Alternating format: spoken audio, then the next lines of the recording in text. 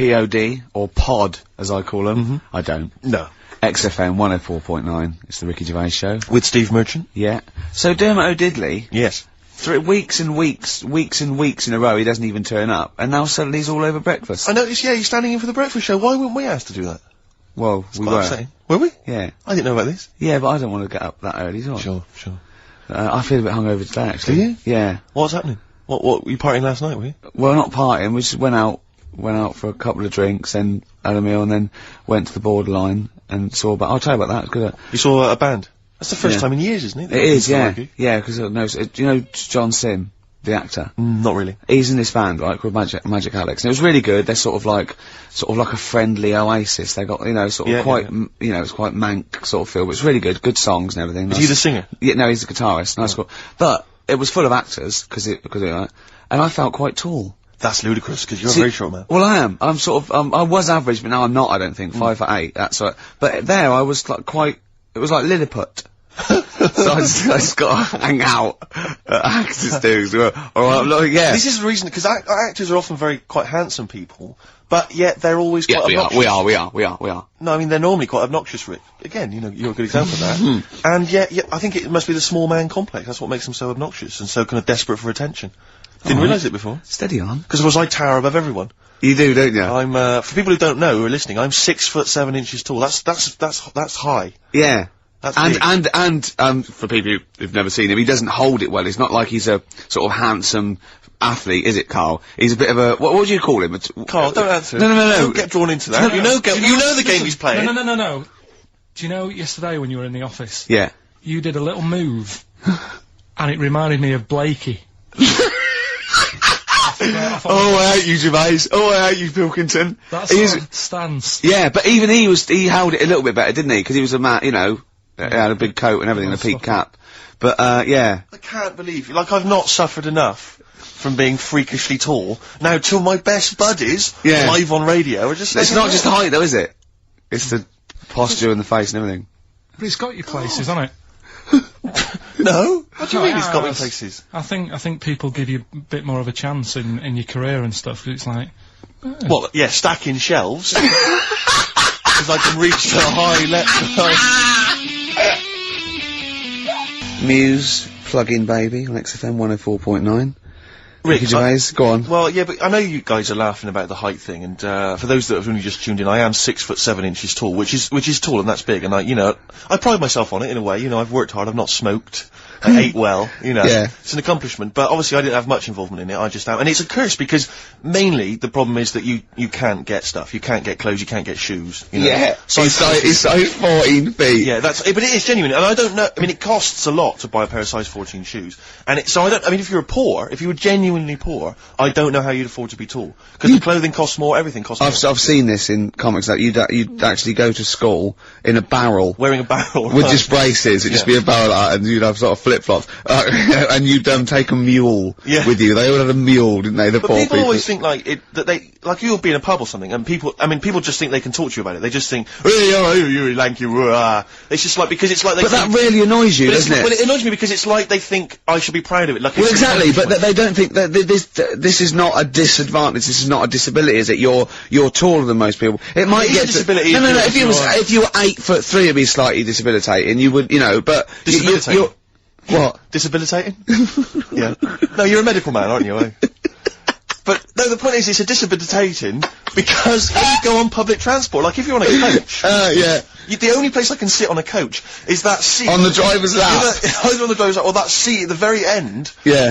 Which sits into the aisle. Yeah. That's the only place I can sit. You stand up, some sort of kids at the back waving at drivers. You could drive it from the back.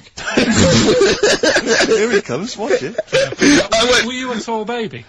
Oh, Mr. and Mrs. Merchant, you've given birth to a basketball player. Look at his dribble already. Were you a tall baby? Babies aren't tall. At what point did you suddenly, Jesus, nothing fits me? Well, it didn't happen overnight, Carl. Let's do a little graph. How tall were you at 5? Oh, I don't know. 3 foot? 3 foot. How tall were you at 12? 6 foot. 6. What are you really? I don't know, do I? How do I remember? I don't remember this. Well, when did teachers start calling you freak boy and Rarely, lanky? they didn't. It wasn't Didn't they? so much. It was no. You went to a funny school. I went bowling with him once, right? I'd never been bowling before, and he'd been once before, and he went, let's go to this bowl. We went to a bowling alley, right? And, you have to wear these special shoes. Now, they're sort of like pointed things anyway, and they're, multicoloured, sort of red and green. They look pretty weird. And the woman said to me, oh, what size? I said, oh, 8. She went, yeah. So what size are you? He went, 14. She went, 14? He went, you probably haven't got them. She goes, yeah, I think we have got one pair. And she put them on the table, and it was like Krusty the Clown. And I just started laughing. They looked so long, and he had to run round this bowling alley in these freaky clown But shoes. they don't look freaky clown like when I'm wearing them, because the rest of me's in proportion to it. It looks like a little wall bracket. One of the worst things that happened to me was when I was like, I don't know, when I was about 16 or something, we went to, is the fire There's a alarm fire alarm going off. There's a fire alarm going off. And the fire light's going off. Yeah. Should we not just maybe play a record and go and check that out? Wrap it up if you want. Oh, no, not wrap it up. Play a record, I'm gonna go. No, See you later. it's gone off, Rick, it's gone off. Oh! What, we might have burnt down! Yeah, I think we'd know about it. The flames licking around our ankles would be a clue. God. I'm gonna go and investigate. You shouldn't ignore a fire alarm, should ya? Blimey! We're entertaining the nation. Oh, look at him, he's scared of fire! What do you mean? Mercury Rev. The dark is rising. That's a good song, isn't it? I noticed that you're, investigating the fire mainly involved wandering out into the office, looking around a bit, then coming back. Yeah. What did you find out? There was no fire. There was no fire? No. Right. But I love how imagine that though. Imagine like, there's a fire and there's loads of firemen. They go, get back, and you go to the firemen. All get back. Oh, look at him. I would. I'd actually Yeah. be justified to. Okay, there's heavy shelling, lads. Retreat. Oh, back, Sarge. I'm sorry. Back, Sarge. Yeah.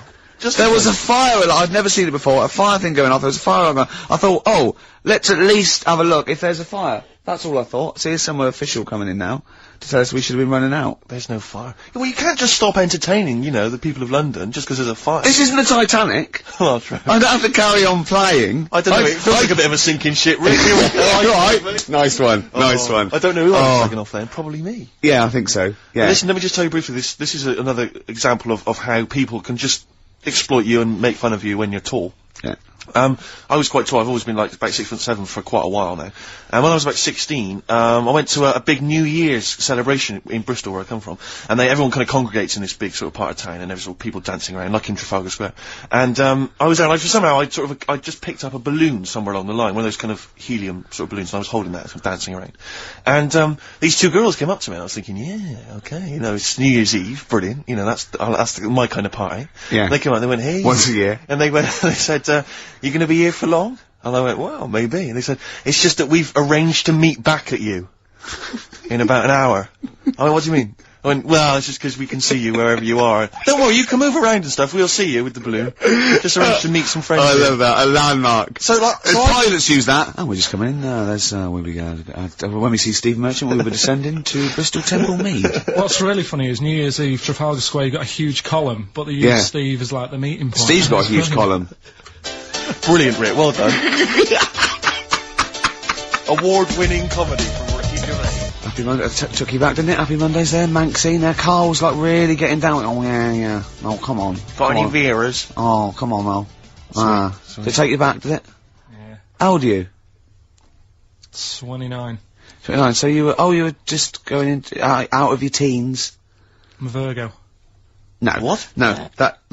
No, you don't understand. It's just, I'm Rick, a Virgo. I thought we discussed about involving Carl. Yeah, sorry, yeah. Management have told us we're just not allowed to do it. We've had emails from people. Please don't speak to Carl. It's cruel. Exactly. On the cusp. Can I just make an appeal? I don't want to... On the cusp, the Virgo, he said. Still going through with it. Doesn't know what's going on, does he? Just wave bright objects at him. Yeah. We've got a competition, Steve. We have, but before we mention Go that, on. can I just ask something? I don't want to exploit our position on the radio. No. But I wonder, because I'm very tall, and it's very tricky for me to get size 14 shoes and big clothes and stuff, could I just get people to send some stuff if like, maybe they own a shop which Yeah, but sells it'd be things like homemade clogs That's that people cool. have carved out of chunks of wood they found in the shed. Whatever. It's not going to be great. When I was in America, everyone says to me, like, you go to America... It was cool. I made out of my own skin. When I was in America, everyone told me like it would be really easy to get big clothes and big shoes and that because they're all huge and all freaks over there. All right, steady on. And I was wandering around New York and I was going in a few shops, kind of saying, we've got size 14, US 15 shoes, and they were going, no, Is that the difference? One. And they literally were laughing at me. There was a couple of shops where they literally laugh and get like someone else in and come and look at the tall, freaky Englishman. Really? And then one guy said, I remember we had someone come in here once, and he said he'd been to a shop which sold kind of stuff for really tall people, and he said, I think I can remember the address, and he sort of looked through the sort of telephone directory, and he made a note of it. And I went on the subway, and I went down all Lilliput. And I went, it took me ages to get there, and really hard to find it. I finally went in there. I've never seen it was heaving, right, with freaks. It was amazing. It was like, they just kind of gargoyles. It was like something from Lord of the Rings. They were just kind of these tall people and kind of gnarled. Did they turn around and start bowing to you? It was incredible. Yeah. And I went in and I just said, hi, I'm looking for a kind of sort of the guy went, yeah, sure. And he sort of hobbled off into the darkness and came back with exactly the kind of pair of shoes I wanted. I couldn't believe my luck. It might be a magic shop. But it was like that shop in, Mr. Ben. It might have been a dream though, you see. Have you still actually got the shoes? No. Because when Mr. Ben sort of like goes back and wakes up next day, he finds like a feather in his pocket where he remembers he was a 17th century sort of squire or something. You know what I mean? The classic episode of Mr. Ben when he becomes a 17th century squire. Oh dear. Mr. Ben learns to play the harpsichord. And it's like when Mr. Ben, that black shopkeeper goes, right, are you going to pay for that? You're not just going to go through that door and then have an adventure and come back. Yeah, I am. No, you're not. You're barred. Yeah. You just make me sick. We wait nothing from you. Well, I'm not in this for your amusement, Mr. Ben. Is it only Ben who's got the insider knowledge about the magical doorway, or I don't know, because that fella in the fez doesn't seem to have anyone else there. No, rarely. He's always grinning though. He knows something. I'm not sure. It's not a documentary though, is it? It's a kid's show, isn't it? I'm trying to remember. No, it's not. It's just a kid's show, so anything can happen. Yeah. That's a lot of people make that mistake when they slag off something like Scooby-Doo or Thundercats. It's not really reality. It's just a kid's. Mr. Ben, they were all on drugs, weren't they? Like Magic Roundabout. My mate fancied Cheetara from Thundercats. Cheetara. Which one was Cheetara? I quite like She-Woman. She was a lovely cat. Yeah, she was a real dish. What's the sexiest cartoon? I'm glad you've asked. A lot of people say Jessica Rabbit. They do, and they'd be right to say that, because she's actually human, she's not an animal, which is good. What? Isn't she? No, she's a normal woman married to a rabbit.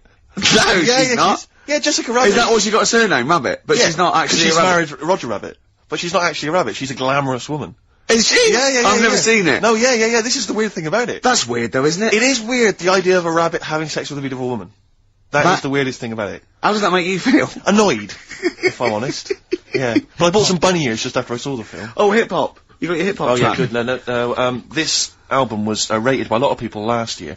My sources tell me that it's being re-released and re-recorded this year.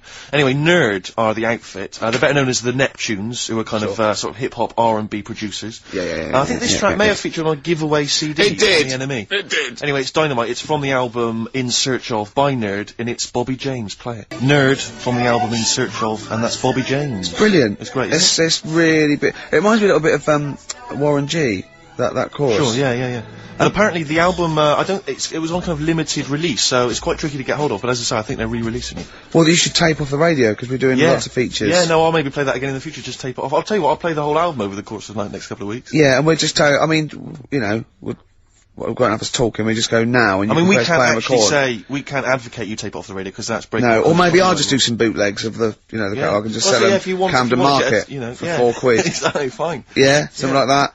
Yeah, I mean, we won't, I mean, we shouldn't really say that, but... Warren G is, Dr. Dre's cousin, is he, or something?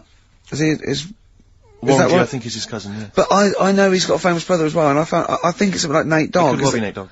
Maybe someone would know that and could email or phone in. Yeah, or email maybe kind of phone. This is the best thing about being on the radio. I can think of something. There was a competition, right, on Virgin, right? I was listening, Virgin, I think 105. No, what is it? I can't remember. Yeah. Good station. Good station. And they had a competition, right, and it was to win a trip to America on the Enterprise. It was all about space. And there was one question, answer 3, right, and it was who was the first one into space, Yuri Gagarin, who was doing that. And then the third question was, how much bigger than the moon is the sun? Is it twice as big or 4 times as big? And this one went 4 times as big, went correct. It's not. It's hundreds of times bigger. A lot more big, I can't believe, can someone look that up on the internet and how many times bigger is the sun than the moon? It's not 4 times. It's huge. It's like beach ball to a pea type dimensions. Which DJ was it, do you remember, on Virgin? I Can't remember, but it was the one on sort of about 11 o'clock. I Wouldn't want to be about about. Yeah, he's embarrassed himself, He's isn't embarrassed he? himself. When we Everyone do just- quizzes, we never get anything wrong. That's true enough. During that track, I'm chilling out, I'm loving it, aren't I? Carl goes, do you know how baguettes came about? Do you know how baguettes come about? I went, go on, and Steve went, no, save it. Wait a minute though, I'm thinking, Rick, people are going to be desperate to know the answer to that. Why don't we play some ads and some music and stuff? It's like a cliffhanger. Exactly. How did baguettes come about? Whatever he says is going to be good, isn't Stay it? tuned to XFM to find out. Hives, hate to say I told you so, so I love that sort of stuff. That and the Strokes. Well, it's so much better than all this new metal rubbish, isn't it? Definitely. Now, most people think we talk rubbish on air. Yep. If they could hear the conversations Off that air. go on, I know, but someone just emailed in saying the sun is indeed about 400 times bigger than the moon. Thanks for that. That DJ must have looked it up and said 400 times. That can't be right. It's probably it's probably a printing error. 4 times. Yeah. Nothing can be 400 times bigger than the moon. Carl went, yeah, but the sun, it's only got 1 million years, isn't it? I went, what? He went, on that space program, it said that in 1 million years, the sun will be destroyed. And he said, and then we're all shafted. Right? I went, I laughed. Steve went, no, it's okay. By then, we'll be on another planet. No, I think that's true. We'll have colonised other Right? planets. Carl went, yeah, but there'll be no sun. Steve went, well, there's other suns, which is true. Carl went, well, I went, well, yeah, every star is a sun. Carl went, well, not really. Not really. Don't believe that, do you? And I went, no, it is. The sun is just a star. It's not even a particularly big star. Carl went, well, why didn't they say that instead of worrying me? Instead of worrying me. In 1 million years' time. Yeah. I love that Carl, he's been preserved, brought back to life, and is now the ruler of the world. Just a head in a fish tank. And he speaks like this. I am Pilkington. The reason you became king of the universe, of course, is because of your fascinating French bread anecdote. Oh yeah, yeah. Come on the then. story? What? How did baguettes come about? If this is going to be someone cooked a loaf a bit wrong and said I can still make a sandwich out of it, I'm going to hit you. that it? No. Go on then. Right. Napoleon, when he was at war and that with Russia, 1812. Yeah. yeah, all his soldiers were like, you know, not used to the cold weather and that. So they said, take some clothes in your bag with you because it's going to be Chilly. nippy out there. So they put all the clothes in the bag. Sure. Do what they were told. Oh. It's Napoleon, for Christ's sake. No room for any food. No, You're joking. So Couldn't they make some sort of like sandwich?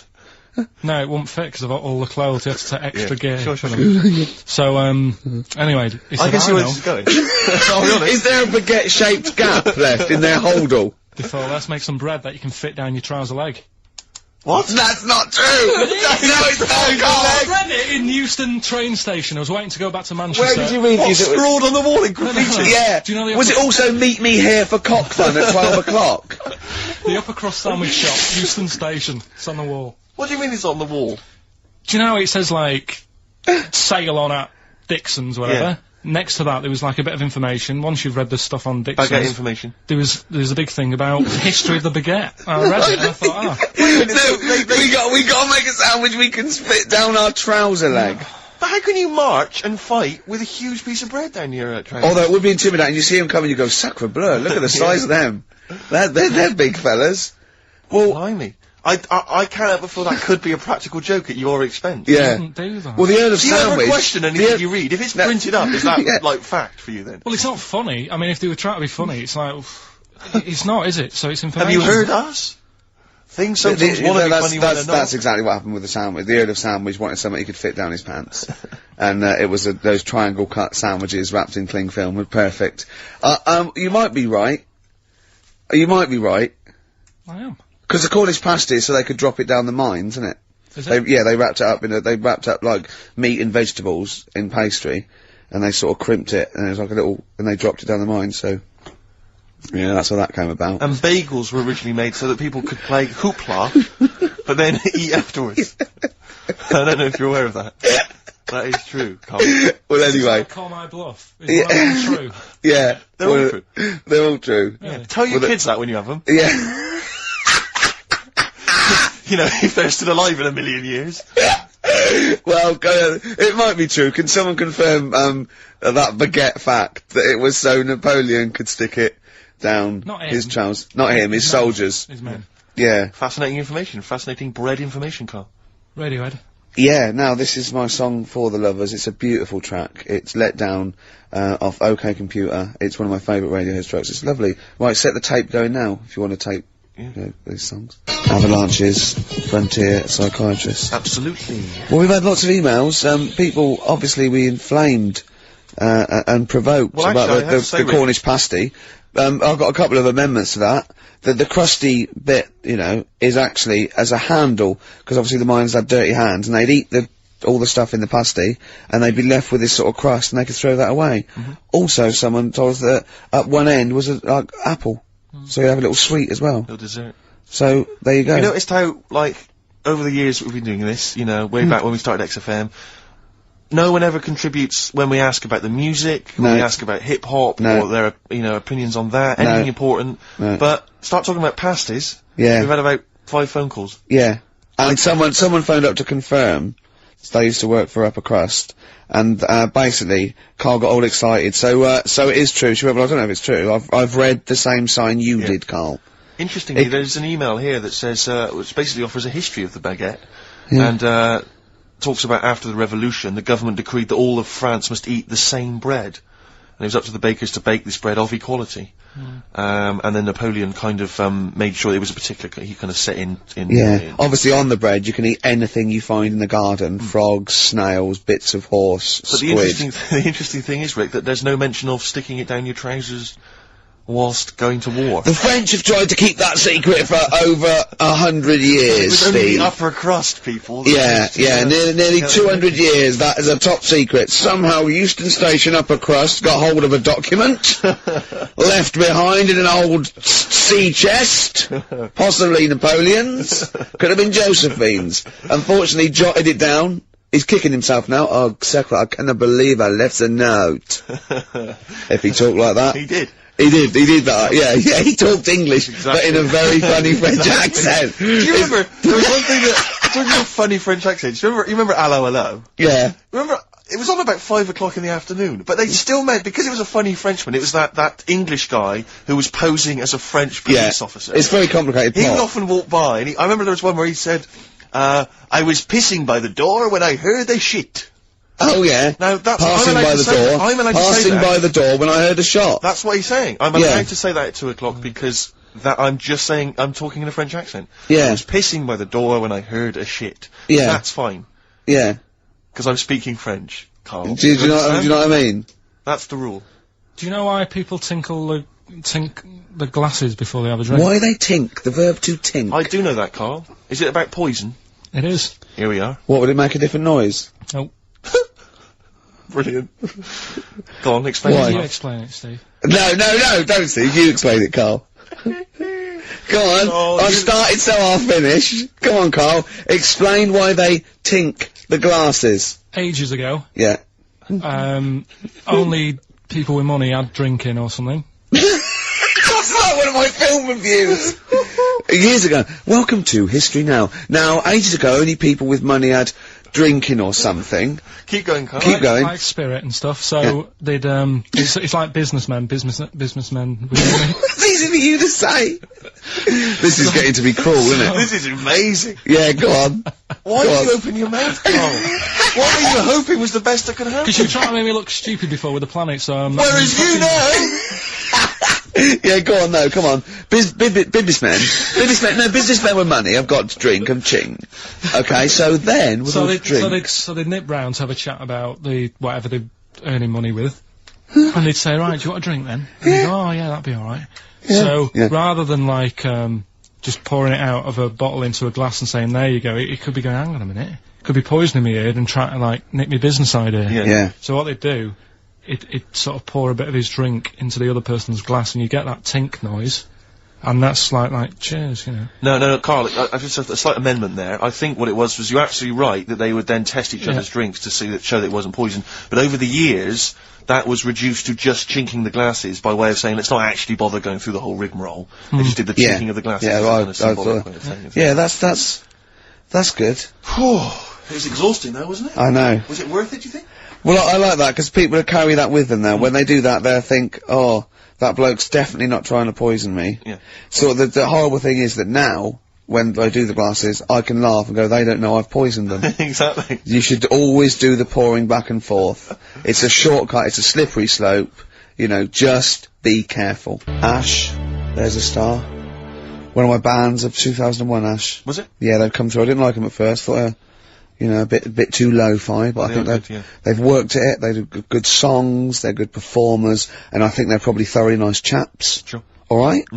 We didn't say hello because we were away for a couple of weeks. We didn't come back and go, oh, we're back, did we? It's like nothing ever happened. Exactly. Do you know what I mean? Did you have a good Christmas? Yeah, you? Yeah. Carl? Yeah, it's alright. Lovely. Okay, let's crack on. Good. I went on holiday after Christmas, yeah. And, so did, our mutual friend, Phil Bowker. Yeah, good man. He was in Lanzarote and he told me one of the funny, I don't know if I can tell this on the radio.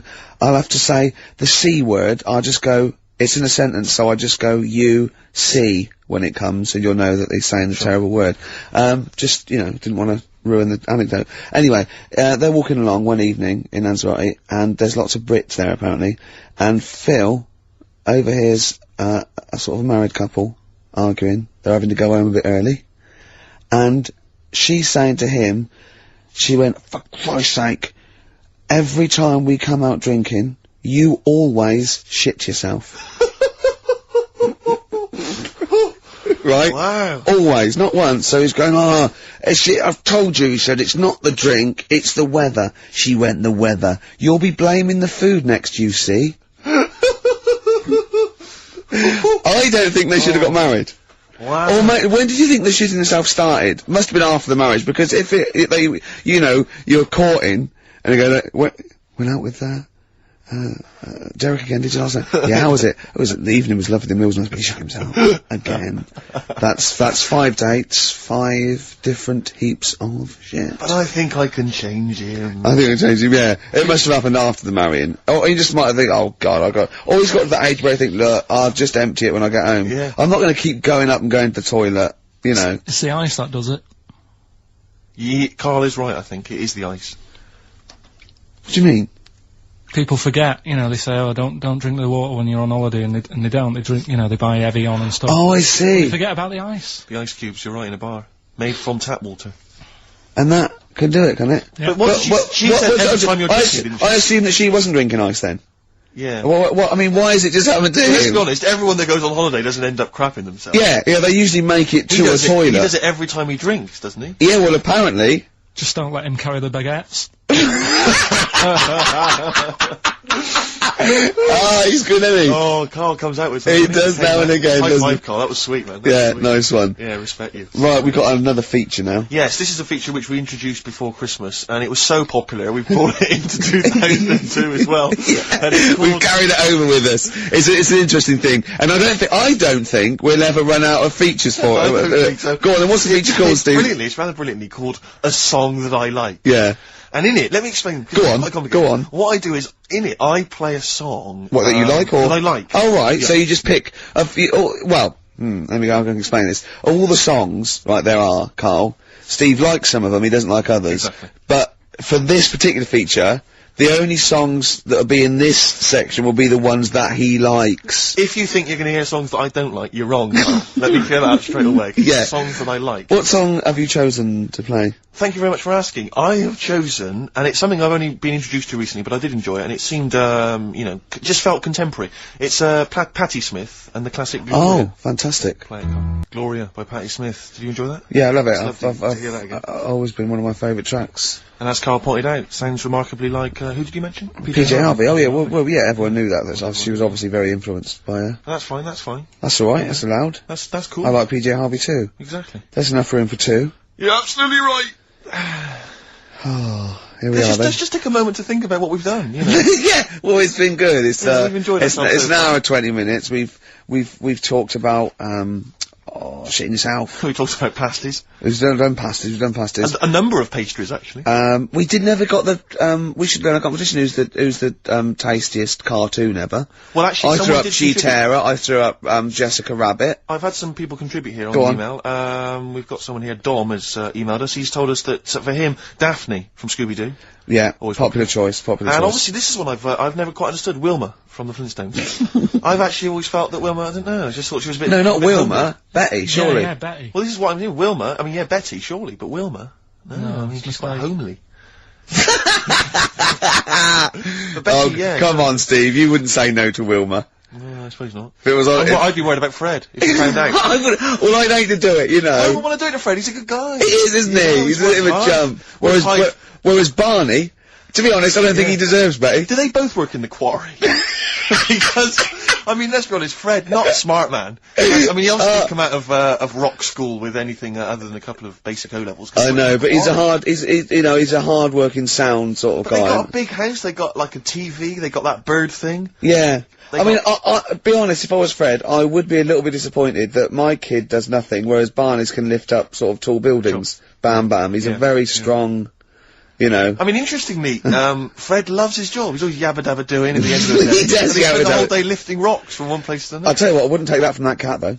I would. If a cat picked me up by the scruff neck and put me out, right, on the doorstep, I'd go mental, I'd get rid of it. It is a saber-toothed tiger though, Carl, so it could rip him to shreds. It's not like a normal domestic cat you have nowadays. You know when they go to the drive-in at the beginning? Yeah. And they order, maybe some ribs. Yeah, that The woman brings that huge rib, and it tips the car over. Yeah. Was that her first day on the job?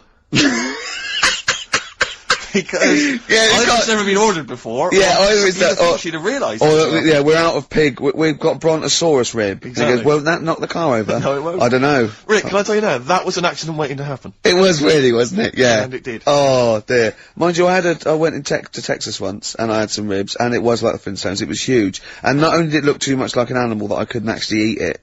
I don't know who could eat it. I mean, seriously, it was 2 foot long. Yeah. And all the it was like half a rib cage. And I It is just... incredible. My friends lived in Texas for a while, and they once were in a kind of diner, and there was, you know those kind of benches that are attached to the table itself, like a kind of picnic bench? Yeah. And, this huge fat guy came in, he came wobbling, he ordered like this kind of everything you can eat meal, and his fat kind of sort of, you know, kind of... His big wrapped fatty fatness fatted on the fat table, It wrapped itself around the table and everything. Oh, He was chowing down, and when he tried to leave, the table came up with him. Oh no! Imagine that! I mean, they are fat, aren't they? They're big people. They're huge people. But it was that thing we talked about before, that bloke on Jerry Springer Show who was like 80 stone, right? Now, I felt quite sorry for him. He was really sad and he was crying. It is rad, but my point is this, right? When he got to say 50 stones, didn't he go, that's too much, That's not enough. For a land animal. Exactly. Do you know what I mean? Yeah. That's big, isn't it? I mean, I'm getting worried. I'm 13 stone, and I am genuinely getting worried. I'm thinking, oh, yeah, God. when you've got that big, when you've actually got your own mare. yeah. When you have to get in helpers to look what the scale says. Yeah. Like 4 or 5 people lift up your belly and go, it's 52 stone. You go, that's too much. Exactly. I'm gonna only have 9 breakfasts When you actually, today. when you begin to appear on the Ordnance Survey map, yeah, exactly, yeah. When you've got your own symbol. It's like, we can see 2 things from space now, Fatty and Steve Merchant. We'll be landing All right, at about... well done. Well, no, I'm just saying, Have a at all, go, you're no? not fat, are you? You're freakish and big. Just another Go quick on. thought. Someone's mentioned Daphne from Scooby-Doo, and but I've always had a soft spot for Velma. Velma. Because Velma's the glasses. I mean, I'd have She's had, clever. Can I tell you what would have happened if I was in that environment? I was maybe on the... Your glasses would have got tangled No, up. I'd have always had I'd always been making a play for Daphne, right? And Velma would have fancied me, but I'd have always ignored it because I was playing for Daphne. And then when I finally realised it was never going to happen with Daphne, I'd have blown it with Velma. Maybe not, though. Maybe not. Maybe not. Sometimes those, you know, they might, you know, appreciate honesty and go, listen, I've been hitting on the good-looking one. Yeah. Oi, Four Eyes. Yeah. Do you fancy it, Chubbs? Exactly. Something like that. Just being honest is what you're saying. Well, yeah. I'm wondering, I don't mean to be libelous, but Velma, she was quite short, the glasses, the short hair. Lesbian? Hung around with the dog and Lesbian? the bloke. I'm beginning to wonder if she was... Maybe. I was like, see, unfortunately I said lesbian there, and you still carried on with your assessment of what it is to be a lesbian. It's bad enough doing the cliches of having short hair, but you said the dog. Yeah, well she hangs around with a dog. Do lesbians do that? Well, have you seen some lesbians? They're right dogs. Good night. You see what I've done there? You know what I've done there, Rick? Comedy award winning. Professional. I was having a cup of tea. 100 Reasons there on XFM 104.9, just gone half 2. Ricky Gervais. Yeah, with Steve Merchant. Hi. Alright. Rick, we've got a couple of emails in here, and they're saying they enjoyed your performance over the Christmas period on a programme called 100 Greatest TV Moments. Yeah. Did you do an interview or something? What was the deal? I didn't see this. Yeah, the Office was in there, wasn't it? And I was interviewed for it. But what are they talking about? They enjoyed your performance. Come on, tell me You what know, it is. do you? No, I That's don't. what, it's the thing that I did on Razzmatazz. Oh, is this where they found a clip or something? Yeah. No, alright, I was in a band, and we had one single out or something, and I did one TV appearance when I was about, oh god, and they showed a bit of it, about 7 seconds, me on Razzmatazz. Oh god. Razzmatazz, for those that don't remember, was like a kind of, I suppose, what was it, like a kind of Kids. CD UK of its time? Yeah, exactly, yeah. And, oh god. And it was of the time, sort of new romantic, And they showed a clip of this? I looked about 10 and about 5 stone with hair and makeup and girly clothes. My sister actually said I look like Posh Spice. Brilliant. Which is, there's a funny story about that, right? Because we were rushed and we had to do this thing, and we oh god, and we were meant to take a flight to Newcastle.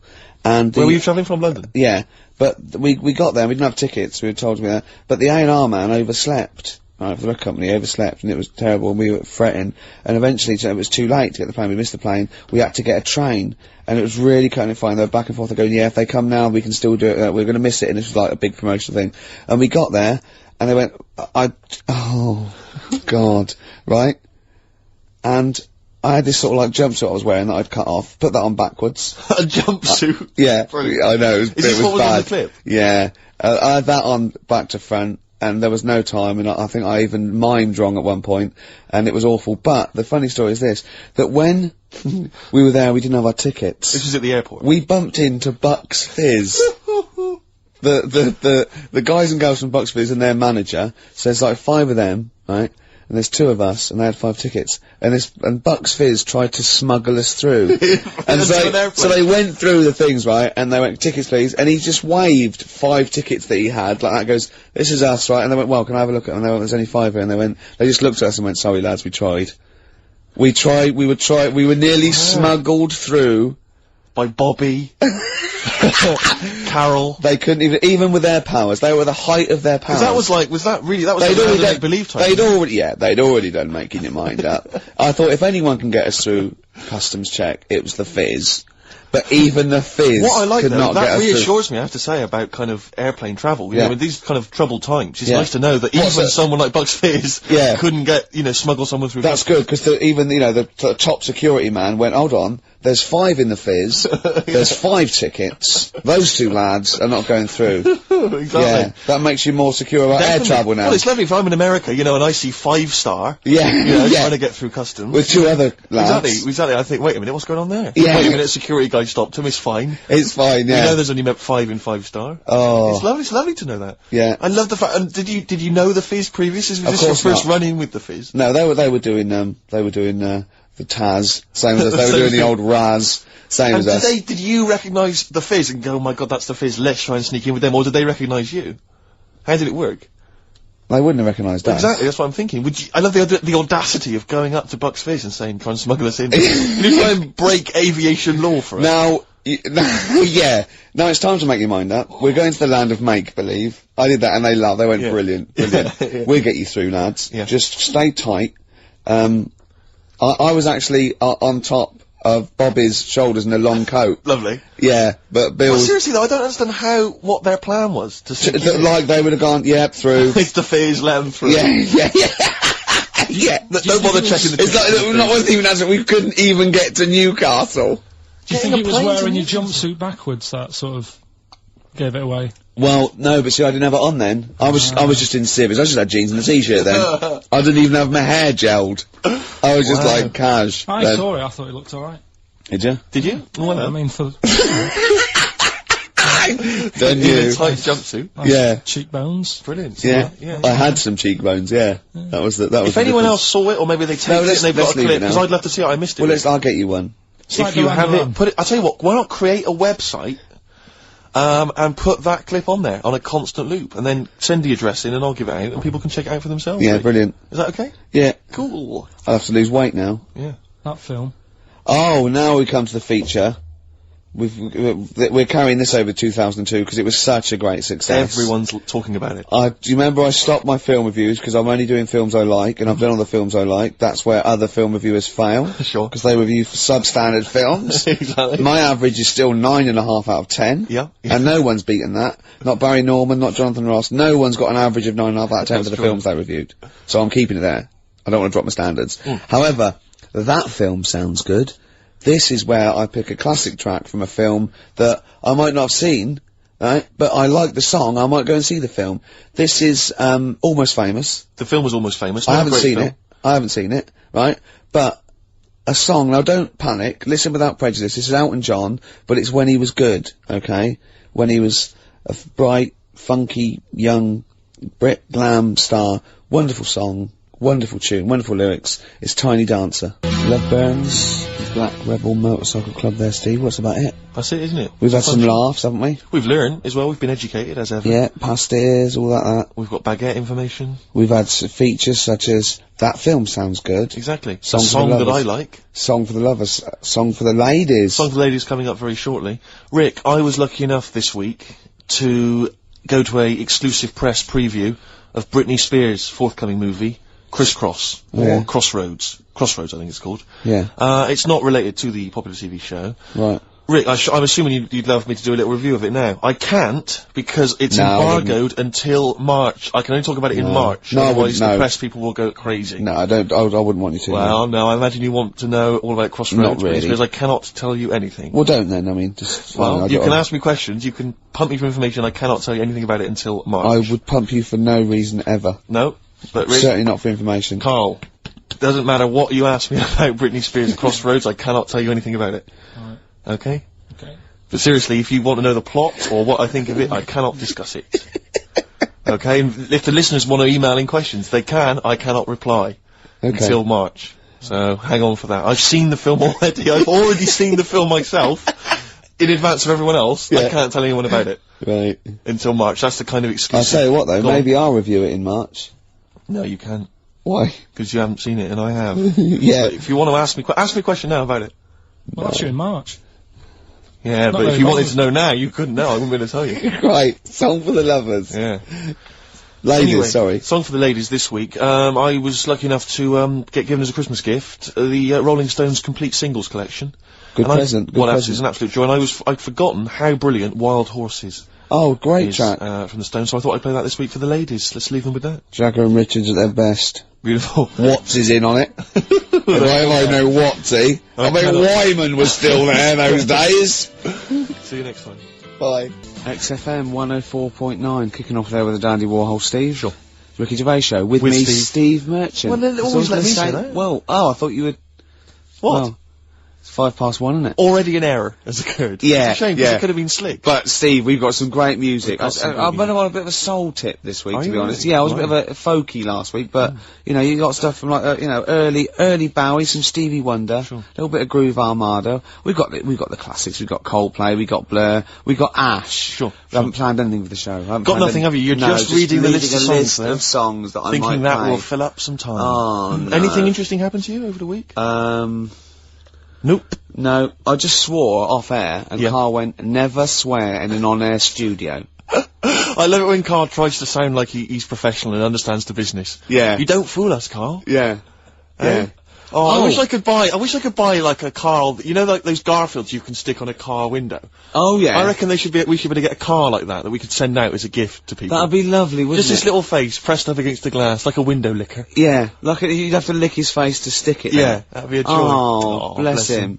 Or one of those things you throw out a window and it sort of like flaps down. You say they sell them for a quid. Yeah, exactly. on Oxford Street. What are they Or called? those little dancing baby cars. pigeons. That's what we used to Yes. use. Or frogs from Sure. the pond. Sure, That's yeah. cruelty to animals, and I don't condone that. And it was a joke before the RSPCA phone in and say stop throwing frogs at windows. Well, people who are listening, And I know don't mean the French, by the way. That sounds like xenophobic. Before someone calls in and says stop throwing French people at windows. Yeah. So I'm digging myself into a Yeah, hole here, aren't I? yeah. It's all gone horribly quick, wrong. mention the Germans and then this guy. yeah. I don't mind the Germans. No, good. Carl. I was just saying, I wonder if people know what Carl looks like in the wide world. Is there any reason why they should have ever He's featured sort of- on anything, or He's like Moby. He looks like Moby. he does look like Moby? Yeah, that's what Yeah. it does. Does that help? Is that a compliment?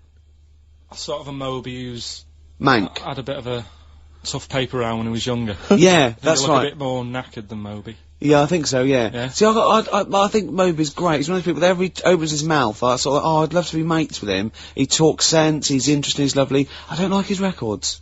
There's nothing I can do about that. If I ever become top mates with him, and after about a few years of us like driving around and having a fight, I go, Moby, I've never liked anything you've ever done. Is that what you do with your mates? Just drive round? What are you, 16? Never. I've never done that. Go to a car park and just do handbrake. Never. I haven't done that since I was like 17, when like it was great to sort of someone had a car. You couldn't believe that you were just moving. I remember once, right, my mate, Bob, had a car, and there was me and another friend in it, and we were young, about sort of 18, and he did a U-turn when he shouldn't, and this motorbike hit him and came off, and the music, it was just turning music down. It was really, really bad, right? And he was there, and he was really worried, and the motorbike bloke was dazed, and he went, "You okay? I'm really sorry." And the bloke said, "Yeah." And I put my head out the window and went, "Sorry about that, mate. That's the third one today." And this motorbike just looked at him and he went, "No, don't do that, Gervais. Why'd you do that? Why'd you say that?" I just thought it would be funny. I didn't really understand the severity of this. Have I told on the radio before about that time when I just passed my test and I was driving my parents' Volvo estate? And we went off driving down some country lanes. Have I mentioned this the one with the... Yeah. I've told you, have I? Yeah. Have I told you, Carl? No, go on. Well, maybe I'll tell you a bit later on. Let's play a record. I'll tell you that. There's a great anecdote about a Volvo estate coming up. Exactly. That's the kind of stuff you're getting on XFM this Saturday afternoon. Do you want some Coldplay or what? Oh, I'd love to. Coldplay. Don't panic. That's the title of the song as well as what I was saying. In fact, I was just saying the title of the song, if I'm being honest, making it sound like it was Conversation, XFM 104.9. It's the Ricky Gervais Show, with Steve Merchant. Thanks. You were going to tell us a little story about just a Volvo passed my estate. test. Yeah. My parents had a big Volvo estate, and it's quite a big car to drive. My parents didn't have a car. But I know you don't drive cars, Rick, but it's quite a big car to drive if you've just passed your test. It's safe though, isn't it? It is very safe, that was the thing. Yeah. And, I come from, the West Country, obviously, there's quite a lot of windy lanes around there. You're joking, do you? They have cars there. Oh, here it comes. Blimey, Carl. Learned on a tractor, automatic it was. Do you want me to tell it or not? Oh! Don't go above the accent! Oh no, I'm not worried. Oh, go on. Go on. So I went to this party. You have a go at him being from the north. Not when he's telling an anecdote. He's never told an anecdote. Oh yeah, fair point. Yeah, go on. So I went to a party, and I was quite excited because I had the car, I had the motor, and there was a chick heading down to the party that I was like, I had my eye on. And I thought, now I've got a car, and going to the party, it's going to be amazing, right? And various friends had said, like, can we get a lift? I thought, yeah, groovy. I'll pick up the chick as well, who's a friend of a friend. So cruising down to the party in the motor, the Volvo estate, and there's nothing sexier than that. Slipping a little bit of Billy Joel on the stereo or whatever, something classy. Exactly. And maybe it was Billy Ocean.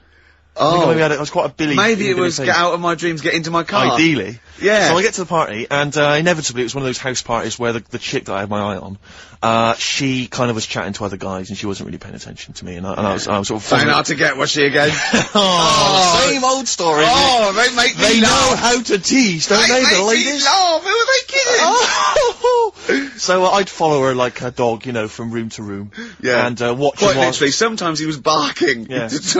Go on. And while, just watch her while she talked to other blokes. And then, obviously because I was driving, I wasn't drinking, so I was not really enjoying myself. And then somebody said, should we go and pick up Vera? And I thought, right, okay, and they went, Steve's got a car, let's all leap in there, we'll go pick up Vera. And this girl was like up for it as well, so I thought, brilliant, I'll be back in the car with her, away from all these lads. One guy she had her eye on, he came as well, I was a little bit annoyed. Yeah. But anyway, he was in the car, so I'm driving down these country lanes, just driving along, and they're directing me, they're saying, go left here, go right. And then suddenly, we stop, and, one of them goes, just drive into that field, this pitch black field, right? And I'm sort of, well, it is my parents' car. Just drive in the field, Steve. I'm thinking, well, I don't want to, like, not seem like I'm a hard, cool, crazy kind of guy, because the chick's in the car. So drove the car into the field, they all leapt out, started running off into the darkness, shouting, Vera, Vera, Vera, where are you? So I'm just sort of sat there in the car, waiting. Wasn't Vera Lynn, was it? Because she likes to hide in fields. Bizarrely, it wasn't. Right. It was just, I was just left in the car, on my own with Billy Ocean, and suddenly, out of the darkness, they come back holding a Vietnamese pot-bellied pig that they had stole from a nearby farm, and they knew that the pig was called Vera because someone knew the farmer or something. Anyway, so they got this pig. So now they're going, "I'll put the pig in the back of the car. We'll take it back to the party. It'll be hilarious." I'm thinking, well, I'm not sure I want a pig and all its piggy crap in the car, right, crammed in there. But they say yes. So obviously, I'm thinking again, I don't want to look like I'm a nerd.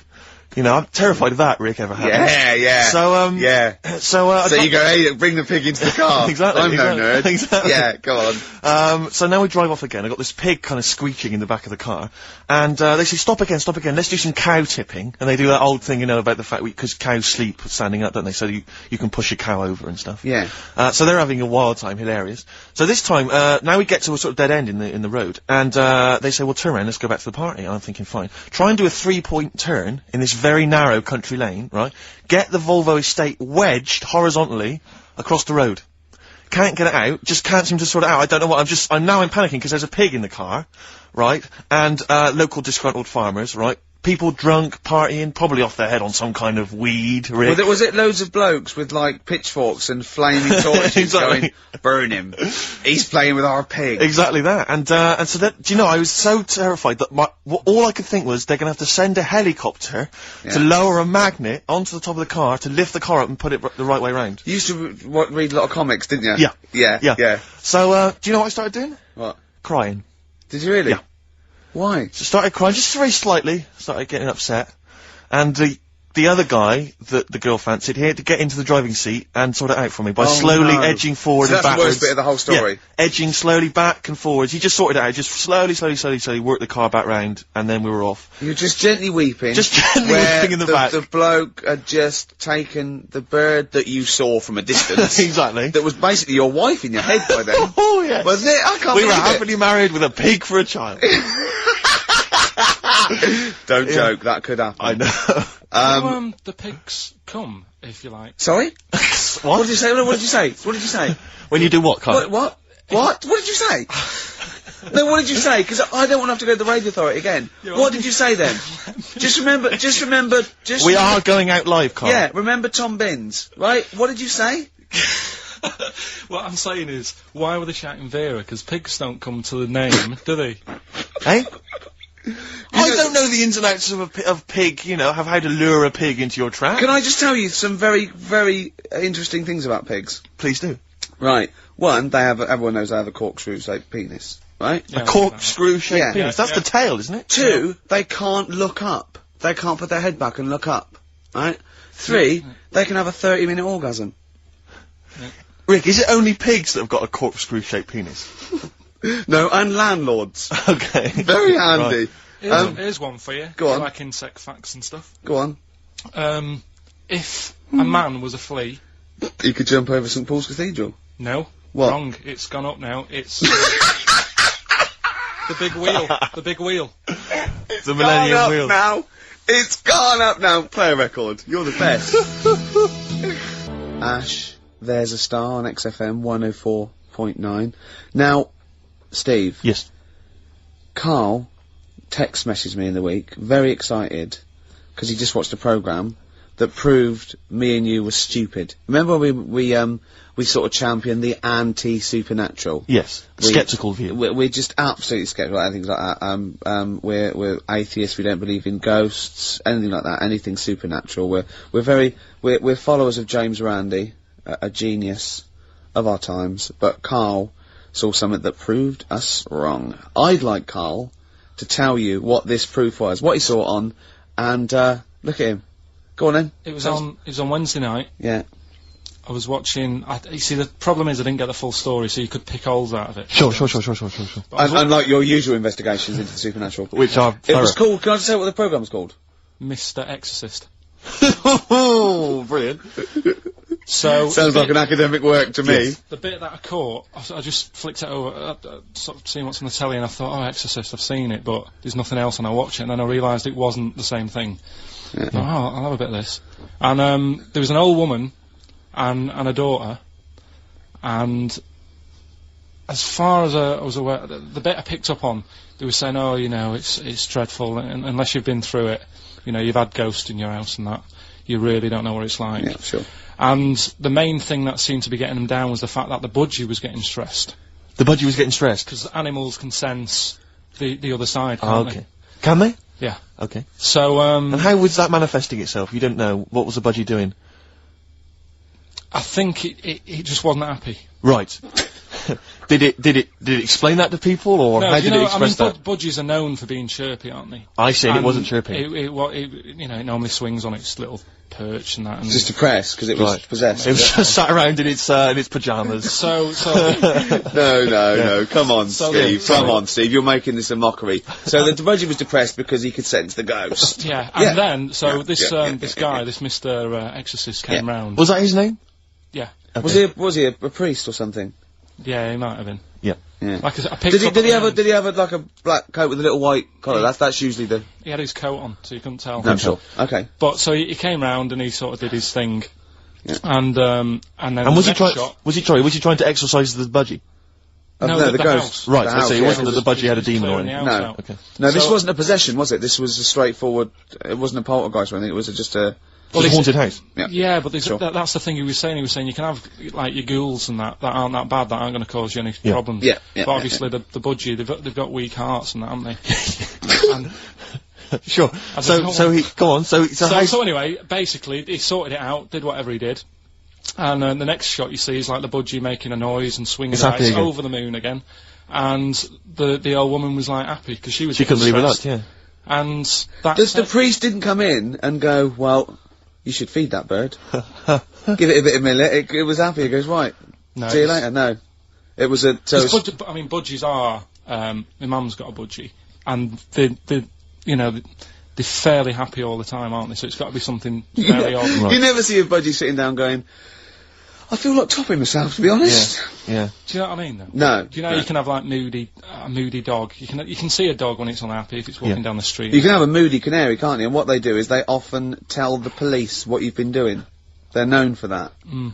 Yeah. So basically, So that for you is proof that the supernatural exists. A bird in a cage got a little bit annoyed, wasn't chirping as much as it normally did. Who knows why? There could have been a little draft up its, and Cloaca. exactly. That's Anyway, a medical term. Anyway, a man came in and did whatever he did. Yeah. And you feel friends. Mr. Exorcist, though, Steve.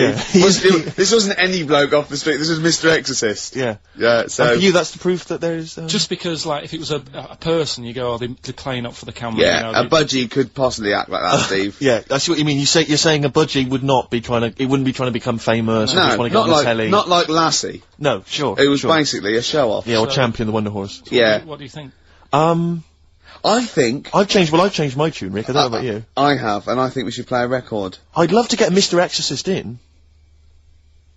Wouldn't that be amazing? Never dabble with things you don't understand. Sorry. Like women. See what I did there? Oh, he's turned that back on me. Blur.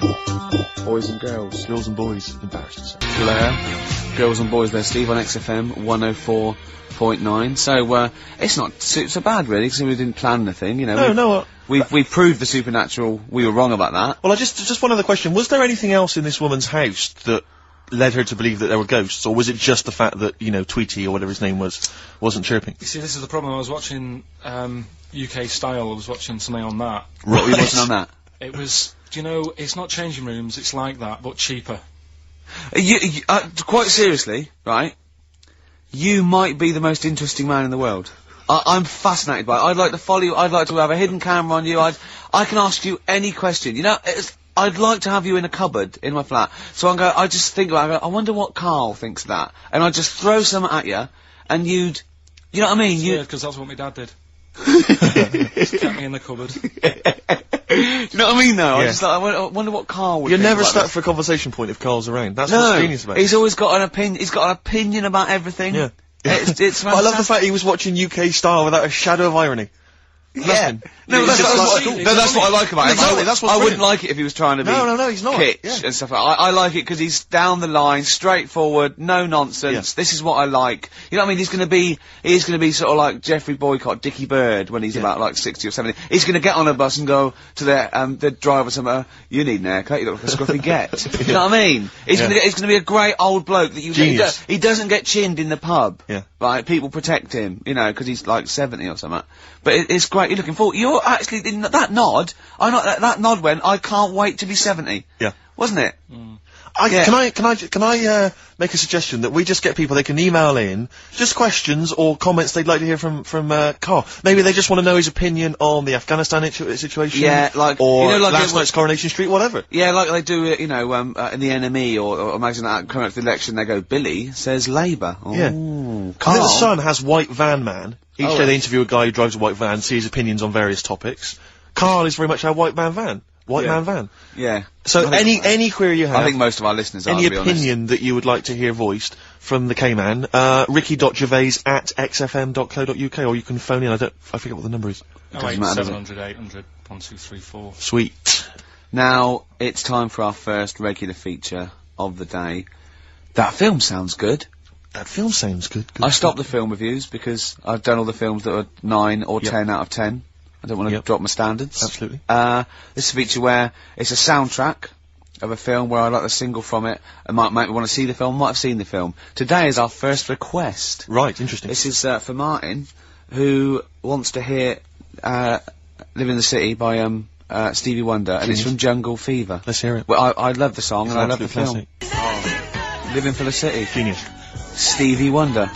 The man's from a god. the film Jungle Fever. Absolutely. It's a great film. Yeah. Well, not to be confused with Living in the City, which I think is a Desiree track. So never you did know, that. because you're a huge But Desiree fan. we were grooving along to that. It's a great, not my favourite Stevie Wonder track. I actually, for He's Mr. Know-It-All, but a great track. Stevie Wonder's just fantastic anyway.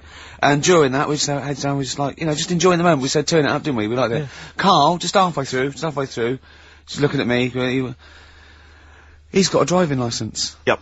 I went, what? He went, he's got a driving licence. I went, he went, yeah, just for his own land. I went, you don't need a driving licence for your own land. He went, you might be right. He said, who else is blind? I remember hearing something. It was someone famous Right. who shouldn't have a driving licence. Well, And they have. And I'm sure a lot it's of people. I'm sure it was someone who's blind. But you're right, it's a bit of an odd one.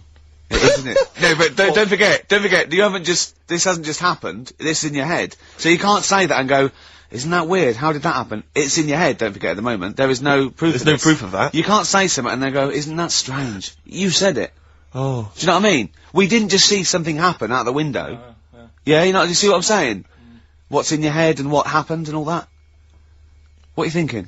I'm just thinking, who's that other fella? Ray Charles. Ray Charles. Yeah. Why would he have a driving licence? He's blind as well. I think it's the blind thing we've got a problem with. It's the idea of people who are blind driving cars that's maybe made us question that. I mean, Stevie may have a driving licence. I very much doubt that he's passed his test. No. He probably hasn't even... I mean, he could have done the theory one, maybe. But And that's touchscreen. And until Labradors actually are allowed on the Queen's Highway, Exactly. I don't think we'll see many blind people driving I cars. might be wrong. You might be, mightn't you? Oh, we hadn't thought of that. Yeah. Oh, yes, you might be wrong. Could well be Well, wrong. there's a start. I fancy a bit of Ed Hardcore about now.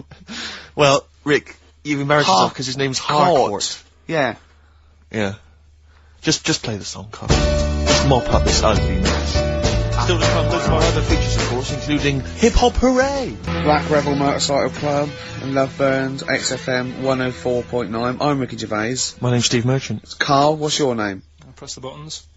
That's it. Carl, I press the button. Yeah. Oh, bless him. He's People got are loving the K-Man, aren't they? They are. People are saying they love him. He's just. Oh. He is, he's I wonderful. think we've created a whole new Will McDonald. I like to think so. Yeah. Carl! Or Gordon the Gopher. I used to have a show in Manchester. You Did used to ya? host a show? Yeah, overnights. What kind of things was it? What kind of stuff? What sort of tip were you on? Phone-ins and stuff. Yeah. Yeah. You did a phone-in? Not a proper one. What did people phone in about? No, they didn't. That was one problem. There was no phones. Go on. No, just, how things were going and that. Problems. Were you like an agony uncle? Kind of. That's amazing. Imagine that. Imagine sending someone to Carl. You got problems? Is it delicate? We'll go to Karl Pilkington. Hang on, looks like maybe there's some questions Oh, we've got, coming we've in. got a few questions here. What's the one, what's Carl's view on... Carl, what do you make of nudism? Who's that Just from? check- let me just check who that's from. Hang Sort of on.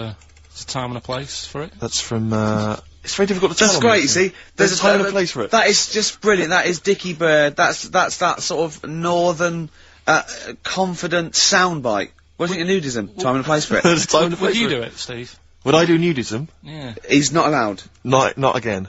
No, Yeah. It's not nice, is it, really? No, it's not with Steve. He's not allowed on any National Trust land doing it because he's caused the death of millions of starlings. That's See, true. there was something on BBC Choice the other night. It's a really short show. I haven't seen it before. Like an odd It's court not. It's thing. not a bloke eating cup of soup and then another short show like maybe someone cleaning their teeth with Colgate and then the really short show. What was it? Go on. No, what it was about this old fella who he's into nudism, and he was saying he's done all right. Does he out play of it. volleyball a lot? He said he's done all right out of it because there's not many blokes who are willing to go nude for modelling and that, and he's Yeah. about 70, so it's not. Is there much cry for that, do you think? Is there much demand for a He's doing 70-year-old all right. nude? He's doing all right for it. Sure. Good luck to him. And the odd thing was, you see, He had a corkscrew penis. he was just like walking around on a main road in like a In the bug. seaside town, and Right. yeah, and cars would. See, that's not nudism, is it? That's mental illness. Yeah, he's just a bit div. Yeah. Yeah. Yeah. So Gee, I tell you, one of your favourite programmes, isn't one of your favourite ones just that one with the hot air balloon? And it's Yeah, you adventures. love that, It just yeah. goes, it's like Oh, in you love Sydney, that. sometimes then it's at a carnival.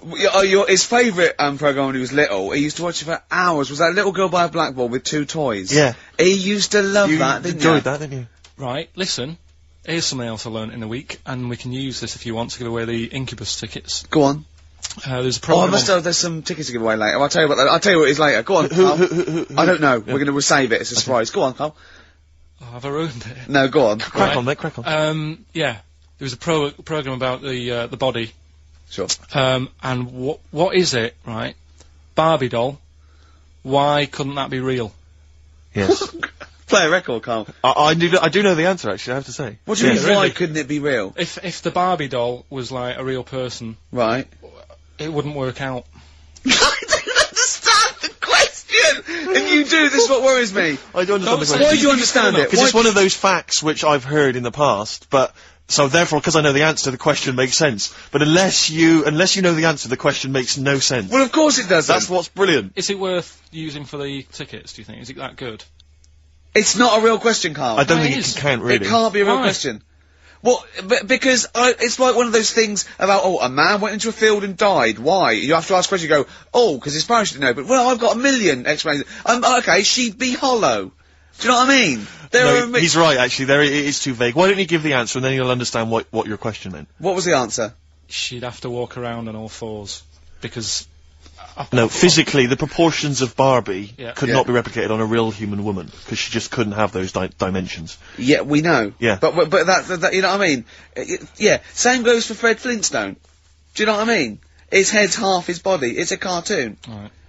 Don't have a go at Carl, he's the caveman, people love him. Sorry. God, they're Have I going gone to too far? alienate yourself. I'd like some hip hop, Steve. Seriously. laying into I'd me. like some hip hop, Steve. We'll come up with a question. We're giving away some Incubus tickets later. Look forward to that. Yeah. It's time for Hip Hop Hooray! This is from, Hooray.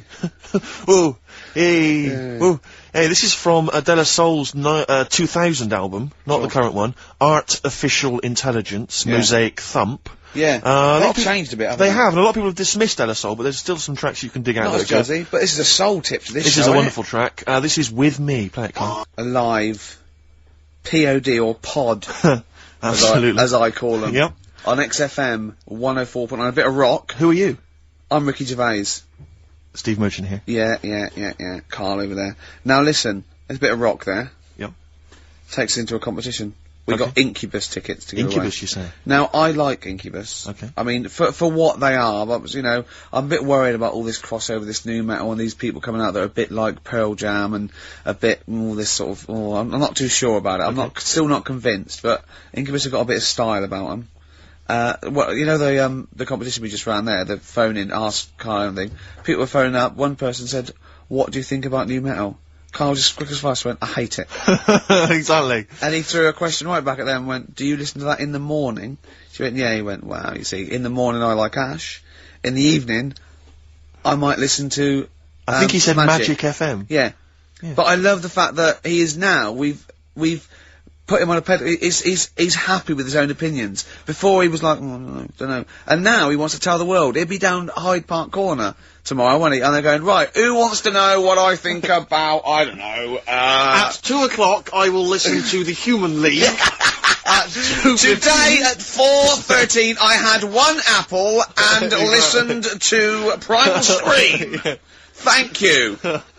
No, you're a great bloke, Carl. We better stop now because, you know, we're going to make you into the new There'll James be Fake more if from we're not Carl next. careful. This is a very last question that this is Jim, he's emailed in, he says, does Carl think that that Waterworld, Mad Max, Judge Dredd or similar films present an accurate portrayal of what a post-apocalyptic world might be like?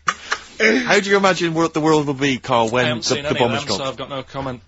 You've got no comment? Okay, let's forget the films. What do you think the world might be like if there was, say, a nuclear war and we had to survive underground for a while till all the, waste went away and we could come up and we could eat fruit again and, it was all weird and we had to start from scratch? I'd rather die. Okay. All right. You? Wouldn't you? Well, supposing it was sort of like, you know, Britain was just it was all the buildings had gone, right? Or there was some bit of scavenging, there was like, and we hid underground and we came out, you know, sort of in 10 years' time. Don't keep shaking your head, you don't know the question. You can go, no, rather die. And it's fine, you lived on tin fruit for a few years, right? Then you had to come up and start again. You had to find other civilizations. I'd want that thing that, is it Walt Disney had? Sort of cryogenically put me in a preserved. fridge thing and say, look, wake me up when it's all built again. I couldn't be doing with that, walking around with a hard hat on all day. Yeah, what would you do? Set an alarm clock? You're the only person. What you get in a fridge and even know, if you find this, do not disturb till 2012. You know what I mean? No, well, yeah, but saying that wasn't, well, I mean, what would you do first? You'd just come out into the light, it was like, you know, Saxon Britain, there was nothing, you'd have to start again. What would you do? What would you do first? I'd probably go and see where I live now to see what's left of it. I know how he thinks. Oh. Carl, if you were the last man on Earth, right, and you had to have one other woman with which to start the human race again, right, and not your girlfriend, who would you start the human race again with? Which person would you want to? Bear in mind, it's not just like the fact that you've got to have kids. They've got to be able to provide something in this world. They've got to be leaders, and they might be all melted. And exactly. So their beauty may have. They've just got one good eye, but now they can tell what you're thinking because of radiation. Yeah. They tried to go through a pod, and there was a fish in there for some reason in their Wellington. Ooh. I mean, for me, probably. What would you rather kiss, a mermaid or a unicorn? Carl, quickly. Mermaid. Why? No, I want him to answer my question. Because it's got a lady's face. Okay then, what would you rather kiss, a lady with the body of a fish or the body of a horse? A fish. Wouldn't you? This is the best thing in the world. It's just like, you know when you call a file a rude word, and then the computer goes, do you want to open tits? You laugh, because it's like, that's what playing with Carl's like. It's sort of like you input it, and you always get, you know what I mean? You sort of get... You get more back than you bargained for. Oh, probably only because I've seen films, that one with that Hannah Darrell or whatever her name is in, and she looks alright. I've never seen a film with a woman with a horse's body. Maybe if I've seen one, I might change my mind. If okay, can you email us a picture of a woman with a horse's body? Yeah. Ricky.Gervais at XFM. Or do they exist? Anyway. Do you reckon unicorns exist, Carl? No. Look, let's play another song then, because I think we were going to give away some Incubus tickets. We seem to have got sidetracked. Okay. Well, I'd like to play my song For the Lovers. I'm not ashamed of this. It's an early Bowie track. It's his sort of, you know, version of soul. It's off the Young Americans album, and it's a beautiful song called Can You Hear Me? David Bowie. That is best there. Yeah. Young Americans, Can You Hear Me? You said it when the record was on, Steve. You're not going to hear this sort of eclectic mix of music anywhere. Anywhere else, Rick? We go from hip-hop to soul, to hip-hop and soul, to soul-y type hip-hop. And then some soul-y hip-hop hit. And ash. And the joy of it is, Rick, that if people are open-minded enough and broad-minded enough, as I hope our listeners are, they're going to be loving this. And we played Early Outen last week. We didn't care, Ty. We don't care what he's done since or what he's like now. We're not interested in reputation. I don't judge. You know what I mean? If they Rick, do a good track, can I say this now? Let's play that track. I am not interested in what people think's cool. No, obviously. No, I'm interested in what people think is good, Rick. Yeah. Alright? No, I'm interested in what we think is good, I Steve. don't care about what women think is traditionally handsome. No! I play by my own rules. Yeah, exactly. You do, don't you? Yes. Yeah. Okay. You're not in it for their amusement. I'm not in this game for anyone's amusement. No. Obviously not. Jeez, and all these women with the, I want to be able to have a conversation. Yeah. I want to have an orgasm. Exactly. You know what I mean? Yeah. Now, that was, David Bowie there. We've played some great tracks here, but we've got more to come, haven't we? We have indeed, yes. Plenty more to come, Rick, but we're going to give those Incubus tickets away. We've got a competition. Now, we were talking about, people keeping an open mind. Now, our listeners have got open minds. They're like, they're not only open, they're blank. Yeah. They're, you know what I mean, really. Empty canvases. From the ones that have been, from the ones that have been phoning up, I don't know how they dialed. No. I think they're wrong numbers or they sat on the phone or something. Sure. And a lot of old listeners are coming back. A lot of people from the old days of XM. Yeah. I don't know, they're obviously been allowed out. Yeah. Finally. Well, that's caring the community, Rick. Yeah. You know, a lot of people now get thrown out of those homes So or I thought- detox centres. Yeah, I thought maybe an old question, something I'd explored 3 years ago, What 4 years excites ago. me is the fact that, clearly all those kind of needle exchanges and things like that really helping people stay alive, and that's a joy. Sure. That's evidence there on the phone. Yeah. Now, what about this? Now, you know the answer to this, I've done this before. Okay. Right? There is one London station. Rick, we've done this in the last couple of weeks! Oh, you think I'm going to say St John's Wood? Yes. No. Okay. There is one London station that has no vowels. That has no vowels? No, it's not. Oh no! You've not thought this No, through it's one at all. vowel. It's one vowel. It is one vowel. So there's one London station with one vowel? I can't remember the answer though. Oh no, this is pathetic. This is so rubbish. I so want to be on someone else's show. Like Camfield would be good, or just on like Dr. Fox. We like Dr. Fox now, don't we? Fox is amazing. We like him. He's come through on that Pop Stars tonight. I love Fox. I like his little trunk. He's like a little trunk, and he works out, and he's got a bike and everything. But I like him. He's optimistic. He wears too much blusher, and I like his suits. But it's the fact that it's like, however hard he tries, he just doesn't look right on the telly. He just looks like a man who's been sewn into that suit. I know. And I tell you, when I saw him once riding here into Capital, on his hog, on his Harley. Oh, is that such a joy. Yeah. It's, no, we like Foxy. What about Simon Cowell? Oh, boo. What about that Nicky Chapman? Like her. Yeah, what about who's the other one? Oh, Waterman. Waterman.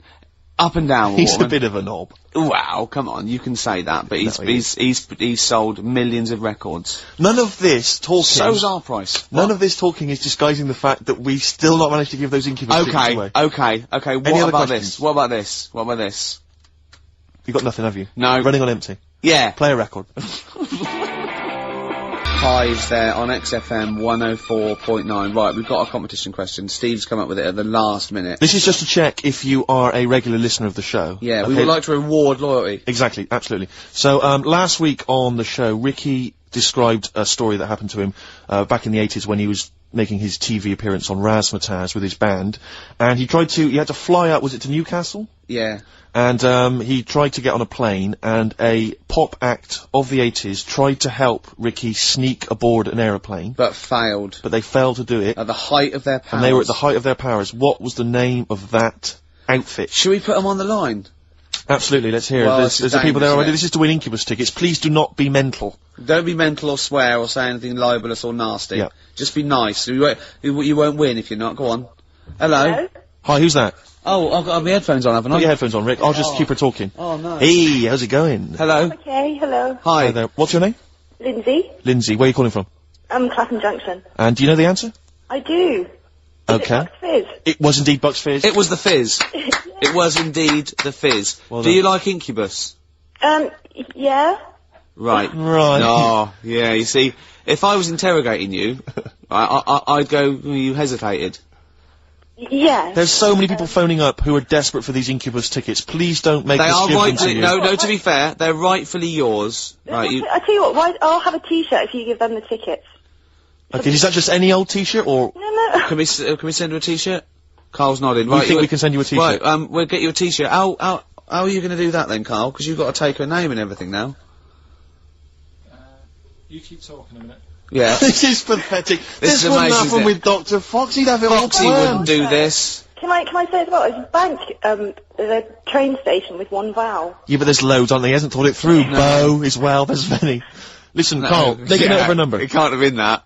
I can't remember it. What was it? I remember I tried it the last time I tried it. I This think is a shambles. and I couldn't work out. Then there was wrong answers. I remember Aldwych came up. Maybe it's Aldwych. What's Carl doing now? Who's he talking to? I don't know, he's talking to her, but what? Say again? Look, quick, let's think of something, come on. Hello, are you still on this line?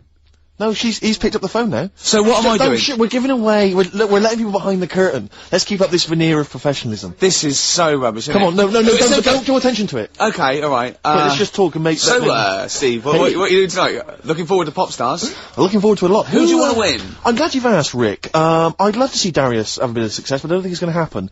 I think it's probably going to be the stutterer. I think it is going to be Gareth. He has a name there, Steve. I think it's going to be Gareth, yeah, apparently in the polls in the week he's getting twice.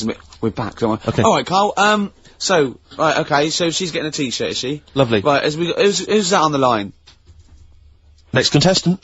Hello? This is amazing. An error. I mean, we couldn't do this worse. Go on. Exactly. Hello? Hello, Hi. Who's that? it's Dan. Dan, hello Dan. Danny. So, Alright, do you want to go to Incubus? I'd love to, man. Okay, hold on, this is pointless, because he's just heard he's heard the answer. Yeah, definitely Bucks Fizz. This is mad, we didn't think this through! No, but let's be honest, he wouldn't have been on the line if he didn't know the answer. Are you cheating? No. Dan, he said he's not cheating. This is fail-safe. That's fail This is our rigorous, I can't Screening believe process. this. Dan, you're going to Incubus. Oh, cheers, man. Well That's done. blinding. Well done. Oh. Nice one. Thanks for listening. Cheers. Cheers. Carl, what do we have to do? Do we just hang up, or what happens? No, you play a song and... Play a song then. You've got his details. Yeah. Oh, Play God. Feeder, yesterday. That reminds me of this Christmas where my 51-year-old brother wouldn't let anyone near the PlayStation 2 because he was playing Gran Turismo. And he has to build his car up and buy it. He just played it from about 6 o'clock till sort of 3 in the morning. Was it bought for him, or About 3. I don't know, but we had to watch him. Brilliant.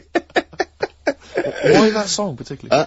Why It's that on it. Oh, It's it I features think on I think Feeder feature all over it, don't they? On the Right. soundtrack, yeah. So there you go.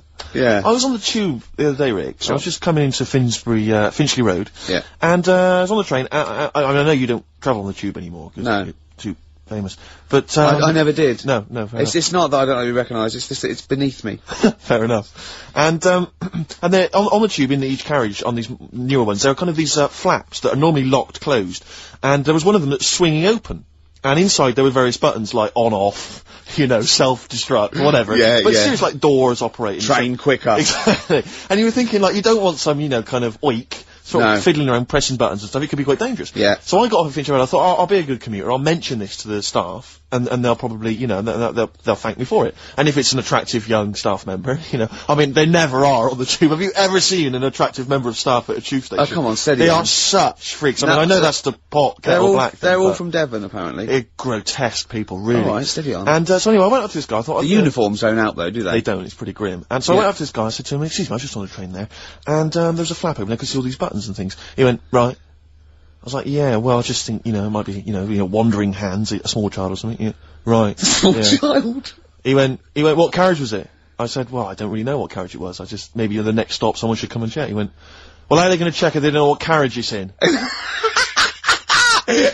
And at that point, I just wanted to smack him in the face. I just thought, I'm in a hurry. I've got no reason. There's no gain for me about telling this. It's not going to help me out in any way, not financially, nothing. I'm just trying to help you out, and that's your attitude. And I was absolutely I know. livid. I'm getting so intolerant in my old age. I can't stand it. Bad service, bad attitude. Just it drives me mad. It makes my blood boil, and Livid. I was one time, right, I was down in the centre of town. This was after some of the big explosions. The IRA had, various things. And everyone was on kind of bomb alert, very nervous, very scared. And there was a sort of a bag in the street. This was the centre of London or whatever. And my friends and I were a bit edgy, a bit nervous. And we're outside this pub, and we saw the bag, and we thought maybe we should we'll tell the landlord and that. So we told the landlord, right, and he came out and he looked at it, he thought, oh, you're right, lads, it does look a bit shifty. And this is what he did. This was his security measure, right? He was going to call the police, but in the meantime, he picked up one of those sandwich boards that advertises what food's being served in the pub, just placed it over the top of it. yeah. Yeah. That's fail. That is what the bomb disposal unit use very often. Like you see them up and down Oxford Street. They're not people, selling stuff. Sure. That's just They a will bomb leave shield. on a bomb. Yeah, yeah. But I love the idea, because what we did was we moved about 100 yards down the road, because we thought if the bomb goes off, we want to see it, that'll be dramatic. Yeah. We don't want to get, injured. Yeah. But I love the idea of, like, a sandwich board flying off into the air and just embedding itself in someone's head. Yeah, well, No one would be Who injured do I if it wasn't sue? that sandwich board. Well, that was Ron, the landlord. Exactly. Yeah. My God, is that a Cumberland pie for £5.95? I can't believe my luck. John, I think there's something more serious. Anyway, paramedics going, I can't, but 99p a pint. It's free. I'm gonna come back here. So anyway, he calls the police, right? And so after a while, about, it's like 40 minutes later, and I think the police do a good job. I'm not trying to bait down on the police. I think it's a good job, and I respect the police. But, this police van turns up after about 40 minutes of waiting, right? And this guy leaps out of the van, and he goes, "What? You're the guys who reported this, are you?" And we went, "Yeah." He went, "Right."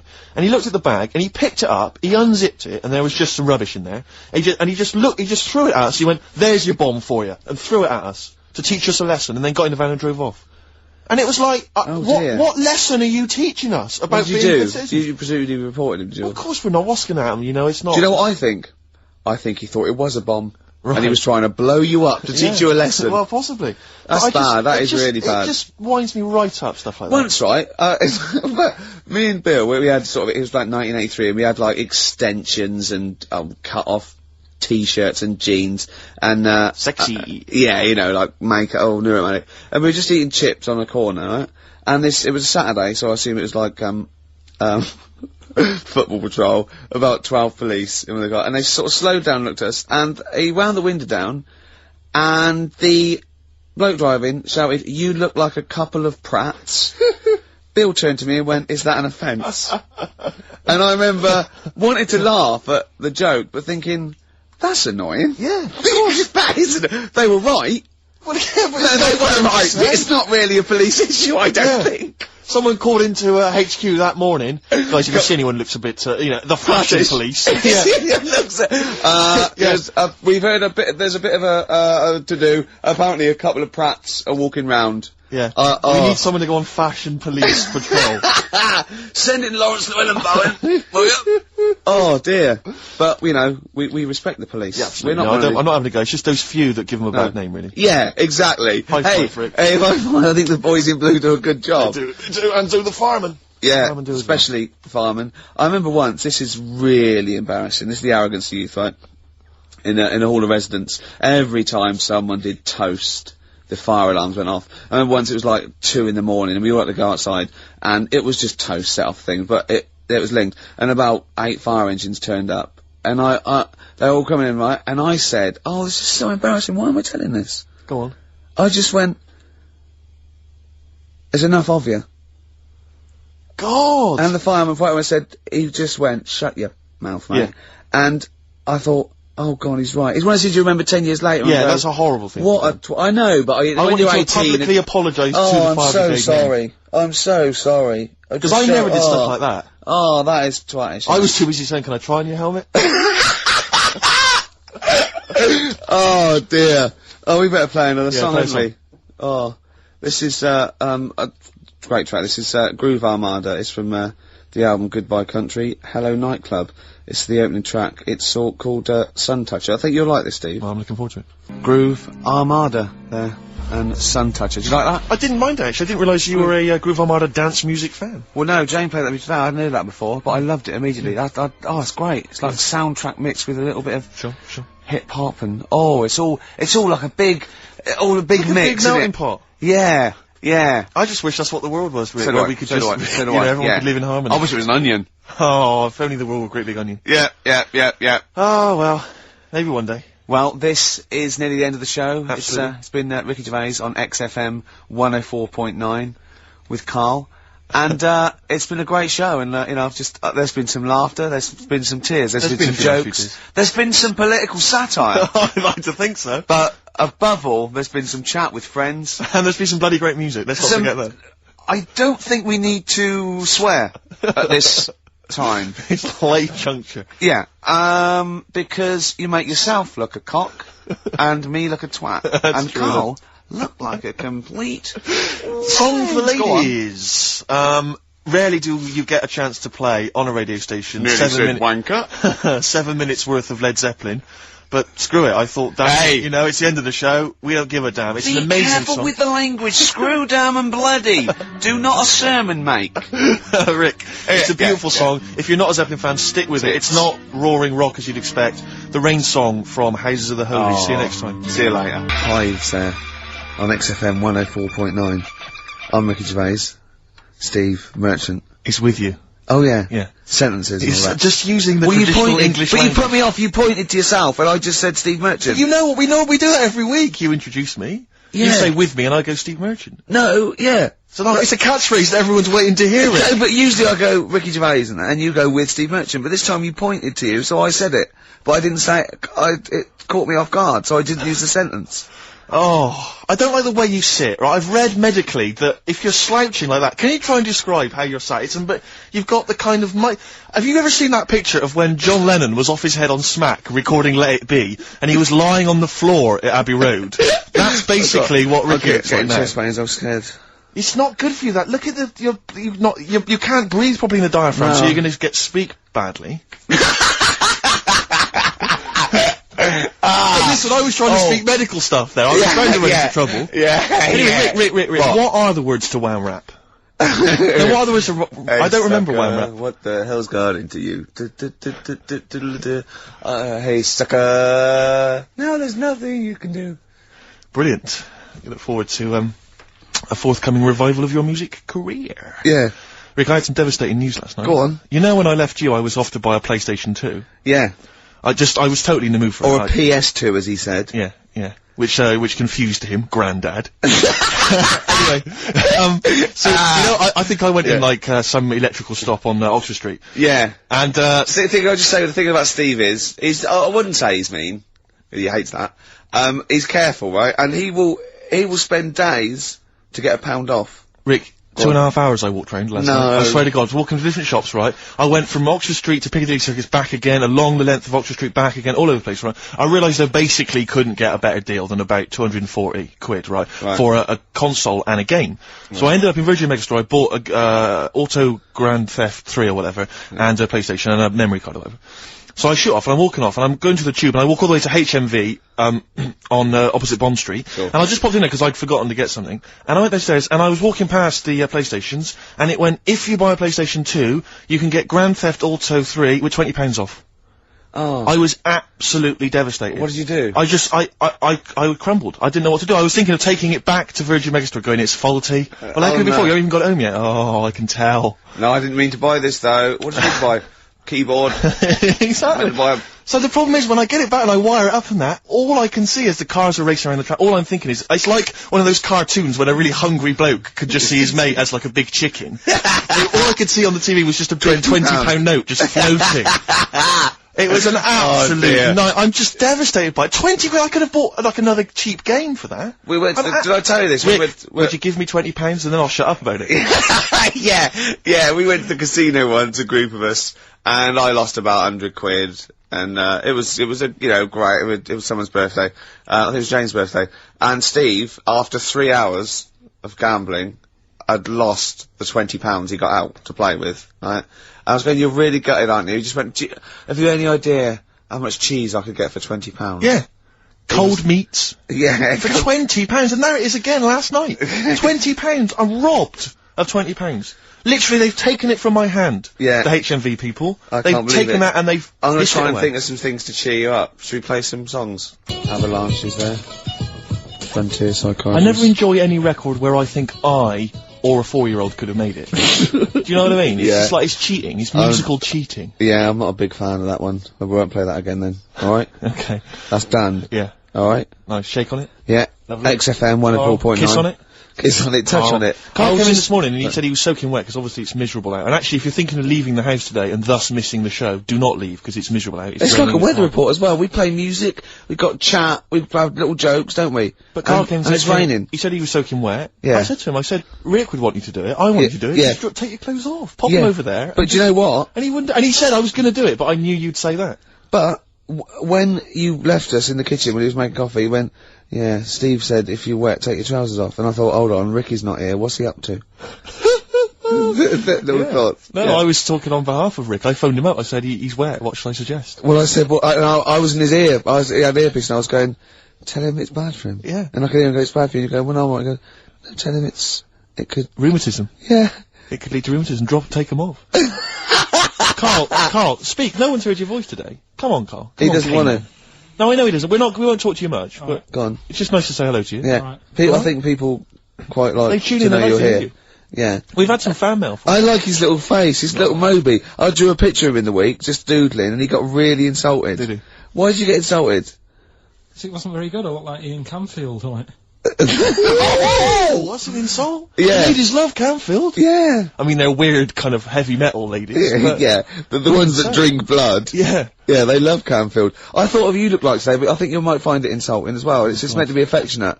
For people who don't know what you look like Beaker at the Muppets. I can't see how that would be an insult. Oh God! We don't need to put it like that. It is, but it's sort of like, I like Beaker. Yeah. Yeah. Yeah, but you like him because he's a fool. He just goes, what does he say? Yeah. Yeah. Well, you look a bit like that doctor that used to accompany him everywhere. That professor. Oh yeah, the little fat little bloke. one, Yeah, that's nice. Carl, what was it that you told me as well when you came in? Just Carl's thought for the day. Okay. Carl, what did you tell me when you came in? Because it was miserable out, and you made a suggestion. It is a grim day in London. I like it already. Brilliant. I was thinking, Oh. could you imagine dying today? Go on, explain more though. Just because when you're dying, Yeah. you're always like in your bedroom, in your bed, and your Always. and your family's next door. Always, yeah. And I just thought, can you imagine lying there, looking out your window, because they do that as well. They sort of have the curtains open to get a bit of light on your face. And I just thought, what a day! If this was like your last day, could you imagine? But then go on, you made XFM, another. 104.9. No, you made another even more profound point. You said if instead of dying on a rainy day, you'd prefer to. No, if you died on a bit of a nicer sunny day, then it's not so bad. What I'm no, it's your last day looking out on the world, Yeah. and look at it. Don't you agree? Yeah. I thought that was a beautiful point. It was poetic almost. It was, wasn't it? Because no, the point was that what upset me was that you said you'd been thinking about that today on the way in, and it upset you. But my point was that if you think about the people that are dying any day, it'll upset you. Yeah. Do you see? Yeah, but you don't think about it when it's sunny, because you think, well, they'll be all right today. They won't be that annoyed. You're absolutely right. Annoyed! But today- Think of that. Oh, I'm no! Oh, I'm I'm dying dying. today. Oh, no. It was just when I got up and opened the curtains, and I thought, look at it. I'm Yeah. glad I'm not dying today. Yeah. Carl, play a song. Yeah, interesting. Mole Historical Society. Watching Xanadu on XFM 104.9. I'm Ricky Gervais. With me, Steve Merchant. See, it doesn't work if you say with me, Steve No, Merchant. doesn't work. I've either got to say with me, Steve, or you just go with Steve Merchant. Sure. See what I mean? Okay. It's not as easy, is No, it? it's not. No. It's not as easy as it seems. You know this, right? I mean, What? the radio show. Oh, yeah, We yeah. do, right? Well, we just come in and we don't plan them, we just sort of like chat. And they still pay us, it seems good, Omar. Should we just do this all day? What, all day on XFM or? Or just get a license where it's Ricky and Steve FM, and we just chat and we go, what are you doing there, Steve? Just having breakfast. You go, all right, yeah. Yeah. Oh, what are you doing there, Steve? I'll just clean the windows and that. And we have a little chat, and we go, oh, just reading the paper. And we just talk and we play records. For 24 hours a day? Yeah. I mean, have you spotted any flaws in that plan or? It would be boring after about an hour and a half. Yeah. Is that it? Yeah. Oh, okay. I mean, this is boring now. No, And it's we've only funny- done 20 No, minutes. it's just we were talking about Karl having a thought, remember? Yes. And then I had that thought when I went out to get some orange juice, and I had that thought. So maybe this show can be about let's have thoughts. Okay. So we have thoughts? Yeah. Okay, or they could, if we haven't got any, they could phone in with some. Okay. Or email a thought, maybe, if you've got a thought. Email that in. Just thought we could talk about it. Ricky.gervais@xfm.co.uk. It could be a thought about anything. Hey, can we go on? Can we not make those thoughts racist or homophobic, though, please? Yeah. Or, not downers. No, nothing that's going to bring us down, you know? Yeah. Upbeat stuff. Yeah. Go on, Karl, you were gonna... Do you know when you said 24 hours then? Yeah. Do you know how much it takes to run one of the escalators on the underground for 20 hours a day? How much it costs a year to do that? To run it how long? 20 hours a day? Yeah, that's what it runs. Is this another of your facts? Mm-hmm. These are always substantiated by an independent source, aren't they? They're not just something you overheard on a bus. Am I just to check? This is I read fact. it. I read it. Did you read it on a wall in a sandwich shop? Sometimes I wish this was on telly, because when Steve said this, you have these substantiated by an independent arbitrator, Carl just looked at him. Yeah. Like he'd just spoken French. He just looked like that. It's just it. Okay, so anyway, this information you've got from a reliable source, you read it on the back of a fag packet or No, something? I think it was in the Metro magazine in the week. Lovely, okay. Yeah, okay. So here's and let's just hear it again. How much does it cost? Yeah, there's loads of escalators, isn't there, on the underground? Yes. And they run for 20 hours a day. Yes. 'Cause Don't it's- tell us how. it's Tell you what, short. Carl, that's such a fascinating fact. Don't Yeah. tell us. Let's play a record, Rick, Okay. and then people can stay tuned if they want to hear This how much is it like costs. this is like some sort of mental home radio, Yeah. isn't it? I mean, we are. I mean, we're not mentally ill. We haven't, we haven't had any head trauma. We're educated people, Yeah. but we come out with just rubbish, Gobbledygook. just nonsense. It's like I can't grasp it. I don't know why he started saying. I've no idea what that thought was. You just said 24 hours about doing radio for 24 hours. So I thought, oh, 20 hours. Oh God! So we're now examining the thought processes that we all have Oh, before no. we get to. Let's just hear a song. Okay, Rick. right. It's 1:30, and that film sounds good. Ooh, that film sounds good. Feature. This is where I choose a song from a film that, that film sounds good. See? This is, a film that me and Steve both love, and he saw it first and got me onto it and said I'd love it, and I did. It was Rushmore. It was a great film, and from it features one of my favourite artists of all time, The Wind by Cat Stevens, and this is off the first album I ever bought, from Teaser and the Firecat. This is The Wind from Rushmore. That film sounds good. Feature. Cat Stevens, The Wind. Elegant. It's a beautiful song. The album is a superb album. It's seminal. It's just has some great songs on there. I feel like playing another one, maybe Song for the Lovers. Maybe do it later. Yeah. Maybe I could do that. Yeah, it's beautiful. I have to say I've seen the follow-up to Rushmore. If you yeah. enjoy Rushmore, it's this new film, The Royal Tenenbaums, with amazing cast. Ben Stiller's in it, Gwyneth Paltrow, and Gene Hackman in his Golden Globe-winning performance. Oh, yeah. Same sort of thing as Rushmore, same kind of style, but lovely sort of kind of family comedy. Absolute dynamite, and again a brilliant soundtrack. Nico is on there, Nick Yeah. Drake, all kinds of treats. Forthcoming in the cinemas, Rick. You say the follow-up? Is it the It's same not a director? sequel. It's the same director, same writer, Right. some of the same cast. Bill Murray makes another appearance. Isn't Same this- style. Haven't the Swingers lot done another one? They have. Their new film's Made, with the same Right. Jon Favreau and Vince Vaughn. Again, dynamite, really good fun. Not as kind of perceptive as Swingers, but certainly as much fun. Have you seen Swingers, Carl? I think so. Is it the one where they've got a line in it? They've got a catchphrase in it, haven't they? You're the money? Your money? No. You're that's so money. Jeremy that's it. Yeah, I've seen it. Yeah. I love the fact that I said you're the money, you went no. You went you're so the money, you went yeah. Well, yours is from, what's his name? Yeah, Jerry Maguire. No, Yeah. that's show me the money. Yeah. Yeah. I've seen it. Anyway. See, that was really articulate. We had, we did a feature. It linked into film.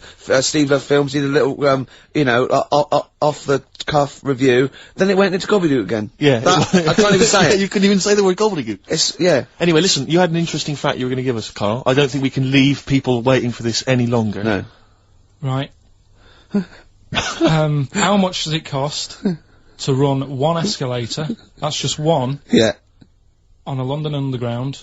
It's running 20 hours a day because it shuts for 4 hours in the night when they're cleaning up and that. Yeah. Yeah. How much does it cost to run it for a year?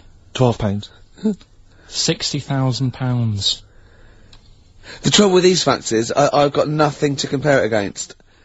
Well, think about, like, your yearly electric bill at home. Well, when you put it like that, when you can... It's a lot, isn't it? When you think they could just use stairs. Carl, play a song. Politics on XFM 104.9. Please, people, just use the stairs. Chemical Brothers, Star Guitar. I'm gonna be honest, Steve. I like the video more than the song. Agreed. Good. Yeah. I just wish we could maybe tape the bits we're not on air, just because that's when Carl comes into his own. Yeah. He just said to me, I don't know what I was doing, I was sort of like pottering around, dancing around, doing something annoying probably, and he just looked at me, I looked around, he was looking at me, and I looked back, and he went, have you ever used a Y-front properly? Genius. It's a great question, because the answer's definitely no. Definitely. No. Does anyone use their Y-front properly? And by that, I mean, get your winky out of the little sort of, slot provided, as Yeah. opposed to, like, put it to one side or pull them down or Yeah. whatever. Has anyone used a Y-front properly? I don't think I've ever done it. I don't think I've ever done it. I've never seen anyone in a toilet doing it, Rick. You should be looking. I wish I hadn't said that. I caught ya. Really? Yeah. That's actually how you prove people are gay. Yeah. You get them into this conversation. Yeah. Yeah. It's a trap. Yeah, it's a trap. It was the trap. Yeah. I I'm thought not that gay, was by the the, way. Yeah. You didn't prove I was gay, I double bluffed you. Because I knew the old gay trick. I thought it was the old gay lord say no thing. That is another method. Yeah, That is there's innumerable methods of doing it. That's how Oscar Wilde was caught. Yeah. Yeah. What happened there? Well, the judge went to him. Did you see that film last night? Gaylord say no, and he went no, and they went take him away. Yeah. Take him down to the cells. Yeah, take him to Reading. It is true. Well, true. It originated in America. yeah. So many of these things do. It's Yeah. a brilliant point, Carl. I'd like to hear from anyone listening who's, and I mean, well, they'll just lie, wouldn't they, I suppose? Yeah. I don't even use sort of flies. No? Usually, I sort of pull my wife on, my sort of tracksuit. That's why I wear sort of like elasticated waistbands all the time. Exactly. Just sort Speed. of like. Yeah. Yeah, you got to get in there with the minimum of effort. Yeah. We and out. Sure. Often I won't shake. No, oh no. To my detriment, because it often leaks out a little bit later, doesn't it? Ever been out on a date with a girl where it's just trickled down your leg and you wish it hadn't, and you're thinking, what if she gets my trousers off later? She might smell or see it. What? What? I don't know. I don't know what I said there. Right. Rick, I had for Christmas something which I think might excite you and interest you, because I know you're obsessed and interested by facts. Yeah. Don't fiddle with the microphone. Well, I was Everyone just can hear looking at what it was underneath it. that. Stop, listen to what I'm saying. I know, no, listen, let me explain. People could hear you moving the microphone. Could they? Yeah, I can hear it in my headphones. You know, it's the little pop shield that goes over the mic. Yeah. I was going to see where what way the mic was facing, so I just had a Who look. cares? No one's interested. Leave it. Carl will tell you if there's a problem. Alright. Why am I talking like that? So this is a book, it's just facts and trivia. It's edited by Sir Isaac Asimov, who I think's dead. So I don't know when my parents bought this book. I assume it's sort of from a second-hand shop or something. Right. It's quite long, but I got it for Christmas. I keep meaning to bring it in, because generally the facts are quite sensible in here. And I like to think if Isaac's been involved, they're probably substantiated. It's not like kind of just this nonsense on the web. I think that this is probably... Or up in Greg's the Baker's that Carl Exactly. gets most of his facts from. The ancient Egyptians trained baboons to wait on tables. Carl, fascinated.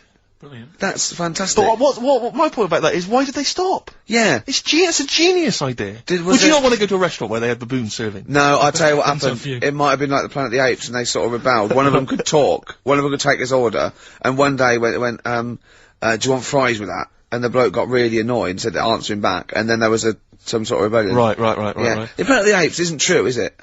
It's not. a film. It's not a documentary. Right. Okay. I wonder, because what I like the idea of having baboons is the fact that I reckon they're, like, I have difficulty, and I'm sure you do, Carl, like, at working out that sort of 10%, you know, on a bill. Yeah. I reckon baboons would find that particularly hard. I reckon you could get away with under-tipping them all the time. Yeah, exactly. Just not leaving enough and just legging it. They Exactly. go away and you go, sucker. Yeah, exactly. So Yeah. I'd love to see Yeah. some baboon restaurants. If there's Yeah. any restaurateurs out there, so Could I or someone. if you do go to a restaurant and you're waiting on those, please don't order the banana daiquiri, because it comes half-eaten. They can't help their little selves. They really can't. They're okay with, like, you know, beef and steak and chips and all that. But there's a little bug. I go, do you want... Can you imagine that, the baboons serving at waiting tables? It's genius. Just stop to think about that. It's absolutely incredible. Yeah. It's absolutely dynamite. Yeah. That's a See, good fact. zoos would be a lot more popular if that was like the canteen. You could go If in they and were sit. serving tickets to two, yeah, Exactly. one child row. Okay, go through there. But I Okay. think they should do other things, like in the Flintstones, they used to mix cement in that bird's kind of beak. Pelican, yeah. We should start doing that again. Because that also happened in ancient times. Yeah, exactly. According to the Flintstones. Yeah, before they had proper cement mixers, that's what they did. That was how they did it. Definitely, yeah. Just animal facts. I remembered one in the week. Go on. There was, do you know them two gay American men who have tigers? Well, they're not necessarily gay. They're not. are they? No one actually knows if they are gay or not. Alright. Okay, Well, yes. okay. Gilbert and George, is it? No, that's those artists. What are they Yeah. called? Siegfried and Roy. But Yeah. anyway, they have- Who may or may not be gay. Yeah. And if they are, so what? And if they are, so what? But if they're not, and they No, don't I look... just said that so you knew what I was talking about. 'cause Sure. Okay, the two gay ones, Those yeah, are go the on. Two possibly gay tigers. guys. Yeah, let's not worry about libel law anymore then, or... Yeah, if go you on. shave a tiger's head, Whoa. Whoa. Right, okay. You've got to treat that sentence with a lot more reverence than you did. Think what you're saying. If you shave a tiger's head... not just its head, its whole body. If Oh, sorry. Sorry, yeah. So I thought you were getting weird. Go on then, yeah, if you shave a tiger, yeah, go on. it's still stripy underneath. The skin's Is it like rock? It goes all Is the it like way all the way through. through? Yeah. Yeah, that's amazing. Where did you hear that one? I remembered that. Like, I was Was watching. that a drunk just shouting it in the street? I shaved a tiger and it's still stripy. Get out of here. Yeah. I must make a note of that, thinks Carl. Yeah, that's an interesting fact. Well, you know a polar bear?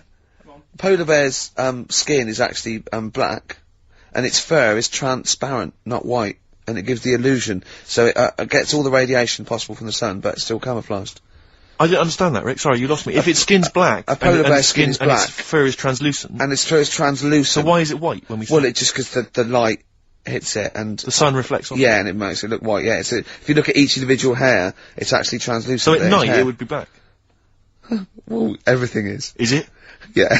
Oh, not bright stuff, Rick. You've embarrassed yourself. Play a record. Oh, I know all about animals and stuff. Do you, Rick? P-O-D. Bit of pod there. Alive. That's grown on me. Yeah, it's not bad. You know, it rocks. I mean, we've got to give it that. I will certainly give it that, Rick. Yeah, XFM 104.9. Ricky Gervais. With me, Steve Merchant. So more from the facts and trivia book, edited, as I say, by Sir Isaac Asimov, so not Sure. just overheard on the tube or Yeah. by a drunk. Well, he might have overheard him on a tube by a drunk. And just put him in a book. Yes. Listen to the whole fact here before you make any judgments. Okay. Sauerkraut was renamed Liberty Cabbage by Americans during World War I. Sure. In their denunciation of all things German, some Americans actually kicked Dachshunds. Are the little dogs? Yeah.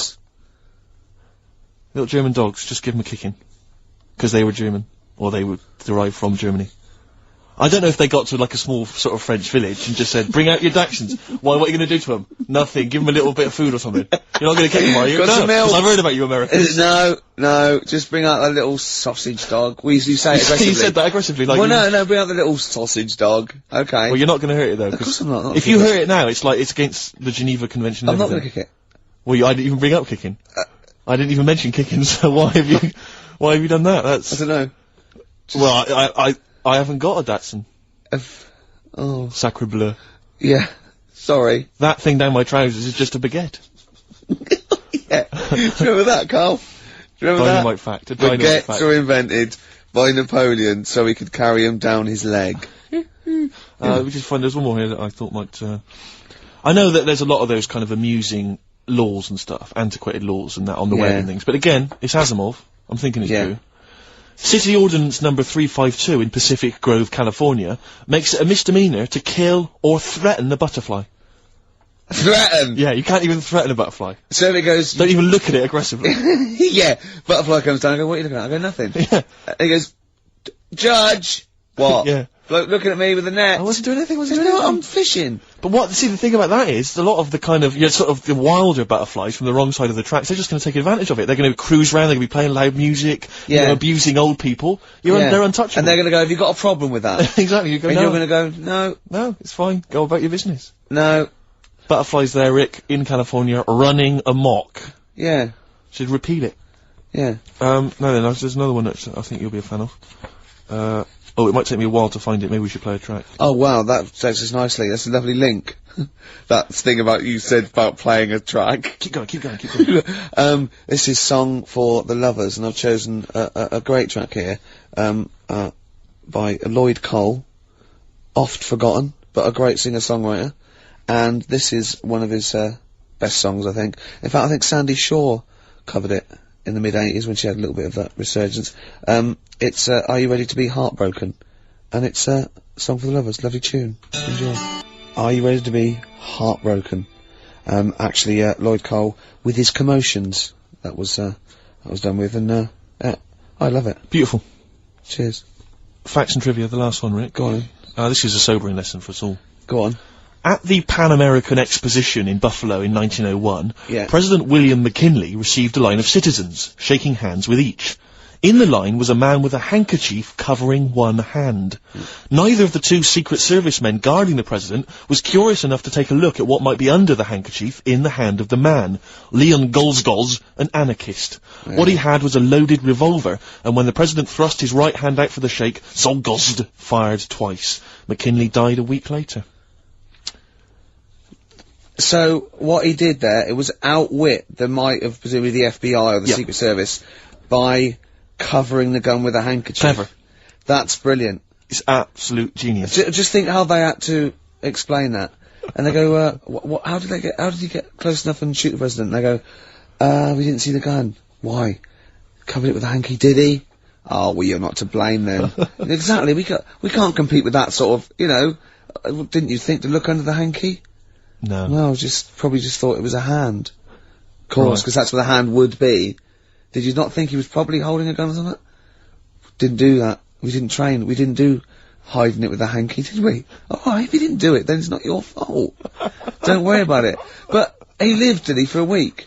The president lived with it for a week, yeah. That's because they had to go to him and they're probably shuffling around his bed going, sorry about that. Why don't you look? I had a hanky, did he? Oh, well, they're now in jail. Well, they were. Go on.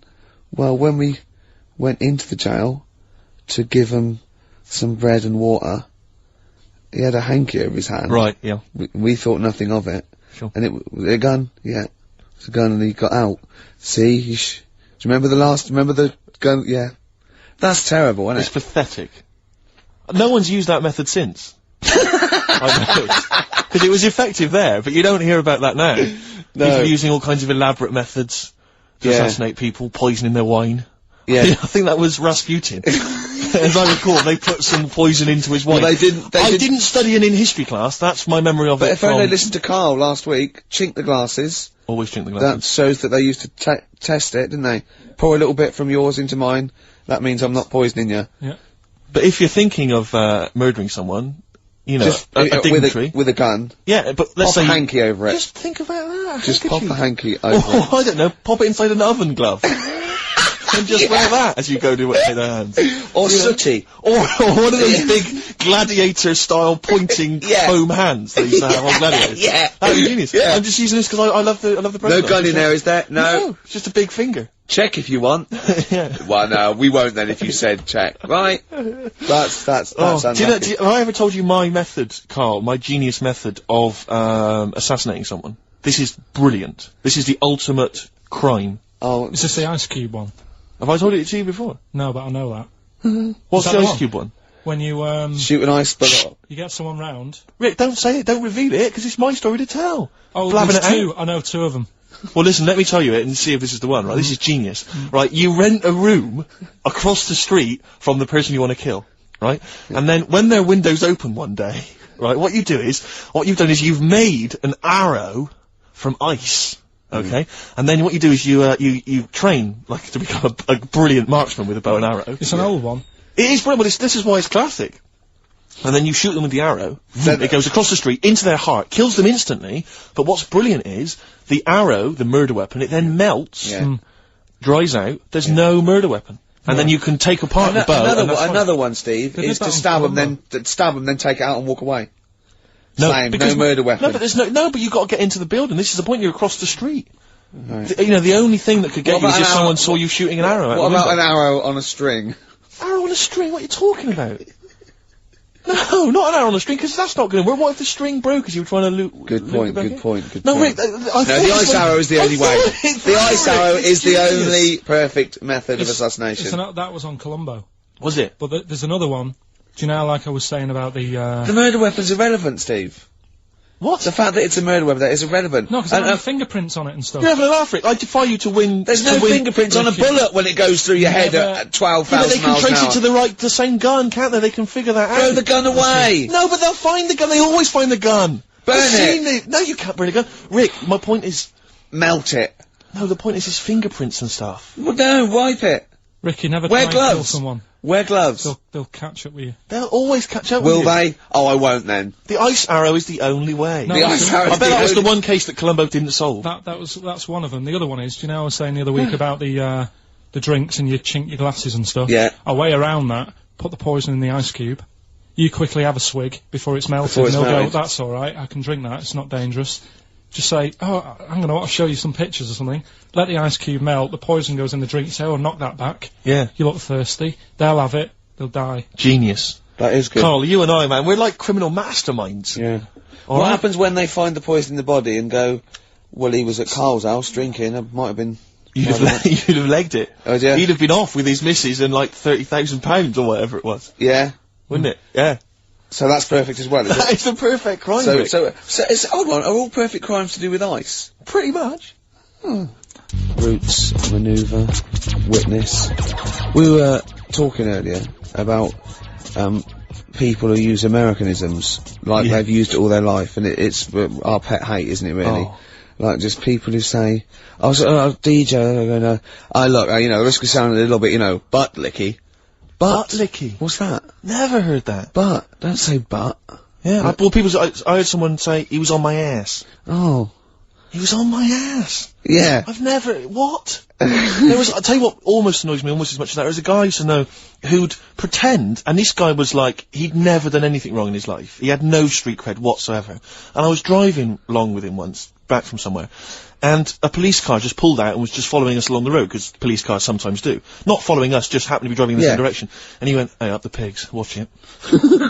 like what? I'm supposed to think, what, you've done some crime? Yeah. You're part of Grand Theft Auto 3, and I better be careful, because you've got some knocked out, off gear in the back. Yeah. You'll watch it's the bloody pigs. Or a dead, Just play it cool, play it cool. a made man that you've just Exactly. killed in the boot. Nonsense, and I just so annoyed with that kind of pretending to have street cred. I know, just I remember once, right, an American came to our school, we were all about 13 and 14, and he was like, you had to be his friend. And it was like people vying for his attention, because he was sort of like this cool American bloke, right? And, he was like good at sports, he's always, you know, it's just great. And, I remember someone saying like tube, a toothpaste, and he laughed, said tube. And I go, well, what is it? They said, it's tube. Right? And people go, no, it's tube, right? And it's tube, right? And I went, I say tube. He went, and they sort of looked at me, and they just thought, you liar. I just went, no, I say, let me think, no, I say tube. Oh. When you're a kid, like, any American you ever meet is the coolest thing. It doesn't matter if it's a huge, fat bloke wearing Bermuda shorts and a camera on his neck. It's cool, because they speak with an American accent. Well, that is cool. And they say... Being a huge fat bloke in Bermuda shorts is cool. Sure. Yeah. That's what you keep telling yourself. Yeah. I'm growing into that look, says Rick. 41. The Canadian tourist look. Absolutely. But no, so anything, you know, sidewalk. Yeah. I mean, if I could say, like, when I was sort of 14, if I could have said sidewalk, fender, you know, I always wanted to go into a sandwich shop and just order something on rye. I want to be one of those 80-year-old, sort of Yiddish blokes. Those, you know, sort of like old vaudeville Jewish guys, that, you know, they sit in diners and talk, you know, like Walter Matthau talks. Right, and sounds like that. yeah. I wanna grow into that, a long coat, and I'll go, ish. Yeah. Oy vey. Yeah, maybe I'll start. Yeah. Well, convert to Judaism initially. Yeah. Be your first protocol, and then just tour the vaudevillian, you know, circuit. Yeah. In the Catskills. What of am I, America. some kind of schmuck? Yeah. Something like that. What do you, Carl, would you like to be American? No, not at all. Really? Got me nerves. When I was in, Get on my nerves! A whole nation there, reduced. when I was in Barbados at Christmas, Oh, name dropping. right? Yeah. There's loads of them there, because that's... Was that when you were doing a bit of extra sort of waiting? Because you were sort of, your girlfriend was cleaning rooms, wasn't she?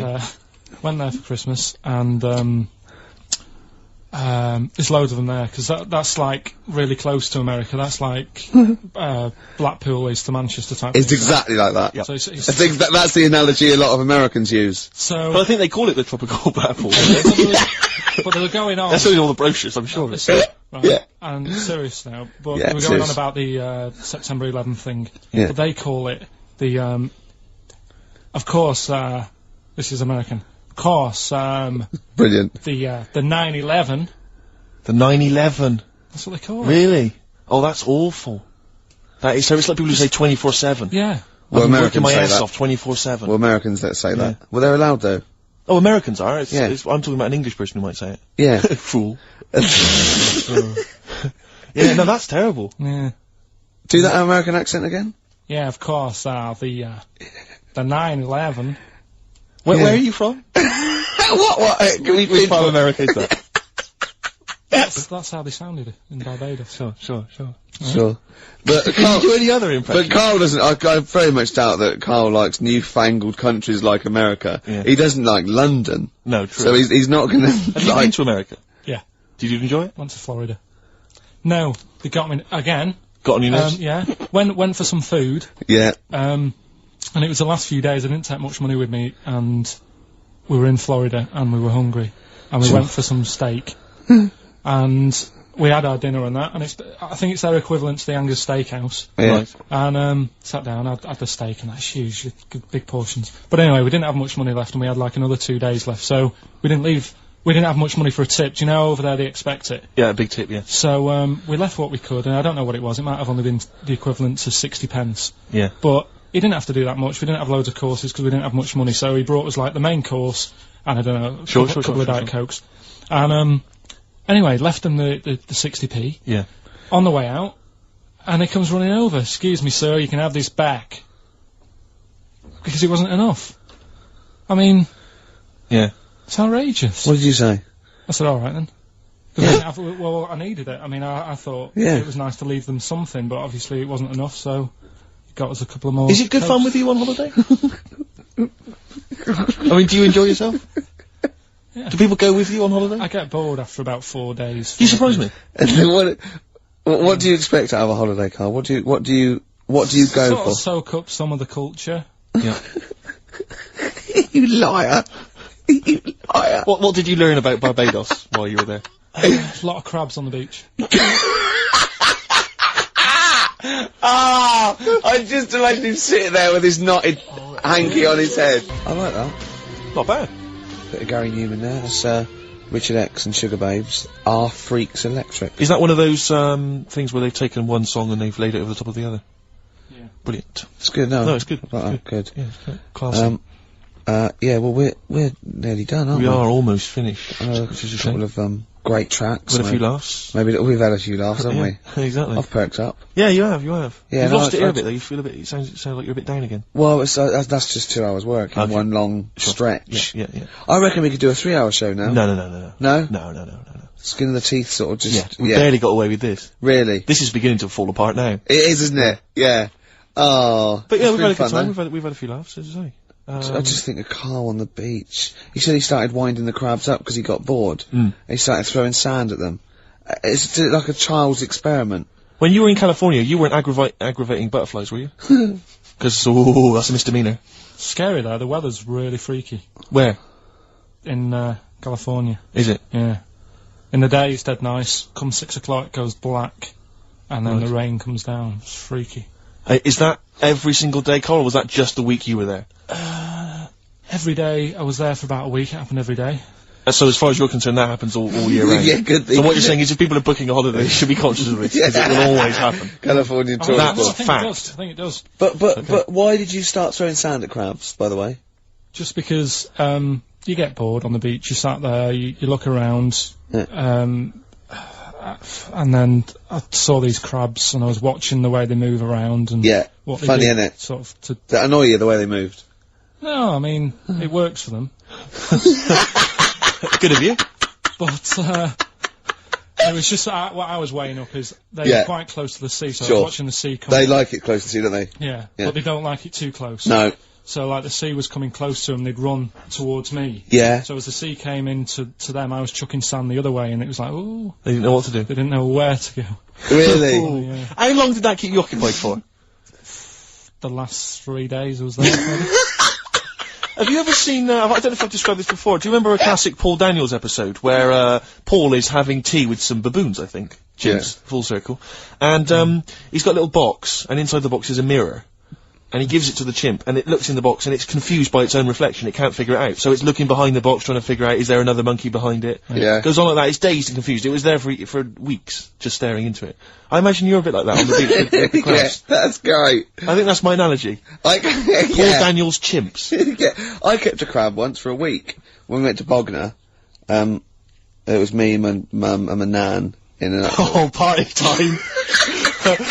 Oh, man alive. Look, you I bet the fun never lived. You stopped. haven't lived until you've woken up to the sound at 3 o'clock in the morning of your nan having a wee in a tin bucket and echoing round a caravan. Man alive. Yeah, I was about 9. You'd brought a chick back. I was about 9, right? And I just kept a crab in a first day I In the found it- bucket? In a I don't know where it came from. No, I found it on the beach and I brought it back and I kept it in a little bowl in the sink. And then the last day, it started to smell a bit. And then the last day, Mum said, go and put it back. And I went and put it back. So I had a pet crab for a week. And did it die? What happened to it? No, it just got bored. Sure. It didn't do a lot. Did it start throwing sand at you?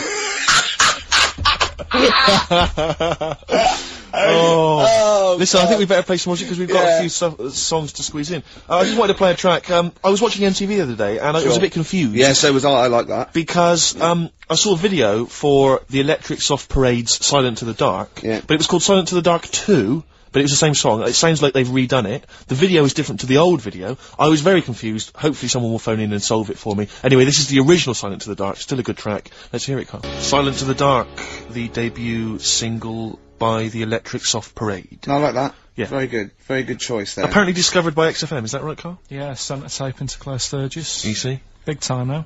What did she do with it? Sold it. Yeah. Got a little £5 starter bag of Skag. Exactly. Oh, And the bless rest is history. Well, I've enjoyed myself. I have. But can I just say, we don't just muck around and do stupid things and play great music. We're also informative. And We I'm are. going to leave London with this tip that Karl, for no reason, just told me. Do you want to do it, Karl, or shall I tell him what you just said? Rick, we haven't got much time. You better explain it. Okay. He said, you've been on the Millennium Wheel? I went, no. He went, well, if you do, here's a tip.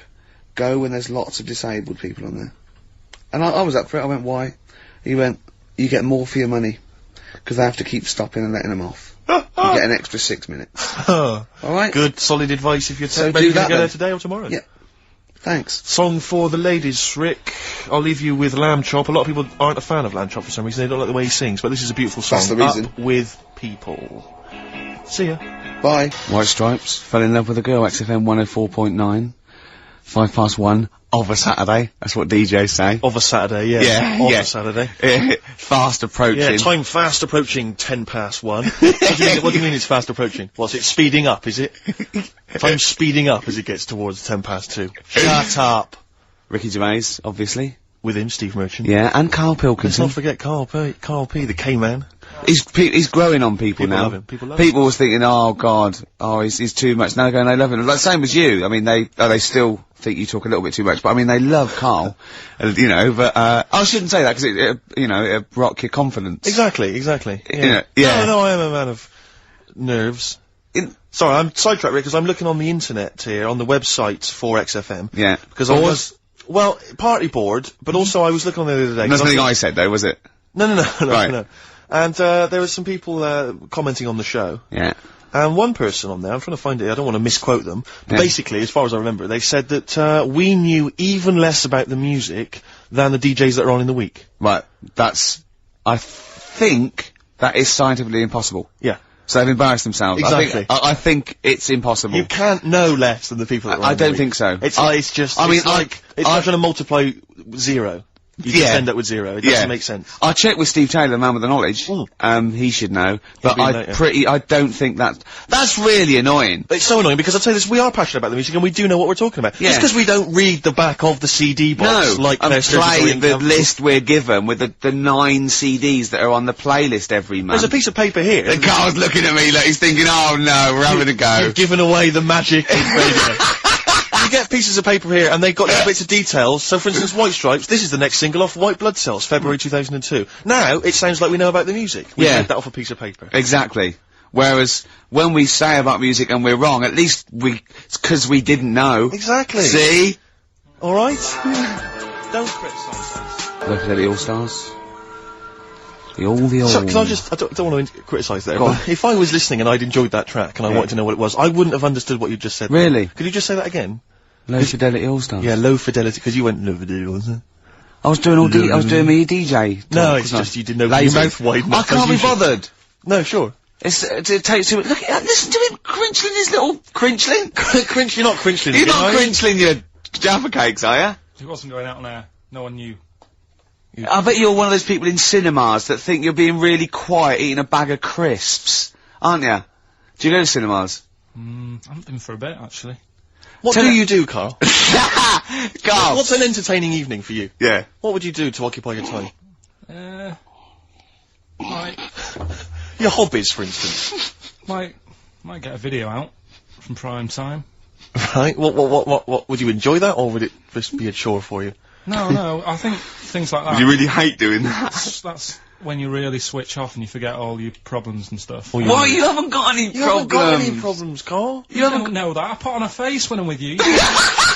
You wear a mask. Are you crying inside, This Carl? is you being the happiest you can be. You're like a clown, aren't you? Oh, Do you think I'm like a hard, miserable man? Because there was somebody else. I don't think you're saying hard. this the other day, and like I said to him, I can't watch The Elephant Man because it upsets me. God, you're the best. You don't know you're doing it. You're No, the but best. Can you watch it? Well, I always, when it gets that bit where they're carrying him through the village and messing about with his head. Do you know, this is true. My dad watched that once, and we were watching it. My mum and my sister and that were all quite moved by it, almost reduced to tears, thinking it was a wonderful example of man's inhumanity to man and all that thing. Yeah. And my dad just went, "Wouldn't he make an amazing novelty rucksack?" And it cheapened the film for me, and I've never had this sort of. Steve was thinking he's not that ugly. Ooh. Blimey, here we go. We were laughing at Carl. Can we focus on one person at a time, Rick, please? Let's destroy him first. Oh God! Tell him what you said to me when that record was playing about the Jaffa Cakes. He bought some Jaffa Cakes, which was lovely. He went across the road and he handed out the Jaffa Cakes, and then I went, "Oh, thanks very much." And then what did you say? I just remember learning at school. I'm not like making fun of the illness because it's not funny, but they cure cancer. Jaffa Cakes cure cancer. Not like fully. Right. They just go some way to helping. Yeah. Do you know, it'll sort of help. If you've got it, you can't say, right, get me a load of Jaffa Cakes. Right. But I think it sort of puts a bit of a stop to it if you haven't got it. Do you know what I mean? It's like having vitamin tablets. Is this medically proven? Should we get Dr. Fox down here to confirm that? I can't. I actually can't cope. You're just play a record. Play a record. Can I just, if anyone has ever survived cancer thanks to Jaffa Cakes, please call in. No, but I didn't say He that. said, and then he went, "It's the orange thing in it." And then he tried to read it. He said, "I wonder if it's," and he tried to read out this scientific name. That's my favourite one I've ever done. It's great, isn't it? Yeah, really good. Yeah. Because I always had a problem with Gomez before, because it always sounded like they were trying to sound like these world-weary Tom Waits style gravelly voice guys. And they were 20. And they were like 14, yeah. Yeah, but I mean that's great. That's really good. Yeah. Yeah, no, it's Well terrible. done. Well done, boys. Yeah, well done. Yeah. Gervais gives it thumbs up. Oh dear. Can I play an Elvis Costello track? Do you know, I'd love to bloody hear some Elvis Costello. Why are we saying that? Well, you know why? Because we met him and he's a lovely man. We did meet him, yeah. And without wishing to show off. I remembered all the great songs he's ever done. I didn't like his spoken word much, too much, and some of his later projects I thought were a little bit, but his own songs from 1978 to about 1980 I thought were great. Why did we meet him? I can't just remember why we met him, Rick. Oh, I wasn't. Remember. Well, I wasn't doing that. No, I can't remember. We won an award. Was it because we won another bloody award? Stop giving us awards, please. Oh God!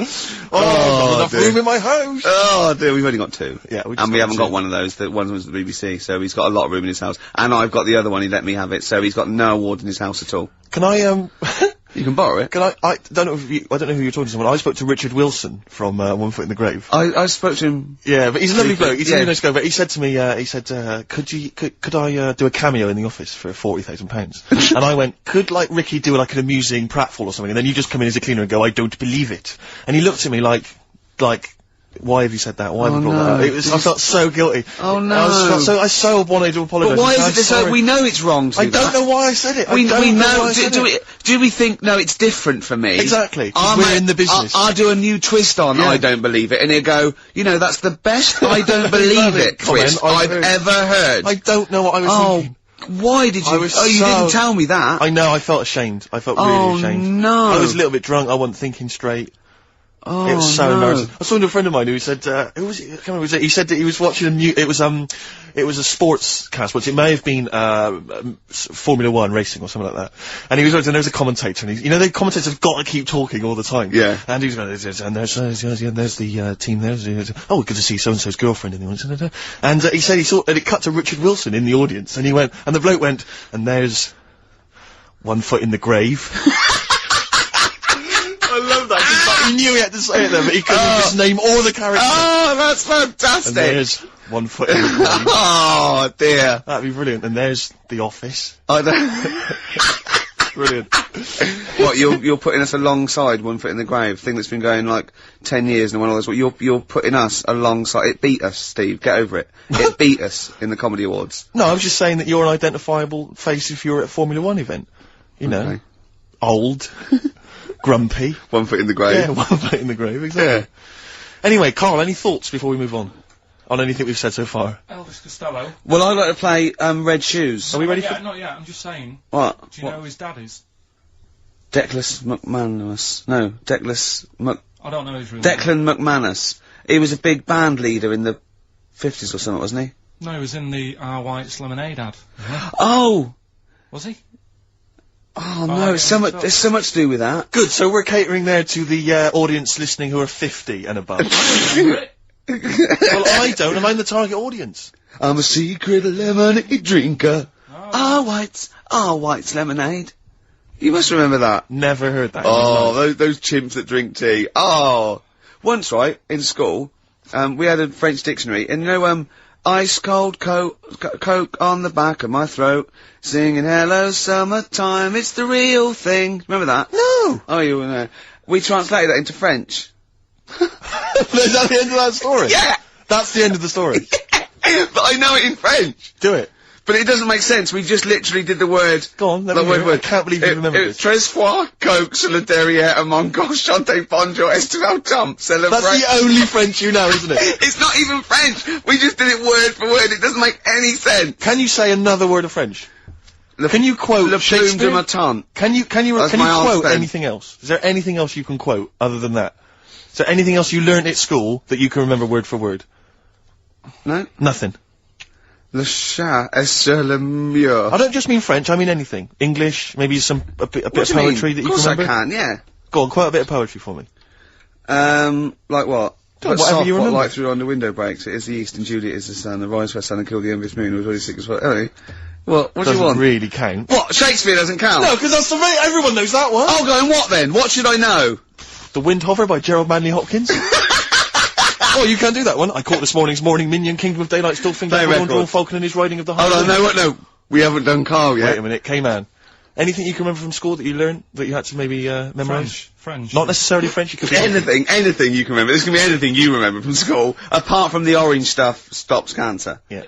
It's not the cough that carries you off, it's the coffin that carry you off in. Beatles, Revolution. Was that clear? Yes, it was, yes. Yeah, Thank you. good. We got to speed this up because we know it's funny because our first link when we had to go at like the library and the playlist when we played the record, Carl went. You usually do it at the end when you've run out of stuff. Yes. What's left off? Yes. So we started with what's usually our worst bit of material. So I think we've got to turn this show round. Right. Carl's been holding this together, to be honest. Yep. It's Carl's beautiful naivety and, could I say it, Carl, in the nicest way, stupidity. Yes. That are keeping the listeners... I wouldn't class it as stupid. I'm only joking. I'm only joking, mate. Of course you're not stupid. Everyone knows you're not stupid. You're sincere, and that can sometimes be, you know, frowned upon in this cynical world. Would you say you've learnt stuff from me in the past few weeks? Definitely. Definitely. Yeah. Rather like a scientist learns more like a injecting mice. Yeah. No, but I've learnt from you about ants and stuff. I think every week, as weeks go on, I feel like... We're learning from each other. I'm learning more now than I did when I was at school. And can I just clarify? Yeah. You weren't raised as an experiment and you've escaped from a laboratory. You had regular upbringing in Manchester and that? Yeah, I didn't go to school much because my mum and dad had a caravan. Right. And No need, is there? No need when you've got that sort of fun at home. and I used to just go away for weeks. Really? Yeah. Is that true? Yeah, honestly. Where'd you used to go? Port Maddock. But And, so you didn't go to school much? No, I did, but not as much as everyone else. No. How many holidays were your parents having? Oh, What was their income that they could... No, well, my dad used to work nights, and he used to travel back, because to Manchester from Wales, it wasn't that far. And Manchester to Wales? He used to do 4 on and 4 off, so me and my mum were, like, loving it. But what Port Meredith? Port Maddock. Port Maddock. Just down the road from Port Merion, where they filmed The Prisoner. Right. Oh, so that's cleared up for me. Yeah, location-wise. So what did you do then? You were in this little 2-berth caravan on the back of a Cortina estate. Right. Well, what was it? What was the car? I want the, what was Granada, it? Ford Granada. Ford Granada, what are we talking? I know 1980? Yeah, 82, 83, 80, right. 84, 85. Okay. And you in the car, down there, park up. Yeah. What was it? What was Port Meredith? Port Maddock. Port Maddock. Remember Ruth? It's just, Oh, yeah. It's just a holiday camp. Yeah? And had an arcade and a beach. I was loving it. Yeah? But, so of the 52 weeks of the year, let's assume, I don't know how many weeks you take off normally for holidays anyway. Let's just say, I don't know, you go to school 45 weeks of the year maybe? Generally, most kids? No. Bit less. Bit less than About that? 42. How many weeks would you say you actually spent in school? Well, how many weeks do you have off for summer? Well, we'll work that out, that's what About we mean. 6 off for summer, about 3 for Easter, about 3 for Christmas. Put it this way, I'm surprised I'm not Welsh, to be honest. Right. So I was there more than was in Manchester. Did the school authority not come and check you out? No, they didn't. Didn't get Manchester, I suppose they didn't care, do they? Not really. Yeah. They're lucky you turned up at all. What did you just turn up for the last day when you could take in your best toy? Did you know that when you could take in any game? Just play with everyone else's. Why, I break my stuff. Sure. Yeah. Yeah. No, it's a good Well, this point. answers a lot. This does answer a lot. The fact that you spent most of your time on the beach as a kid. Teachers were no good at my school. We were Right. talking about it yesterday. About So you were teaching them a lesson by going off in the summer. Yeah. Anyway. And did you go to university? No. No. Did you go to sixth form or college? No. When did you leave school? When I was about 15. Right. What, you just went on holiday and didn't come back? I just got a job early, didn't I? Cause I Where was it? Port Maddock? Get in there. No, I was a printer. BM Print in Trafford Park. Well, that's great. That's a little interview there. Yeah, little story next there. I'll be interviewing Steve Merchant. What are we playing next? Bit of elbow. Oh, this is fantastic. This is Elbow. Elbow, Asleep in the Back. I think that is absolutely beautiful. I think Elbow are my favourite new group. We've sang their praises many times and they've never phoned to thank us. Should they? Yes. Do they? Annoying. Really? Annoying. No, they're doing a good job there. I wonder if they found their lyrics. Because I also wanted to write a song from, didn't I? They didn't take me up on that either, Steve. I'm not sure I'm so keen on them now. Carl, can I have a Jaffa cake? Because I've just found a lump. I think, you don't mean me, do you? No. Alright, good. Thanks, Steve. Now, we interviewed Carl there. I think we've learnt a little bit more about Carl there. We did, yeah. And, I'm gonna interview Steve now, Carl, because I used to be... You concentrating? Don't put it all in at once. Carl, chew. Chew before you swallow. Careful. You'll hurt yourself. Alright. I used to suffer with that a lot. What? Not chewing. The amount of times I nearly died as a kid. What? Forgetting to chew. Choking. Sure. Mint Imperials. My mum stopped that. Drinking them with water. She used to have to hide them. He's coming out of his shell, isn't he? He's happy Saturdays. He's miserable all week, and he's happy Saturdays, isn't he? Oh, look at him. It's like we get him weekends. Yeah. And he's just happy because we sort of spoil him, don't we? And he has Jaffa cakes and everything. We let him He on has the to go radio. and live with his stepmum again in the week. Oh They're the no. ones who listen. Oh, say. really? Your girlfriend does, doesn't she, I imagine? She's been away for ages. I know. I imagine she just switches off after a while. But you know, we love you, don't you? We're excited. We talk about you in the week, and we think you're great. So don't just think we're using you as cheap comedy material. I'd hate you to think that, Carl. Right, no, I'm gonna interview Steve, because I used to be a chat show host. Well, I am a chat show host. Well, Did you see me at Ricky Gervais? no. I worked on it and I didn't watch it. No one watched True, it. that's terrible. No one watched What it. do you think, Carl? I loved it. See? Are you thinking of Parkinson? And I didn't know Ricky then, so I'm being fair. Yeah. Yeah. Well, I'm gonna interview Steve Merchant now. Okay. Live on air, XFM 104.9. We should say that more often. Yes. 'Cause Ricky people- Gervais. Because they might tune and I think they've got a hospital radio by mistake. Yeah, Ricky Gervais. Yeah. Okay, Steve Merchant. Great to be here. Thanks Hi. very much. Now, you're a very tall man, if Yes. I might say. You're 6'7", aren't you? Yes. Was that a bit of a problem at school? Well, yeah, a few jokes here and there. Yeah, A bit of gentle ribbing, but not Yeah. nothing too problematic. What's the weather like up there? Well, exactly.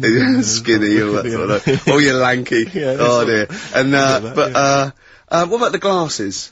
Well, I wear glasses, but again, that wasn't really a problem, you know. They didn't call you Four Eyes, No, really. not really. They didn't call you Four Eyes Freaky Lank thing. They didn't call you Freak Pot. Freaky the Freakish. All right, I'm Gimp, not sure I'm Four enjoying Eyed this Git. mix. Don't What? worry, I'm not Well, sure I'm just saying, they didn't do that. As an interview, I'm not sure that's the best approach. Okay, and then you I'm left honest. school. You left school. Yeah. You went to university. There, were you called Freaky, No, I wasn't. Freak-Eyed, I've never been Four-Eyed called Git Freaky, Four-Eyed thing? Git. Are you sure? Never been called it. Were you called Freaky, Lanky, Four-Eyed, Stupid Hair, Boggle-Eyed Freak Face? Fish Face? Is your chat show coming back? Is this what you? I never watched it. Is this what you said to people like? I mean, you had some big names on there, didn't you? Tony Hart. Yeah. That bloke off Ground Force. Well, the problem was they'd either heard of me or they hadn't. Either way, they Either didn't way, wanna... it was a problem. Yeah, it was a problem. Who would you say was the biggest name you had? They're all dead now. Okay. Probably the youngest one survived. I think Penny Smith is still with us. Right. Yeah. Biggest name? You had Savile. Jimmy Savile. You I had thought. Daniels, Paul. Yeah, Paul Daniels. Yeah. Yeah. But which was the biggest name would you say that you had on the show from the 1970s? Peter Purvis. Peter Purvis, of course. He was a joy. No, yeah. but So that's just. but it's not coming back though. That show, we're not. No, not in that form. The Channel 4 wanted to see some changes. What sort of changes? Ratings. Right. Now I'm going to play a lovely track. Thanks, Steve Merchant. Thank you. I'm going to play a lovely track by Elvis Costello. I think one of his first hits, maybe even be his first hit back in the 70s. This is Red Shoes. Zinger meets Spray, apparently. I've never heard of him. No. Sounds good. It's spelt Spray, though, but Carl reckons it's Spray. Song 2, a cover of Blur's Song 2. Yes. You wouldn't recognise it, In would the you? dub version. No. In an old-school reggae dub style. Nice. Lee. Big 'em up. Yeah, all that. Oh, we know all that. We know all the wording. Yeah. Oh, we know all that, yeah. So, yeah, that was quite interesting. I quite like that. Yeah, that's not bad. Filled up 3 minutes. Before that, Elvis Costello, Red Shoes. Lovely. What a great song. Debut, was it? Debut single? I think so. It's the first one I remember of his, but, you know. We'll probably give Elvis a call, won't we, and chat to him about it. Yeah. He's a yeah. pal now. Yeah. Yeah. The celebrity. Yes. lifestyle. You, what, because you told me something else about your celebrity world that I thought might be of interest to the listeners. I don't know if you're happy to mention it. What? Your, forthcoming TV appearance? Carl might be interested. Oh, yeah. What I've is been it? invited. I don't usually do these things. Yeah. But I sort of quite like the show. I've watched it for a while, so I'm on Room 101. Have you seen this, Carl? Do you know that show? You don't like it? No. But is it still Nick Hancock as well? No. Who is it? Paul Merton. God, is he still around? I've seen him for ages. He's probably going to be a great pal of mine come Tuesday. No, I mean, that doesn't make any difference. No. Have you got all the channels tuned in right on your TV? Paul Merton's a huge star. He's on all the time. Yeah. No, is he a heck? Yeah, he's on there. Have I Got News For You and all the rest of it? Yeah. What's the rest of it? Well, anyway, look. Room 101 is the show. Room 101. Is the Yeah. show where you put in the things you hate in Yeah. this imaginary room. And I thought I'd do it because it's a laugh, because, you know, they let you speak and it seems like a bit of fun. What are so you I gonna put thought in I'd do it. Oh, I'll ruin it, won't I, for all the listeners? Oh, right, yeah. Yeah. Switch off now if you don't want to hear what Ricky Gervais is going to put in Room 101. I don't know, just things that irritate me. Like, I don't know, I'm putting in noisy people who make unnecessary noise, for one thing. Like, Right. Right. Can I just stop you there for just 1 second? You I know what you're gonna say. No. I I know what you're was just gonna say. I was just thinking, just wonder if there's a little case there of the pot calling the kettle black. Because you are the most annoying man ever in the history of all things. I mean, I've met a lot of people in my life, I like to think. Even everyone. I mean, James Honeywell I went to school with, who was possibly, an evil man, would throw things at people when, the teachers just throw stuff at them all the way through Yeah. the lesson, throw things at the back of your head. Even he was not as irritating as you are. Really?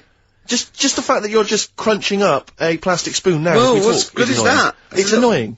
Yeah, I know, but, oh. It's just, you're so irritating. You're always making the little noises, just little sounds all the time.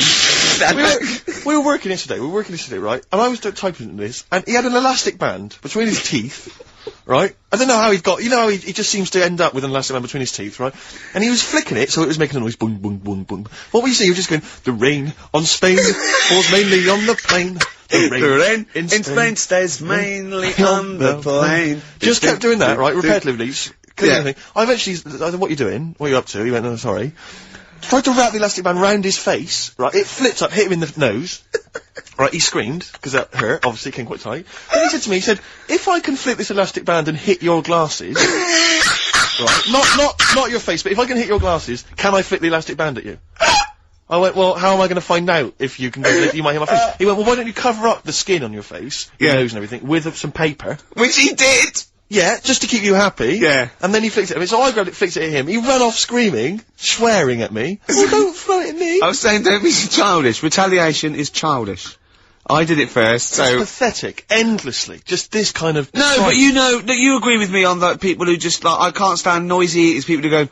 No, like that, I do agree with that. and people eating crisps, as I said before, people eating crisps in cinemas. Well, anyone who's making noise in the cinema, it's an I know. absolute Are crime. they must be mental. They've gone to see a film. There's people they don't know there. Everyone's paid £8, And they're crunching away. Oh, leaving their phones on. I was in the cinema, there was a 16-year-old girl, took a phone call in the cinema, the film was running, she said, and she went, hi, yeah, I'm in the cinema, started having a conversation on the phone. I was thinking, how important is this call Yeah. that you've got to receive? Oh, Yeah. it's Tokyo ringing, Mr. Yakamoto's there, the deal's going through. It's Saturday afternoon, you should be up there, hairdressers. I just was so... I was in the cinema. Oh, by the way, Mr. Yakamoto's coming round tonight, and we can't use my pad, so you've got to make him a meal. Yes. Don't you and your wife muck back, things yeah. up for me. But I was in the cinema, it's not long ago, and, I went to see that, this was, I think I was off to see that film, Crouching Tiger, Hidden Dragon, or whatever it's called. Do you know Well, they could be on the phone for that, because there's subtitles. So it's not going to ruin it, is it? Yeah, it wasn't her. I was sat next to another woman. She was crunching away, big fat woman. No, but he's got crunching a good point there. Loads of people could be on the phone in there, and it wouldn't sort of niggle you. away. Fine. Well, at least we've cleared that one up. Imagine if that was true. No, because, well, it's like when you go on the tube and read a paper. There's loads of noise, but you can still concentrate, can't you? He's got you. Do you know what That's I mean? such a great point, isn't it? Right, yeah, because it's so easy to lose yourself in that magic realism world, you know, with all the sound effects and music and surging, exciting noise, and there's a woman clattering on going, yeah, well, I'll probably meet you later, Stange. Should we get some Diamond White in and around by the park? Yeah. Switch off. I do it. Yeah, but we know what you're like, Carl. Yeah, you can switch off, Carl. It's like you can turn your ears off. That's the skill Well, you it's have. not the ears, it's the behind the ears. Yeah. It's the process that between the ears and the brain that you can switch Exactly. off, so he can still hear all these things like a cat. But I was in the one, there's this woman sat next to me, she was a big fat woman, she was crunching on some popcorn. Again, that's a crime. Why they're selling popcorn in cinemas? I don't understand why She the needs to noisiest... eat regularly if she's why fat. the noisiest food in a cinema? Yeah. I don't understand why that's come about. Yeah. Really makes me angry. Yeah. She's saying, right, this- Smoothies. We want smoothies without straws. Exactly. The trailer for that film AI, Artificial Intelligence, came on. Do you remember that? And the tagline was, David is 11 years old. He weighs 60 pounds. He's 4'6" tall. He has brown hair. His love is real, but he is not. Oh, yeah. And she just went, how old was he again? To her boyfriend. Right? Just ruined it. War film trailer comes on for some Pearl Harbor or something. She goes, yeah, I don't fancy that. Just announcing this, don't fancy that. Too many war films. So then the trailer, then the opening credit comes on for Crouching Tiger. You know, before that, you know that thing that comes up that says it's signed by the BBFC and it has the kind of certificate and everything, and that certificate to say what age you have to be to see it. That came up, and it says Crouching Tiger, Hidden Dragon in brackets subtitles. She went, it's not subtitled, is it? I thought this was the most famous foreign film for years. It won Oscars, it was a huge film, everyone knew it was foreign. She goes, it went, and so the credits begin, it says Crouching Tiger, Hidden Dragon. She went, stupid name for a film. What? She just She wanted paid it. to see it. She was with her boyfriend. So then it starts, right? And obviously it's in Japanese or Mandarin or something. She's like, yeah, and they're all talking in Japanese. Japanese or Mandarin. Yeah, whatever it is. So they're speaking in this, Japanese language or Oriental language. And she's going, don't they sound stupid? Hot ching chong chong chong chong chong. Don't they sound stupid? She's going, and then the subtitles come up, and it's quite a weird kind of strange language they're talking. And she was going, can't make the subtitles out either. It's both gobbledygook. Just wittering on every step I of the totally agree with film. you. I totally agree with you, but what I like in your telling of it, I know you start getting quite I'm emotional. genuinely livid. But she went Mandarin or Japanese, some Oriental language. And Well, I don't know what it was. It's a strange language. It's a strange language. Well, anyway, Oh dear. so then I moved. I climbed over several seats, made a big huff of, make a big show of moving. Yeah. Sat next to a guy on the phone, just chatting on the phone. Oh, the guy mental at that. I was so now I hate that film. I didn't enjoy it. I don't like seeing it. I don't want to even think of it. It's subtitles, isn't it? Well, Rubbish. That's why I get videos. Yeah, I should have thought that through, Carl. You're absolutely right. Lamb chop. Yeah, let's play Lamb Chop. This is brilliant. This is from this CD that came out recently with Uncut magazine. Occasionally they put out some quite interesting free CDs, and this was one that had various covers of Rolling Stones songs, and a lot of them were quite shoddy. But this was a brilliant, specially done, I think, for the CD. It's Lamb Chop doing a version of quite an obscure Rolling Stones song called Backstreet Girl. It's just beautiful. Let's hear it. Andy Warhol's, get off. Getting a little bit blasé now. Steve's just wandered off to make the tea. He's talking to Dermot. Is he not really, is he? Yeah. Is he just down there? Can he hear this? Nah. That is a bit shoddy, isn't it? Yeah, it's not. I'm going to see, Pop Idol tonight. Oh, yeah? Yeah. Yeah. Who do you think will win? Will or Gareth? I don't care. Do you really? No, it was in. Was I boring you? Sorry. It was in Leicester Square, right? The little lad Yeah. in big coach with his head on the side. Yeah. I mean, how long's he been around? Was it an accident? No, but do you know, like, those ones that footballers have? Big heads. No, their own really big coaches. I mean, he's only a small Big lad. coach, what, I like, don't know why he needs a trainers, you mean? big coach. Look, if you're just going to be like that, I'm not telling you. Sorry, go on. A big coach, Yeah. with his head on the side, and he Yeah. came in, and His he's picture Yeah, on the yeah, side. yeah. Yeah. right, and about 200 kids screaming and going mental for him. Really? I just don't think it's right. No, it's not. I mean, it's been around for, what, a couple of weeks? And the way everyone keeps going on about his stuttering... What, you think they should really concentrate on worshipping worthy sort of things like S Club 7 and A1 and... Look... Who have been around for a year? So you pick on me when Steve's not Well, it's around. only a joke, Steve, isn't it? Here he comes. Here he comes. He can't believe it. But it's just the way, like, they keep going on about the stuttering. Yeah. What's going on here? Well, you were late. What are we meant to do? You're playing on a record. Oh, we can't possibly go on without Steve. Oh, we need Sting. What? Hey? See, that's the reason you shouldn't do it without me. That meant nothing. I'll be a good reason not to let you have this cup of tea. But I will anyway. Thanks. Cheers, thanks. Just saying that, Karl thinks all this nonsense about Pop Idol is a little bit sort of, shallow, because they've not been around long enough to be worshipped by children. Just saying there when you were talking to Unlike Santa Claus, who's been around, well, forever. Yes. He was in Leicester Square in a big coach of his own. Who was? Gareth. He's only a small lad. Biggest coach I've ever seen. A coach? Yeah. One of those, like, National Express coaches. He just probably come down from wherever it is he lives. No, with his head on the side. What? We went through this. His own coach. Not like You mean like a tourist tour one. bus? Yeah, but with his head on the side. With his face on so the it's side? his own coach. Was he driving it? Was he really nasty? Go, we can't have a toilet break yet. You had your chance. Yeah. Sit down. But it's just Wait the till way we get the everyone- service. I'm finishing this fag, and then we're moving on. How come And if you're not back from the toilets, I'm gone. Yeah, it's a lovely restaurant here. Alright, Jeff, what, you know the food? Yeah, well, not my brother-in-law or anything. It wouldn't have been quite as snappy as that if he'd been saying all that. No. Yeah, well, that's it. Everyone keeps talking about the stuttering, but they never go on about his asthma. And he's got really bad asthma. They You're don't. right, you're right, we should attack the asthma more as well. Do you think he's held that back for the final? Do you think he's bringing out the big guns for the final? Oh, and by the way, I've got... There's a Asthma. It's the way he does that. Well, he's trying to... that's That's his not therapy. asthma, Carl, that's him trying to breathe in order to help him speak. That's his therapy. Have you guessed about the asthma? I thought you read that read somewhere? this or something. What you thought his asthma was because he goes... That's him. He has to do that to get over the stutter. That's a Right. therapist. I haven't got bad asthma then. What if you ever have kids? Maybe he hasn't got asthma. When you yet. cross a road, don't bother looking both ways. Yeah. Just walk straight across. I love that. I made a doctor saying that. Oh, not asthma. No, he does that. Has he? No, it's not asthma then. Okay, well, I'm stuck. We better then. operate. When they Yeah, well, don't operate. It's just, no, he just fell over. No, Yeah. I heard him breathing heavily. He's Yeah. Probably got something lodged. I've got a story about breathing heavily after this next record. Jolly good. Farrah Munch. Got you. Although Steve thinks it's Farrah Monk. It makes more sense, don't you think? Monch is a bit of a rubbish word, whereas monk, brilliant. Yeah, but Let's not it's- discuss it. No, let's not get into a big highfalutin Yeah, exactly. phonetics argument. No. They can call themselves what they want. That's up to them. And good luck to them. Yep, good guys, good guys. Now, I am going to Pop Idol tonight. Yep. This is what started it until he said there was a young kid being screamed at by kids because he had his own coach with his head on the side. Yeah.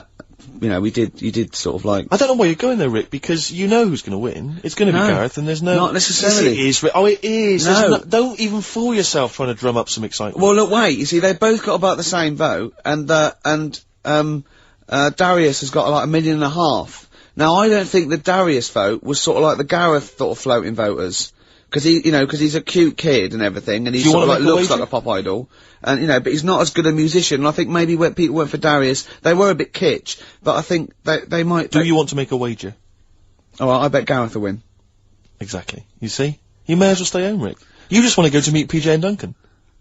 Yeah, they call themselves Out on Deck nowadays. Well, fair enough. They're but my favourite. They'll always be PJ Duncan to me, and they're brilliant. They are absolutely brilliant, aren't they? They're the best But it seems to me presenters. there's no one else, like, on TV that kind of unites everyone. I don't think there's anyone really No. that can honestly say, if they're being honest, that they don't like Ant and Dec. I know. It's like, there's no one else like it. Phone There's in no if one- you don't like Ant and Dec. And I'd like to hear your arguments for it, because I'll tell you, Yeah. and I'm not saying about this ironically, I like a couple of kids presenters ironically, I think they're genuinely good. Yeah, they're good. They're yeah, likeable, they're funny. Yeah, and you can see charming. they've got a great relationship as well. They've got that sort of Morecambe and Wise, Yeah. every man appeal. They're brilliant. Yeah, well, we love Ant and Dec. Did you see in the week, there was what's his name? The fellow that, Dominic Mohan in The Sun, he's the kind of entertainment guy. Yeah. And, he had sort of 10 questions that should be answered about Pop Idol, because he thinks, everyone's got a vested interest in Gareth winning, da-da-da-da. And there are various questions, one of which was, why is it that Gareth only seems to stutter when he's being interviewed live? It's 'cause he's nervous, isn't it? Yeah. We've answered that one for you, Dominic. You realised that he'd written a list, and he didn't really have enough to fill up 10.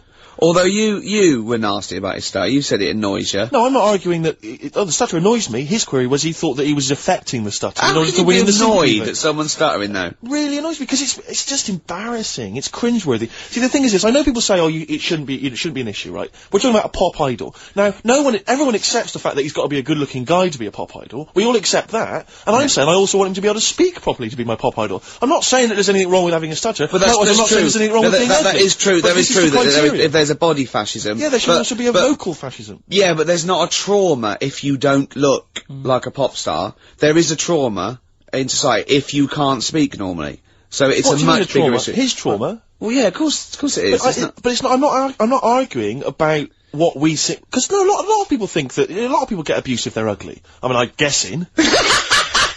I'm assuming that's the case. Well, I can't speak very well. I don't know if that's the case, but We'd make one great pop star between I'd us. like to think so. My looks and your talkie. Although you sound like some sort of weird Wurzel. I'm not trying to be a pop idol. People can idolise me in their own small ways. Oh dear. Oh God. Look at us three. Imagine if we tried to be like, BB Mac, or Light Funky Ones. I'm just thinking of like 3 good-looking guys. Genesis. Did I mention about when we were in America? Did I mention that last week? The Police, no? Did I mention this to you, Carl? Oh. I'm sure I mentioned it last week. Yeah. When I was in America at a wedding, went to a wedding with some friends. We were walking through America, there's 5 of us walking down the street in New York, and a car pulls up, and some Chinese tourists lean out, and they went to us, "Excuse me, are you NSYNC?" And we said, "Yes, we are." And they were taking our photo and stuff.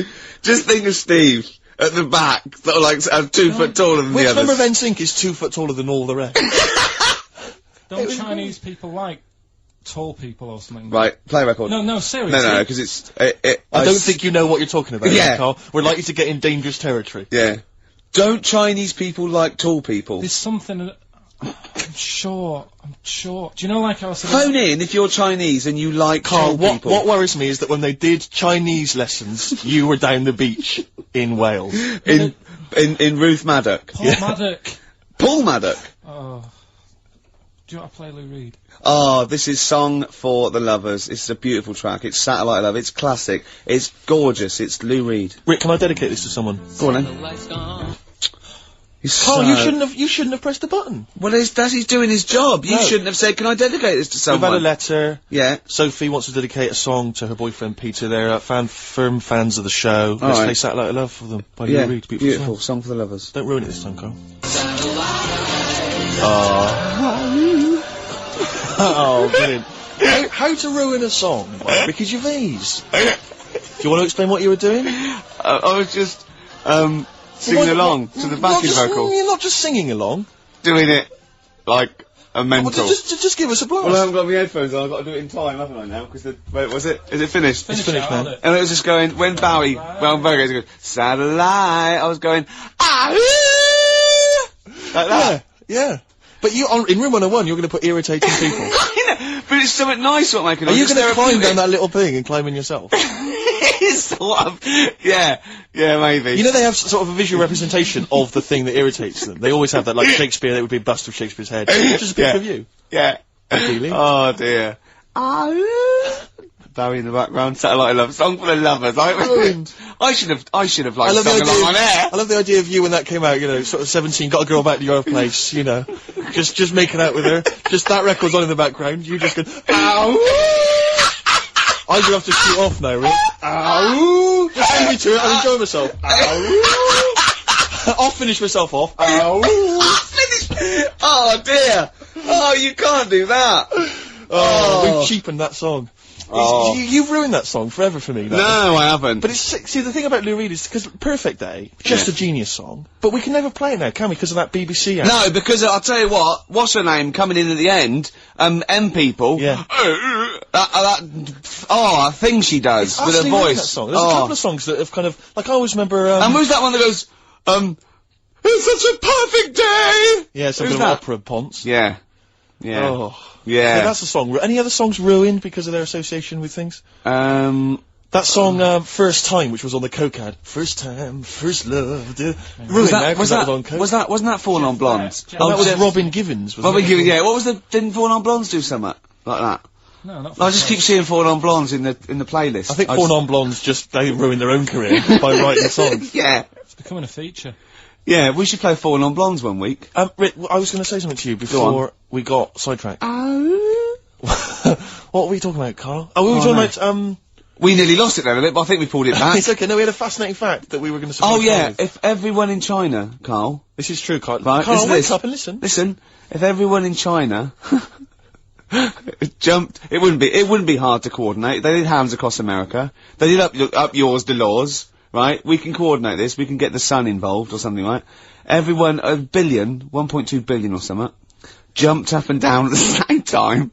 Shut up. You're not explaining this clearly It would enough. cause a tidal wave that would destroy America. If every person in China jumped up at the same time, that would cause a tidal wave that would destroy America, apparently, according to physics. According to physics. I don't believe it. It is, no, true, it's a fact. We're not making this up. We both know this is a fact. We're not making it up. We've heard it, but Yeah. obviously I don't know what that's based on. Someone going, just had a terrible thought, Mr. President. What is it? No, you know the atomic bomb and all that? Yeah, forget it. Forget it. If everyone in China jumped up and down, they'd wipe us out, right? You know what I mean? See, there should be some Chinese leader just threatening them with that. Yeah, just showing them a picture of everyone just poised. just pictures of China people just crouching. On pogo sticks. Exactly. Just a billion Or Chinese just, people. Just all stood on the Great Wall of China. About to jump off. That'd be brilliant. Oh, See, look at Carl, he's dumbfounded, he's scared now. He's scared now, ain't you? But there's more chickens in the world than people. Oh, Play record. well, that's brilliant. I think Dr. Fox or Simon Bates said that about a track once. Really? This has got to be the best intro of a rock song ever. The fact that I was saying it about The Who and he was saying it about Money for Nothing is irrelevant. Yeah. Oh no. Someone made me sit in their car once, with their new car stereo system, so that they could play me the beginning of Money for Nothing. Oh. Just sat there, I was like, yeah. Have we got that? crack You've this probably up. got that in the library, haven't you? Is it right that Roger Daltrey in Yeah. The Who, Yeah, that's right. his kid is in EastEnders, that one who plays Robbie? Something my mum told me, and I don't know if she's got it right or wrong. What, But it does look like Well, that's him. What, Dean Dean Gaffney? Gaffney? Yeah. But he didn't want to go off his dad's name and that, so he's changed So he it. used his brilliant talent. And his pox-faced. Do you know if that's right? I don't know. 'Cause it looks like him, doesn't it? Well, I'm sure that's libelous if it's wrong. Oh, right, yeah, it's you'd not. be ashamed to have Roger Daltrey as your dad. Well, no, but Roger Daltrey might not want it getting round that he gave birth to Specky. Yeah, right, actually. I see what you mean. Specky? Spotty? Spotty, so I looked at you. Yeah. Alright, calm down. Well, I Jeez. don't know, you've got nice clear skin. At least I didn't call you spotty goggle-eyed freak, boy. You got a nice skin, not a nice complexion, smooth-faced, goggle-eyed freak, boy, fish. thank you. Yeah. Must be nice. Carl, what? Don't you like us arguing? Is it like mum and dad arguing? Do you get all... It's a bit like that. In the caravan. There was nowhere to escape to. Oh no, rattling round Did you that make little... any friends when you were down on the caravan site? Yeah, a lot of people from Birmingham were there. What kind of pals did you have? What were their names? I can't remember, it was years ago, but Yeah.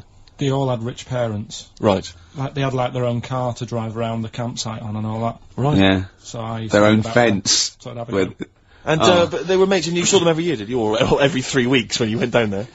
Yeah. Oh. And you didn't keep in touch with any of them? No. I'll admit now, I went to the same place in a caravan for about 6 years running. I went to a place called Riverside in Bognor, because someone round the corner from us had a caravan, two-berth caravan. Me, my mum, and my nan. I think I'm really lucky to have had it, really. Because a lot of mates who I had didn't have enough money to go on holiday, and they just get a present for the summer holiday. Of course, they've got an education, so it swings Yeah, around but a Carl, the thing is with Carl is, right, I want to give him gifts. Yeah. I want him to have the loveliest Christmas ever. I want him to go pony trekking. Do you know what I mean? I want to just... Scared of horses. So many things we don't know about Carl.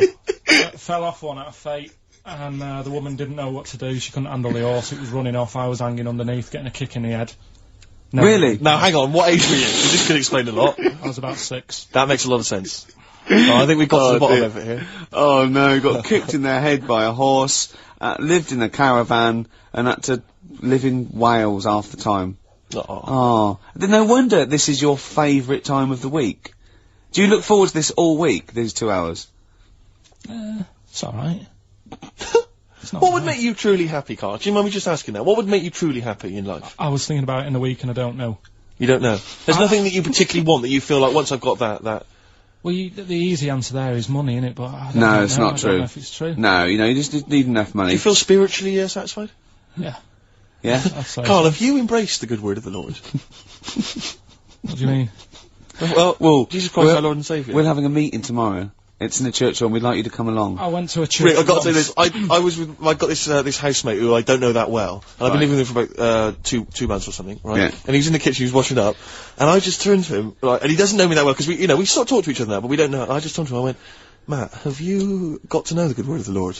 And he went, and he looked at me with utter fear in his face. And I just went, I just think we should sit down a bit and just talk about the word of the Gospels. And he just looked at me, and he was utterly petrified. I just started laughing, cracking up, and it's the sigh of relief. He was absolutely petrified. It's a brilliant game to play if you're getting a lift on a long car journey with people you don't know very well. Just bring that out. Yeah. It's so terrifying. Yeah. I went once. If you're also another good one is when you pick up the hitch. I say like, I wonder what this car would look like on fire. Exactly. Things like that. Yeah. Yeah. Yeah. Sometimes I like to drive the wrong way down the motorway. Yeah. Yeah. Would you? What does a knife feel like when it's going into your eye? What? Did you see that story in the week with a farmer who got his arm stuck in a bit of machinery, and he was going on about. I mean, he came on with a false arm, so you knew something was wrong straight away. But you knew it wasn't going to end happily. But he was he said, "I'm a farmer. I've been a farmer for years, and I'm always telling people don't stick your hands in machines." He said, "But I got off my tractor and the machine had stopped, and he went to shift some. I don't know if it was a Coke can or something that was in the field and caught the machine. Bloody cows drinking Coke. Oh, this is not the famous one that about 15 years, and he took his arm to the hospital, and he was making jokes. His arm was in ice. He didn't take his, no. He didn't take, what it was, his hand went in and the machine started again. Yeah. And it started pulling at his skin. Oh. Right? So like the skin was coming off his arm. Yeah. And it was going around the rollers. Yeah. And he was pulling back like that, so he's like, oh god. Yeah. And the skin's like being wrapped around and it's like pulling it. So he can see his bone and stuff. Oh no! And he was there for like ages, going, "Oh god!" And he had a penknife in his pocket, so he got that out with the other hand, managed to open it. I mean, that's yeah, because they stick, don't they? After a while, I've got one of those Swiss Army knives, and well, that's what it was. I can't do it with two hands sometimes. Once they get all full of gunk. He managed to do that with one hand. And cut away at the skin. That's not true, is it? Yeah. Has he learnt to farm again, like the drummer of Def Leppard? Has learnt to drum again. Have they got like just like the handles? Can he farm now with just one arm? It was good because he was making a joke out of it and that. Oh, that's good. I think that's good. But that doesn't mean you can, Steve. Though. No, sure. He had to cut his own flesh off to escape a combine harvester. Yeah. He doesn't need you know. Making wisecracks. Do you know what I mean? Sure. I just always remember getting a hot plate out of the oven when I was younger, and that absolutely killed. Yeah. It stuck to my fingers, and I just thought the pain that he must have been going through. Yeah. Must have been what? You must have been worse than a hot plate. Oh. It must have been worse than maybe dropping a pie. Yeah. Yeah, I think you're right.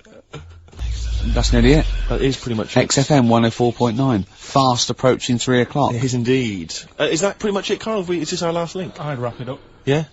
Yeah, so would I, actually. A song for the ladies' time. And this is a song you put me onto, Rick. It's a beautiful song. If you recall. Special View, a.k.a. Telescopic Love from The Only Ones. The B-side of Another Girl, Another Planet. Their only hit, maybe? Well, yeah, I think one of them. But, some great stuff on the best of The Only Ones, which it's just a band kind of... Another Girl, Another Planet. That might be up for the best intro in a rock and roll record of all time. I'll put up Won't Get Fooled Again and Another Girl on Another Planet. Foxy, he's already putting up Money for Nothing. Exactly. So, maybe we'll run that competition next week. Yeah, although Walk of Life is particularly good.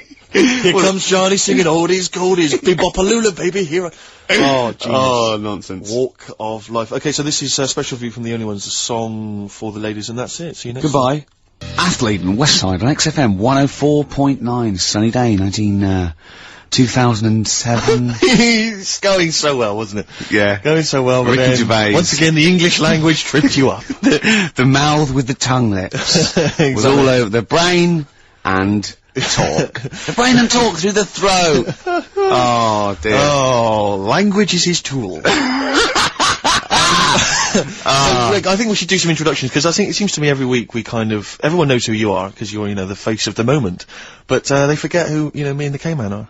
Well, with me, Steve Merchant. Hi. And the K-Man, who's our producer and friend. And can I just say that I really look forward to this show. Like, you know, I get, oh great, we're gonna do a show and we're gonna play some tracks we like and have a laugh. But now I'm looking forward to meeting Karl. Of course. Honestly, I come in and I see his face and I go, alright, and I'm, you know, just great, like just a little friend. Do you know what I mean? You know when a kid comes around to play with him and you go, oh, and they come out to play and it's like little friends. It's like that with Karl. Yeah. Yeah, And and we it- don't see him in the week, you see. We deliberately stay away from him in the week so that he'll be fresh to us. It was, go on. You start off friendly, like you did today, and as soon as Steve turns up, you start getting nasty and saying things about my little bald head. No, I said, look, okay, right, listen, let me explain. Karl was making the tea, and you know those bins, the sort of like a round sort of Metal Mickey type bin that you can take off the thing? I went, oh, that would make a good little helmet. It would make it look like Metal Mickey because it's the same shape as his head. Sure. Right? And I put it on and So far, so good, Rick. No problem there.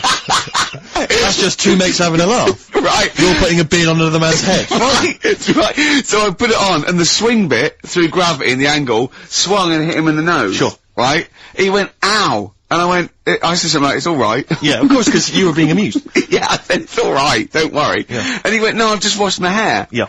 That annoyed me. That did annoy you, sure. Because there was lots of, like, shit and coffee and horrible, gunk. In his hair, or? No, in in the inside of the bin. Sure. But what annoyed me is, he's hardly got any hair. Let's be honest, he looks So- like Moby. Yeah, so I said, I took the bin off. Yeah. And I was having that, and I thought, you ruined my twat. fun is what Do you you know what I thought. mean? I said, what's your hair? I said, we could do that now in 30 seconds. And he looked at me like I was in the wrong. I know.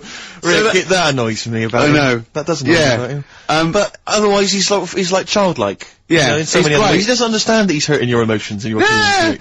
but also, right, we were playing football, so I can't play football, right, and so we were playing Was that football. just in the office, or? Yeah, just in the Right, office yeah. before you came, right, and, we were sort of kicking it back and forth, and I started kicking it a bit hard, and, but he was quite good. I said, this is great, right, and, we finished anyway, because we thought we'd break some, and, I went, I bet you were quite good at football, weren't you? And I actually thought he looked like quite a natural, you know, I thought he'd be good, he's from the north, and I thought that's all he'd have. Yeah, You know what I mean? exactly. Right? And he went, I said, I suppose you're quite good at football, and he turned, the quickest flash, I went, I've scored once, right? He said, and that's because I was being chased by a bee. And I went, save it! Yeah. He went, no, I said, please save it, because I want to tell Steve that. No, you can continue now. Please tell us the rest of the story. You've scored a goal once Well, you because sort you're being chased by a bee. Yeah, you've done it now, really. I was on the, There must be more to that story, man. I was in the school team. I wasn't that good as a kid at football, to Right. be honest. Mainly down to, I think it's because my dad wasn't into football. Right. And I think that's the way it works, and if your dad's into it, then you could be a footballer when you're older, Sure. Yep. because you're into it. And, so I was in the school team because I got on with the other lads. Uh-huh. And they let me in the team. Popular guy, yeah. Sure. And, yeah, I was stood there doing nothing, because I didn't really know what to do. I never knew which way I was meant to be shooting. Yeah. Got all that messed up. Yeah, that is a And I problem. just stood there, right, and with my hands behind my back, and something landed on me, on like this part of my thumb. You can't just point, it's radio. It's this bit here. Right, yeah. The The base of fleshy your thumb, bit, the yeah. fleshy bit of the Fleshy thumb, yeah. And I thought, oh, what's that? And I looked down, and Is there's it a his bee. thumb? Oh, it's a bee, It yeah. was a bee on me. So I start running, Yeah. try to get away from it, and bees, actually something interesting about bees, more chance of getting stung by a bee in windy weather than any other sort of weather. That's incredible. Anyway, so I'm running away. And he said there was no more. Extraordinary. I've already learnt many, many things. You're being chased by the bee. It's So windy. I'm running. and It's on your thumb, is it still on your thumb now? It's sort of gripping onto me like a stag Clever, beetle. clever. I love it. Oh, Or a bee. yeah. So I'm running, and I'm running towards, like, the goal. Yeah. Oh, God. And the ball comes to me. Yes. Wallop, get it in. Brilliant. What happened to the bee? Did it sting you? They die, don't they? I mean, ultimately it died, sure, but at that particular moment, did it sting you? This was probably about 20 years ago, so I imagine... No. Once a bee stings So you, did that's it sting Yeah, but did it sting you? Yeah. Right, that was the question. When did it sting you? When I was playing football. Carl, do you mind me asking, you say you're on the school football team. Was there just 11 boys at your school? Was that how you got in the squad? Listen, Carl. All I mean is, at what point in this story did the bee sting you? Straight away? After or half time. Play a record, man. Depeche Mode, I Feel Loved, on XFM 104.9. It's about 17 minutes past 1 on Could I this just- Saturday. Go on. Will never interrupt me when it's going that well. Sorry, I don't know what I was thinking there. That was my record. That was about 4 or 5 sentences. True. They I don't know had what I was thinking. I was semantics, bored of it. syntax, there was capital letters, full stops, Yeah. grammar, You didn't everything. even get the time out, did you? Why? What time was it? Quick, what time was it? I interrupted, 17 sorry, I minutes should know. past. I was so eager. 1. XFM 104.9, I'm Ricky Gervais. With me, Steve Smirch, Merchant. Smirch. and the K-Man. The K-Man. We're all giving ourselves nicknames now. Yeah. Can I just clear something up? This is only a very, very personal thing. Lots of people who listen to the show that I've spoken to, friends of friends and stuff, they think that I'm the guy that plays Gareth in The Office. Because my voice is obviously very similar. It couldn't be further than the truth. That's so not the case. If anyone's listening, they Could think be it's further me. than the truth. It I could be don't like want a to take table credit playing for it. Mackenzie's performance. That's a guy called Mackenzie Crook. He's a brilliant actor. Yeah. Everyone's seen his performance. It's not me. Admittedly, he has loosely based his accent for the character on my accent, because obviously it's a comical accent. We all admit that. Yeah. We'll agree with that. But that's it. That's where the similarity ends. Yeah. All Mackenzie's right. a good-looking fellow, isn't he? He's a good-looking lad.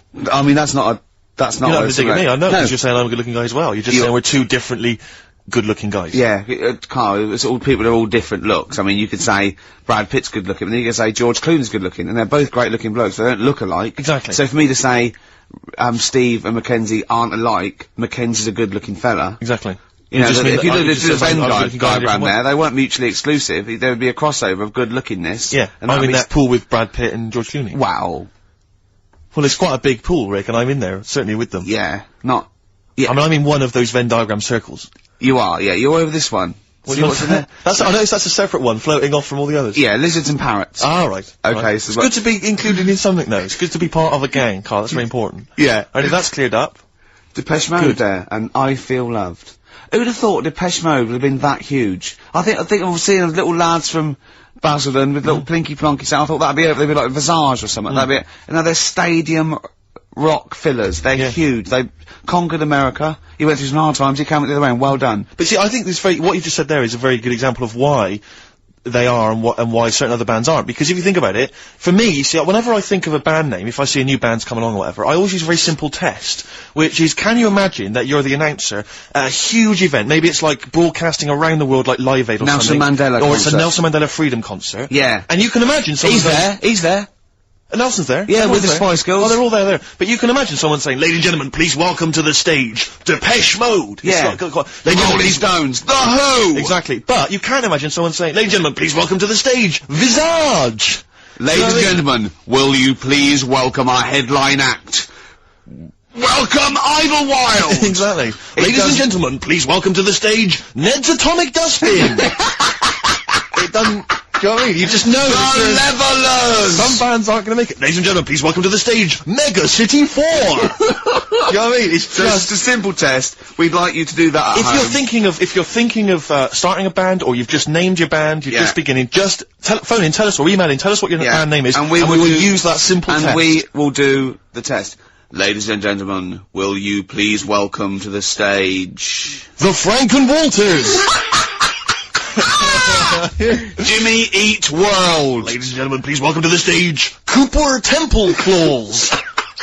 I don't think it's going to happen for those lads. Here's a good It's one. a simple test anyway, but, 100 you know, reasons, please welcome to the stage. 100 reasons. 100 reasons I think would work quite well. We're just going to give the email address, ricky.gervais@xfm.co.uk. 100 reasons. If I could. Ladies and gentlemen, will you please welcome to the stage, Pop Will Eat Itself. Carl, have you got like a sound effect or something of like, get the atmosphere Cheering. we're going to test? Cheering. We'll seek it out with. Have you got something there? Have a look on there. I'm just looking in the NME. for the kind of forthcoming gigs of the smaller known bands, and it might be a useful place to just begin the. Ladies and gentlemen, peoples around the world, will you please welcome to the stage Chumba Awamba? Have you got a sound effect? We got one. Nice, yeah. Ladies and gentlemen, will you please welcome to the stage the Parkinsons? Playing in Leicester this week, so I look forward to that. That's a good plug, isn't it? Let me see who else. If anyone wants to pop down to Leicester to see the Parkinsons. Ladies and gentlemen, please welcome to the stage Cyclefly. Okay. Oh, there's a genuine one here. This is someone. Simon's emailed and he says, "Will you just test this name for us?" Okay, Carl, if you can. There you go. Ladies and gentlemen, will you please welcome to the stage Coach? Not utterly convinced. No, it's not too bad. It's not. I'm worried about the sound effect. We start to sound like Chris Moyles or something. Well, he's a top broadcaster. Everyone loves him. Losing weight as well. He is hilarious. funny man. Just there's one more coming here. I'll just check this one. Ladies and gentlemen. Ladies and gentlemen, will you please welcome, this is Chris in Oxford, ladies and gentlemen, please welcome, meanwhile back in communist Russia. Is that a band? I assume so. I assume it's his band, yeah. Well, how does he listen to us in, hold on, no, this is only local radio. How does he listen to us in Oxford? Well, if only there was some kind of digital format that he could listen via the web net. What is it? What is What is it? What? How does he listen in Oxford? You can listen on Sky Digital. Go on. Channel 864. Lovely. 864. Yeah. And, on the the internet? web. Yeah. Okay, what would that web address be? xfm.co.uk. Sure. Click on the audio. Yep. And you get XFM 10 seconds behind it actually happened. Perfect. Just out of interest, what's the point of saying that if they can't sort of get us in London to listen to that, because they won't be, and they're either in London, so they won't go through this nonsense, or they're in Leicester, and they can't hear us saying Sky Digital. Yeah, we haven't thought that through at all. Because you might work in London for a bit, and then have go back and spread the word. And, leave. Yeah. Go back and spread the word, disciples. Move back to Leicester. Yeah. Tell your mates. Yeah. Soon, any number of combinations. Soon, XFM is the most listened to radio station in Britain. Yeah. What we need is people on Radio 2 to give it a plug every day. That'd be ideal. Yeah, or Radio 1. Yeah. Any of the big rivals. Virgin. Yeah. I mean, we've often plugged Virgin. It's a good station. 105.8 Virgin Radio London. It's a great station. Really good station. Hard 106.2. Lovely. You're listening to Magic 105.4. Are you're getting quite a lot of voiceover work now, aren't you? I am. Yeah. That's not. I've stopped all that though. Have you? Yeah. Oh right. Okay. Yeah. No, it's all right. It was good. Well, I'm all right now. I've got a bit of money. Classic 60s bands. I've just suddenly. Ladies and gentlemen, will you please welcome to the stage The Scaffold? Oh, The Scaffold. You remember The Scaffold, Carl? You picked the lead singer looks a bit like him, but you know whose brother that is in The Scaffold, don't you? Mike McGear. Do you know whose brother that is? What? Do you remember The Scaffold? They did, we'll the drink a drink to Lily the Pink, the And Pink, didn't they do that oh, the Roses advert as well? Yeah, thank you very much for the entry, Iron. Do you know whose brother that is? Whose brother? The lead singer? No, the Mike McGear in it. Sort of one of the main men in it. He's one of the songwriters in, No, The I Scaffold. Paul McCartney. don't. Is he? Yeah, I didn't realise that. yeah, that's Paul McCartney's brother. Think of that when they go home for Christmas. So I think Lily the Pink was what, about 1970? Yeah. It was number one, wasn't it? Christmas number one? Yeah, big number one, yeah. I don't know if it was Christmas number one. Two Little Boys was 1969, last year. No, it definitely was number one. Yeah, but I don't know if it was Scaffold Christmas was. number one. It was, because I remember I did it in Really? Scaffolds, yeah. Yeah. Wow. So they go home at Christmas and Mrs. McCartney goes, alright boys, how are you, Paul, how are you doing? I'm just starting a new band called Wings. Yeah, oh yeah, so this is Linda. Alright, yeah, sit down. Mike, what are you doing? Just had a number one. Brilliant, round of applause. How many number ones do you have, Paul? 19. Still. We know what we like, don't we? We'll drink the human race. Paul goes, wow, if you want to. The long and winding. Boing, we'll drink a drink. Linda, do you want to be in The Scaffold? We're probably going to go on tour and stuff. I know you love it. Well, I quite like it. Yeah, we'll drink. You're not going to be in Wings if you're going to play with him. Well, I got make a tricky decision. I mean, that's a great song. Everyone's loving it. It's Christmas number one. What are you doing eating his bacon? Well, I love it. You don't eat bacon. Yeah, but I love the music. He's a great guy. Stop it! What are you doing? Well, I just, I love the music. We'll drink a drink. No, you don't. Yesterday. All my troubles seem so... Thank you very much for that. Ain't tree iron. thinking of that. Imagine that, because imagine everyone going, well, you've had 19 number ones. I mean, you know, it can be a time. Yeah, if things stay like this with the scaffold, I'm going to rule the 70s. Yeah, if things that carry on going like they're going now, the scaffold, ladies and gentlemen, will you please welcome to the stage, Beck. Oh, nice one. Dandy Warhols. Ladies and gentlemen, please welcome the Dandy Warhols. There you are, it's never going to That sounds like Levelers crossed with Wonder Stuff. Rubbish, isn't it, really? I mean, well, you know, it's fine, it's chirpy. It's a nice old song, but it's, you know, it's not... It's that thing of it's just not essential. You just don't really need it in your life. If it never occurred, you wouldn't mind. Yeah. You know? Do you know what Carl just said? Go on. Were you listening? Not really. He looked out the window, and he looked at me, and he was looking at me, and I looked over at him, and I said, see, that would be good to die now. Like, what? He went, that weather, that would be good to die. And I said, of what? He went, old age. Yeah. What's going on up there? He's a philosopher, Rick. He is, He's on a different plane to us. You can't say it like that. The other week, I came in when it was really miserable, and I said to you, God, can you imagine dying today? Yeah. Because whereas today you feel it would be a much better day to die because it's bright. The curtains open, sun shining. It's like... I mean, you'd still be a bit angsty about the dying thing, wouldn't you? I mean, I don't suppose that would be alleviated. Yeah.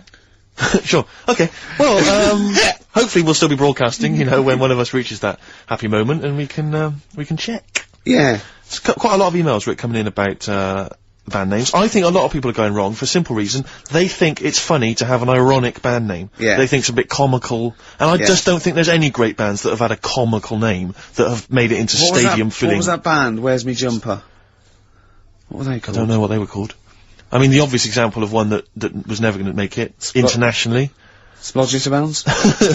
Splodgeness Abounds? No. I like them, though. Splodgeness Abounds. Splodgeness Abounds, they were great. Ladies and gentlemen, please welcome to the stage, Carter the Unstoppable Sex Machine. USM. These are some of the ones we've had emailed in. These are bands, obviously, that haven't made it so far, and I don't think they will. Ladies and gentlemen, please welcome to the stage, the Lazy Birds. Nope.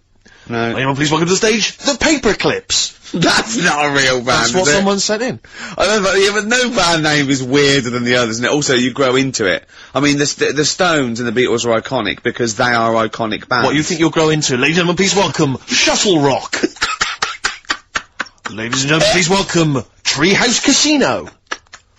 I don't think they're gonna... That's just made up! Well, possibly. Well, they all are, but they all obviously. But my point is, people say there's no logic to band names, but if you think a band name like the Smiths, that's genius. It is, It sums up everything that band is about, you know, the kind of... They're capturing that mediocre world of grim up northness, you know. My favourite, Sonic Youth. Sonic Youth is genius. Nirvana. These are incredible band names, so there is some logic to it. I genuinely believe it. It's not just arbitrary words. What about The Madness? Cure. The Cure. Madness sounds rubbish, but they're good, aren't they? Yeah, but again, they were never gonna be... They were never going to be world beaters. But they were a comical band, essentially. Yeah, they were a knees-up party band, and Madness is fine for that. But they had some great songs as well, and then it sort of turned it all, because then... I mean, Rick, I don't know how many members... Not Home Today is a great song, and this is from an email. I don't know how many members of the band there are in Chimney Factory, but if there's 5 people, who decided, and they all agreed, yeah, that's the best name we can come up with. Decided? Dell. Right. Well, he started the band, and they rehearsed round his house, so Dale went, look, it's called Chimney Factory, because my granny's doing it. They go, alright, Dale, but it's not, I've got some other, it's called Chimney Factory. I own the van and the amps. There's Paperclips gone, there's a band in Leicester called Paperclips. We can't, you know, we just argue over that forever. And all I'm saying is think before you name your band, alright? Because it's never gonna happen if you've got a comical band name. There was a feminist band called Clitoris All Sorts. Which is quite good, isn't it? Yeah, but you laugh, and then you just think, oh... Yeah. You know, I'm never gonna have that on my t-shirt. Imagine that. Clitoris All Sorts. It's that time of the day now, talking of that. Yep. Song for the Lovers. Sure, it's beautiful. Now, Steve, I mean, I will play great old tunes to the cows come home. We got to give them a little bit of Dandy Warhols and Air and Athlete. I know that, and they're great, they're good, right? But, I wanted to play a Cat Stevens song, but I thought I'd better not, because I've, you know, play that a little bit. And we quite like resurrecting old reputations, don't we? People like Elton John who had bad faces, or David Bowie. People whose names now are largely laughed at in the serious rock circles. Or people that people might not have considered. I thought Cat Stevens, oh no, Rod Stewart, I thought. Well, see, Rod Stewart, many people now are thinking of the leopard hot pants and the ludicrous hair. Yeah, think I'm sexy and all those sort of awful stadium sort of disco things, but he wrote beautiful tracks from Maggie May and I thought, hold on, 2 birds with 1 stone. What about a Rod Stewart song? written by Cat Stevens. Wow. Is there such a thing? The first cut is the deepest. Let's hear it, Rick. On this album as well is The Killing of George. Georgie Part 1 and 2, remember? About the gay bloke. Georgie Boy was gay, I guess. His favourite song. Carl's favourite song. Yeah. Right? Brilliant. And I was going, oh yeah, I remember that, yeah. I said about, and I said, did not intend to take his life, he just pushed it when he gets mugged and killed.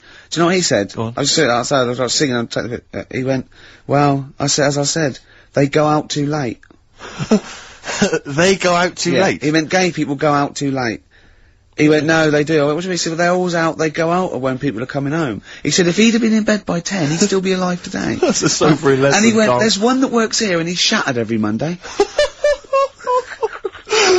Oh, if you're gay and you're listening, just be in bed earlier. Go Yeah. out when sensible people go out. Yeah. You're right, we're not on the continent, Carl, is your point. If you're gay and you're not in bed by 10, go home. Yeah. I don't get it. First cut is the deepest, Rod Stewart.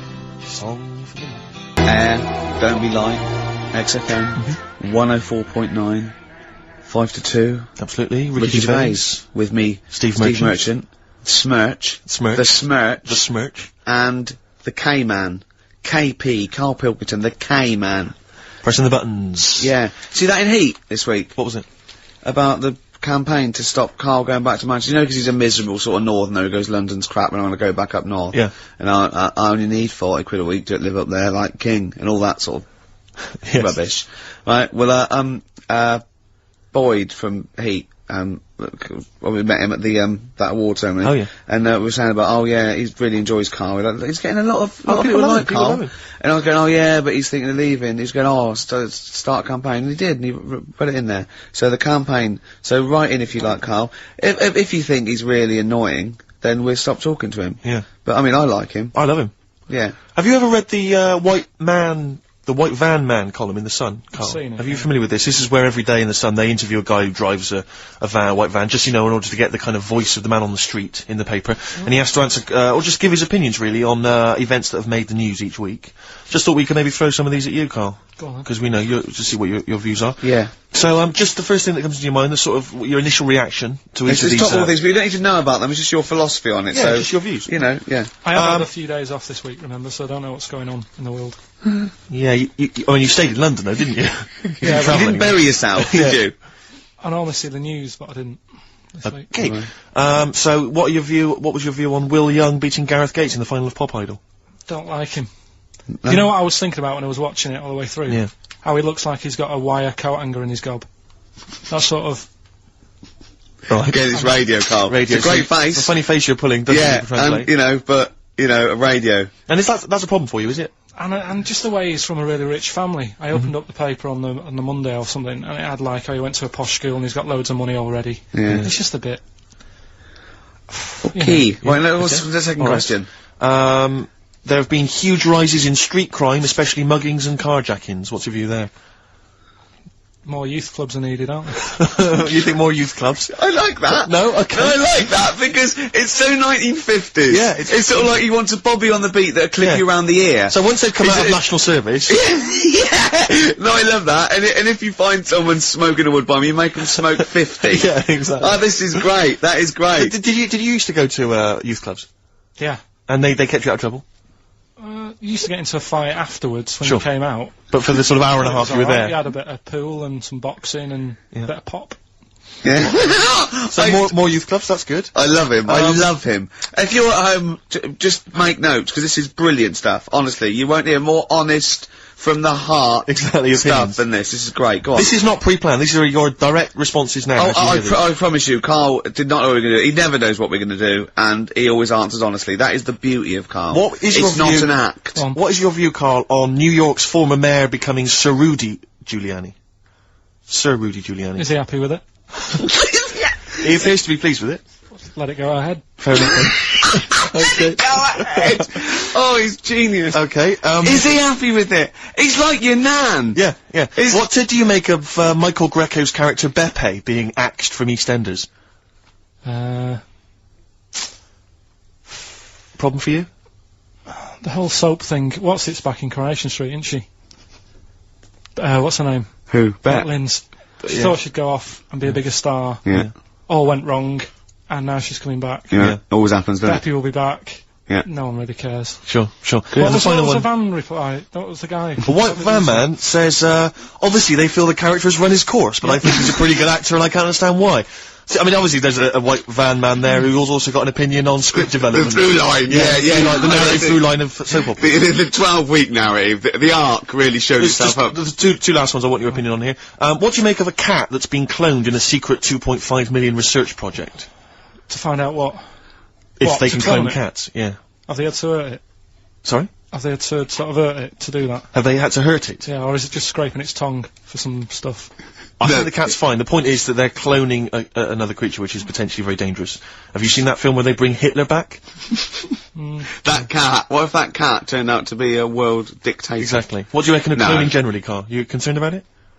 Well, I think they're cloning for organs, they grow them for the, Do you know what cloning means? Yeah, it's when you, like, make something else that's the same, isn't it? Right. Yeah, I mean, it's not going to do any harm. Okay. And finally... When you're on the World Council. Yeah. Finally, what do you make of some city workers who were caught bonking in the glass lifts of the Lloyd's building? What do I make of it? Yeah.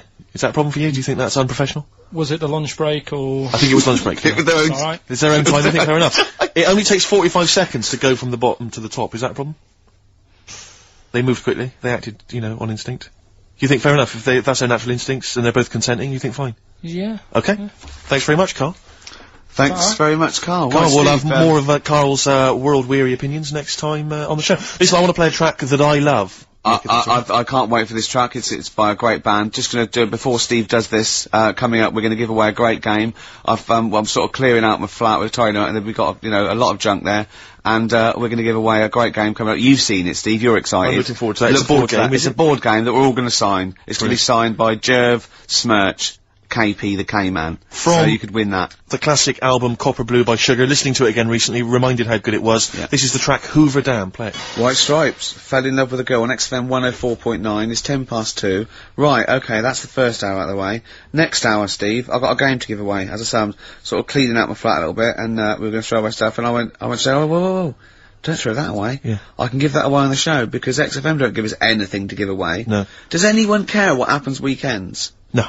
There's people coming here going, oh, he hasn't turned up, fiddling with stuff, fire alarms going off, the library. But we were looking for a track we played a couple of weeks ago on the same album, and it's gone. Yeah, it's been pinched since we last played it. This is I can't believe it, they're moving, that's like a tip out there, and I have to... No, it is a disgrace, Carl. It is. It is absolutely, it's disgusting. How many of the DJs on this station have won multiple awards like Ricky Gervais? Yeah. How many of them are double award winning?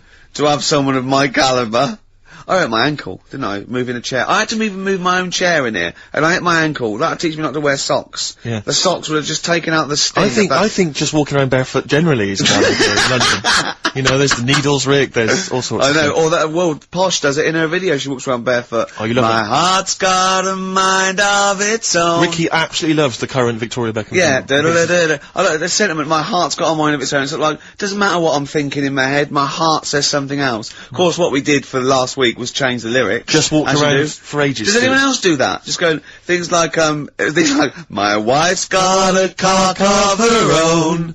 Things like that, and, seriously, hours of amusement doing that. just changing it, my knob's got some balls of its own. We're doing that for a week. Meant to be working. Yeah. Yeah. Anyway, you were going to give away this game, Rick. Yeah, it's called Donutters, and it's a game for 4 players, or 2 to 4 Have players. you ever played it yourself? We sort of got it for a party, and I watched some people, Can I try and sell it to punters who may... Yeah, go on. Play the part of a crazy donut-loving elephant in this hilarious game of fun and fast action. Yeah. You put on a little elephant thing, and you have to pull up get up the donuts. Brilliant. Can you be the first elephant to get all your donuts on your trunk? Be the first one. The first one is. So this isn't a sex game, by the way. There's no euphemisms there. Some of this is a bit slightly damaged. The packaging. That's why I couldn't read that. You're joking? Yeah. But don't worry, because you're not asking much for this, are you? We'll start at £5. Bear in mind, it'll be signed by double award-winning Ricky Gervais. No, of course it's free. And Carl went. You got a question? I went. No. He said, well, something about the Elephant Man. Something about the elephant. Yeah, and I went. Yeah. You know, John Merrick, he went, yeah. He went, yeah, something about that. Awful, wasn't it? I went, you know where Michael Jackson actually bid for the skeleton of that? And he went, what, would the skeleton be affected? I went, without it grows, that's what happens, it's nice. And he went, you don't see any of that about these days, do you? And I just said, save it. Although, of course, you have to put on these masks when you play Donutters, so in a strange way, that looks kind of Merrick-esque. Yeah. And the game, Rick, I should just tell people listening, is Elephantastic. Yes, it is. It says that on the box. It so I'm is assuming that's right. Elephantastic. It is Elephantastic. I mean, you yourself. Can I say a question, actually? This is a possible question. Okay. Should we sign it first? We should sign it, but based on the Elephant Man question, obviously, we all know who directed the Elephant Man film. Sure. Don't sure. we? Yeah. Parker. No. David Lynch. Lynch, of course, yeah. But do you know who one of the people that got that film made was? He's a very famous comedian. It was his production company that got it up and running. He may be an executive producer. I think he was even the producer of it. And he's an famous American comic. Actually, you wouldn't imagine this was the same guy who is also producing a very serious, sober film like The Elephant Man. All right, we want to know who was that man. It's a bit hard for that. Well, yeah, but I mean that'll separate the wheat from the chaff. Have you seen anything else that's Elephantastic? Not even Welephant was Elephantastic. He was Welefantastic. Rick, have you got any more memorabilia that you want to give to people? Maybe every couple of weeks. Because I have to say, I've got the council won't take it away. I've got loads of junk in my house. I've got an old fridge freezer in the front garden. Anyone's welcome to come and pick that up anytime. I'll sign it for them. But what about children climbing in it? That's not one of those with the handles, is it? There's several children trapped in there. Yeah, but that's a sobering lesson. You know the local council who won't come and pick it up. It's a problem though, isn't it? Because you can't just smash it up. You're right. No. I don't know what you're meant to do. Well, listen, right, when I was growing up, I remember the council, used to charge £5 or something to take away, like, cookers and fridges, so my dad used to bury them. Down the bottom of my garden, I don't know, there's a cooker, there's a fridge, there's a freezer of some sort, there's a dog and a couple of cats, they were dead. I'm not saying my father's quite a mean man, as you know, but my dad used to do that with dead relatives. Yeah, because those funeral parties take the piss. Very expensive. So, a funeral can be, you know, up to 40 quid. Exactly. You know what I mean? Whereas a shovel, borrowed off the bloke next door. Yeah, that's a massive saving. And not given back, to be honest. Exactly. Yeah, well, he's gonna go soon. What's he gonna say? Okay, to win Donutters, signed by Mr. Ricky Gervais and two other blokes you've never heard of. It's Elephantastic. Yeah. And the question is, what was the name of the famous comedian, American comedian? Give out the number. That produced, and had heavy production involvement in the film The Elephant Man. The email address is ricky.gervais@xfm.co.uk. Karl, what's the phone number? 08700 800 1234. Right, next up, we've had a lot of requests. Karl's popularity is growing. They want to hear his Super Mega Mix, the Britney Spears thing. Big it up. Yeah, it's good. Tell us what it is. Alright, it's Mark being Blade, the vocals of The Unknown, over Britney Spears. Hit Me Baby One More Time. Let's hear it. It's highly illegal. Go on then, back announce it, Karl, it's yours, go on. That's Mark being Blade there, with a bootleg. And what's it called? You called it something, haven't you? You cleverly called it something. What did you call it? Nick this record one more time. Good. Very good. Karl Pilkington there, breaking all kinds of copyright rules. Now, coming up, we're going to be talking a little bit of Feng Shui. The art of moving things around so it's better. The ancient Oriental art of rearranging your living room. Yeah, the ancient art of don't sit near a window. Exactly. Because you won't get any money for it. And we've got a book. Well, we've been exploring Feng Shui for our own amusement. Yeah, and we're going to be reading some great things. This is just good. It's good, solid Feng Shui advice for us. I mean, what do we need to know? I mean, just keep those questions coming. Right, if you've got any question for Karl, don't forget that's an ongoing thing. Anything in the world, any question, personal problems, philosophies, online, it can be out of the. Just ask Karl if you want. You know, just ask Karl. Okay. All right, Karl, you're up for that, aren't you? Yeah. And you'll give your honest opinion, won't you? Always. Yep. Yeah. Should we give away Donutters? Oh, it's been won. Who's won it, Karl? Scott Hammond. Well done. Well done, Scott. He'll be loving that. He's probably going to have a party, especially to play Donutters. We've had a number of right answers, but I'm afraid Scott's the winner. And the question, of course, was which famous American comedian was heavily involved in the production of the film The Elephant Man? It was, of course, Mel Brooks. Surprising. And he's got a company called Brooks Films. Our first person that called in, I think he was a bit confused. He said, "Is it testicles?" Yeah. When what? The visual went testicles. Yeah. What was that illness years ago? Right, there was a couple of lads at our school. Oh yeah. Had really big heads. Right. And webbed fingers. And webbed fingers. And sorry, wait. Was that? Hold on. Did you find him in a pond? Did they used to be little tadpoles? No, Karl, you're not confusing your past with an old episode of Doctor Who, are you? called, these two? I didn't mix with them. It was just like... Of course not. There was nobody thought anything of it at school, because No, like, sure. you're used to it. Yeah, it's the North. There goes the creature from the Black Lagoon again. yeah. He's late. Brilliant at trigonometry. He's late for double maths. Yeah.